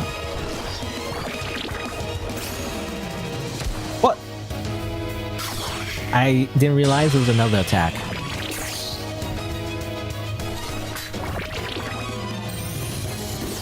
I actually wasn't paying attention because I was like, oh, that's it. That's the attack, right? And then he did another freaking attack. What the heck? Swallow Strike. Screw you. Immobilized. My sword is sheathed, so I can't do anything. Oh my god. Oh my god. Oh my god. In case you don't die. Okay. That was a surprise. I thought I was like, oh, okay, I won. But no, I was paralyzed, so I wasted my entire turn. As it turns out. You defeat Ilion. Excellent. Now kill me. Use my life to feel your power. Ilion shouts, wishing for death. At this, Misha takes a step forward. Hey, why do you want to die so badly anyway? We met your son back at the village. He seemed to really look up at you. Or, well, he does because he's short, but you know, he seemed to really look up to you, rather. Oh, right. The kid we met when we left the elder's house. Yeah, I remember that. I already knew this was coming. If you die, you won't be able to do anything for him. You won't be able to protect him or raise him till he's grown up. I've already taught him everything he needs to know. The most important thing to us is to defeat the Black Dragon, Zen. Until we complete this one goal, passed down our clan for thousands of years, we will not be able to progress forward. I would like this to end with my generation. As for my son, I would like him to be the leader of a new era. I have long been ready to be killed in order to act as a stepping stone for this purpose. So come, Blessed, kill me now. Ilion is asking for death. Seeing this, you know, I want to do the JoJo meme and be like, Daga Koto Waru. At the same time, though, I want that sweet, sweet XP, bro. Give me it. I mean, it's kind of sad, you know, because he's killing himself, like, he won't be there for him, for his son.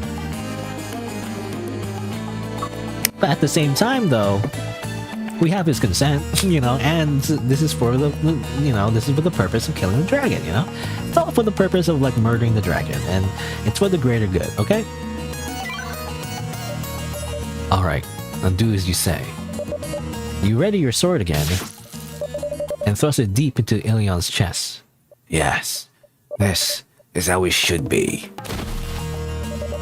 As Ilion takes his last breath, his conviction and power flow into you. Curse XP. Delicious. Let's go. We can't let this go to waste. You killed Lilian! Yay! You wipe the blood off your sword and head for the ruins. Amazing. I have like no health left though. Hopefully I don't die like immediately afterwards. But there's like a thing where there's like an event, you trip, you know, and then you stub your toe or something and then you die. Anyway, more health. More health. More technique. As you make your way deeper into the cave, you find an old but sturdy chest. Oh, this chest is made from some high quality stuff. It doesn't seem to be locked, but it's pretty tightly shut. The chest is not locked, but it's very hard to open, presumably because no one has done so for many years. So you can't open it? Oh, I can. It might be tightly shut, but your strength is far above average. You try again, putting more strength into it, and the chest opens. Inside the chest you find...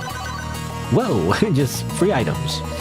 These may be old, but you feel some sort of power pulsating through them. Also, blue key or what does that mean? Having opened the chest, you check the door of the room. There's some kind of special mechanism here, but it looks like we're on the inside. Which means it should be easy to disable it from this side. Unlock the door. XP. Okay. Wow. So what do we get? We got Robes of Death. What? It's like really bad stats. 1 hit and you're dead. Are you ready to risk it all? What? Freaking the Sans Undertale robe, you know? Literally. You get like plus 20 technique and plus 40 speed, but you have like minus 50 vitality, so like you have no HP. I don't know about that. I don't know. I'll check the sword though. Serpent Eater. A sword forged by a man who swore to avenge his family. He did so from the serpent's belly. Serpent Eater. Okay. I'll take it. Anything else? Oh yeah, what was this? I got this before. Trying to resist blindness. Oh. I guess useful against the blinding orbs that the enemies use in this area, but like, to be honest, it's really easy to dodge them anyway, so I find there's no use for that. Okay. What about, what was that? It was a blue key orb. No, appears to be some sort of key. A magic orb uses a key, usually used in intricate heavy doors for secure rooms such as a treasury. The orb is inscribed with a spell, thus can open the door of a matching mana signature. The desert warriors tend to forget about this orb and rarely ever use it. Okay. I mean, if I were to use this, I don't remember. Was there like a door we couldn't get past or something?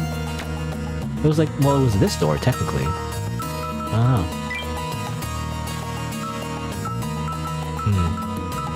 Well, anyway. I guess we head back. What's up here? Anything here? I explored that area already. There's one more thing, there's one more optional boss it seems like on the left. So we probably want to explore that soon.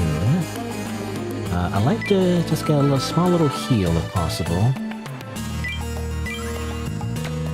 And then rest at this oasis, because I don't think we rested here yet. Is there anything interesting to buy? Strengthening? Not really. I don't really want. Apparently, when we fight the, or if we fight the sandworm, we want to deal poison, so I don't have so much poison needles. I wonder if I should get use a filthy sword, you know? Should I just use the filthy sword instead? Back up that poison? I don't know. Anyway, let's rest. I should get some rest. Hang out at this oasis. You rest and treat your wounds. Hooray! Proceed. And of course, the last thing we want to do before we proceed to the right, I feel like, because I feel like if we go to the right, it'll continue more. There's going to be more things to do. I feel like it's going to like progress us too quickly. Or not too quickly, but rather, you know, it's like another area or something. I feel like it might only be like a halfway point. I don't know, but either way, I feel like we should fight this thing next. I assume it's the sandworm, because they mentioned the sandworm. I wonder if we also go see the Panther Warrior again, because obviously that Panther Warrior was swallowed up by that sandworm. I wonder if they just pop out, you know, they pop right out, and we fight them instead. Possibly, I don't know. But either way, I think this is a good time to stop for now, though. Yeah. Let's do that. So it's gonna go like save and quit. Use of Life. It's a fun game. I like it. I mean, overall, I don't know. In terms of the story, I don't know how to describe it. Like, maybe because it's kind of like this obscure game that's the reason why I feel more favorable towards it. But like, because I'm such a hipster, right? I like to play things that are obscure and people don't know about. I feel like the story overall is like, I don't know, it's okay. Like, in the grand scheme of things, it's not that complicated, right? It's just like a bunny guy wants revenge, you know? He wants to kill a dragon. And then they go through a bunch of like typical medieval fantasy adventures, you know, basically, to do that. And you know, it hits the typical tropes and all that. It's a little bit dark in the sense, like, yeah, I mean, obviously if you go like super revenge core, you know, and you go through like, oh, you need to kill me, you must absorb my power, you know, and like, yeah, it's like self-destructive or whatever, you know, some kind of like theme here about like, you know, sacrificing everything just to attain a goal that might not be worth it. I don't know, but I don't know. It's like it's like reminiscent of like, I feel like Berserk actually a little bit. I don't know. I could be wrong. I'm a little bit of a LARPer because I haven't really read most of the Berserk manga, though I know about like the beginnings of how Berserk starts and everything, only because like I played games that are very much inspired by Berserk, like Dark Souls and like, you know, Fear and Hunger and all that. But anyway, but I feel like it's a little bit like that, but not too much like that, you know? It's not so like bleak, like, you know, of a universe necessarily, at least as far as I know anyway. But it has some like aspects of that, I guess, you know, like a, what do you say, like a dog eat dog world, you know, and everything, right? Survival of the fittest, you know, that kind of thing. I mean, especially because it's literally like animal people, you know, I guess it's supposed to be some kind of theme like that, you know? Anyway, but I don't know, I just like it. I think it's because, again, because the battle mechanics are a little bit more engaging, because it's not just a turn-based RPG, you actually do need to pay attention. It's punishing, you know, in that aspect. I don't know, I just like that. It's a very, like, ironically, I don't think you would call this a Souls-like, but it has that same feeling to it. I don't know, it's like you explore, you know, you like walk around, you like, you fight enemies, and enemies are actually like, they're threatening, you know, like they don't just kind of like attack you for like 2 damage necessarily, at least if you're not like, you know, dodging consistently, right? You don't just stand there, you actually have to like pay attention in order to like minimize that damage. And if you do get hit, sometimes you get one shot, right? Just like in Dark Souls, you know? And unlike in normal traditional turn-based RPGs, if you do get one shot, it's kind of like, oh, it's scripted, or, you know, or there's nothing you can do about it or whatever. I mean, ironically, there was a scripted fight with the dragon, right? But in this game, if you get one-shotted, it's because you messed up, you know? And I don't know, something about that is appealing to me, I guess. Anyway, I think it's also the art style. I think it's nice. You know, I'm not the biggest furry fan, but I don't mind it either. I don't know, I kind of like it. I mean, obviously, fan service, cutesy anime girls, you know, I don't know. The freaking like main girl, Misha, I guess, is just cute enough that I don't mind her. And I don't know, there's also that fairy as well, you know, I don't know, that fairy is like drawn in such like a typical like cutesy anime girl style. And I'm a weeb, so, you know, I actually don't mind that kind of style. It you know, I like it. I also like it when it's cutesy, but then I mean, just like the fairy, actually. I like how she like turns super like mean and like evil, actually, when you like fight her and everything. I don't know if do you ever see her again, or she's just a one-off. I don't know, but I don't know.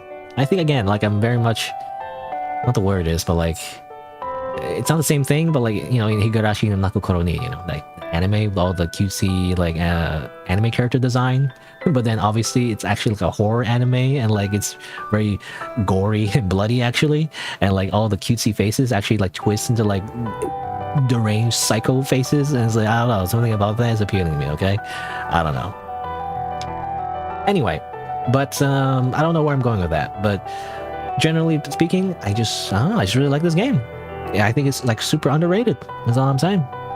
Super underrated, and has good writing overall. You know, I don't know, something about the writing is also really good. I don't know. It's like, it's just a really strong, like, an indie RPG. I feel like that's overlooked. A little expensive though. I mean, 1950 euros is not where I don't live in the Netherlands, but like in Canadian dollars anyway. I remember it being kind of pricey actually for what it is in terms of its graphics. Anyway, it's not the most impressive thing.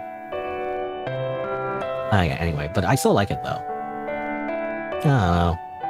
Yeah, people do say it's a hidden gem. Anyway, but I'm gonna continue this game next week, and I guess tomorrow I will continue playing the Citadel, the other like anime shooter, boomer shooter game. That's actually very tactical. Actually, is what I'll do. Or see, this is CG. We saw that just now. See, it's store page. But let's see. I guess we'll press the button. There you go. Let me just say my usual schedule is Saturday and Sunday on the weekends. And yeah, again, tomorrow I'll play the other game that I was planning on playing, and that's what I'll do. Amazing. Anything else I want to say? I don't know. I mean, again, I was gonna say also mention as well, like, I don't know how long this RPG is. You know, the use of life. I feel like I feel like we barely got started. You know, I feel like, you know, we're on like the 3rd chapter and everything. I wonder, yeah, I do wonder how long the game is. Because if it's not too long, I do want to explore the other routes. Because that's another like aspect of the game that intrigues me. Like, how different is, you know, the game if I choose completely different choices? You know, that's something I wonder as well. And I wonder, like, you know, obviously, like, it's sort of a good ending, a bad ending, you know, that kind of thing. But I guess we'll see. I have to get, like, a ending first. I guess every route, you know, I could probably, like, or every playthrough, I could have, like, a different class, you know, and see how different that is. But anyway. But that'll be it for today. Thanks for watching. Until next time, I'll see you then.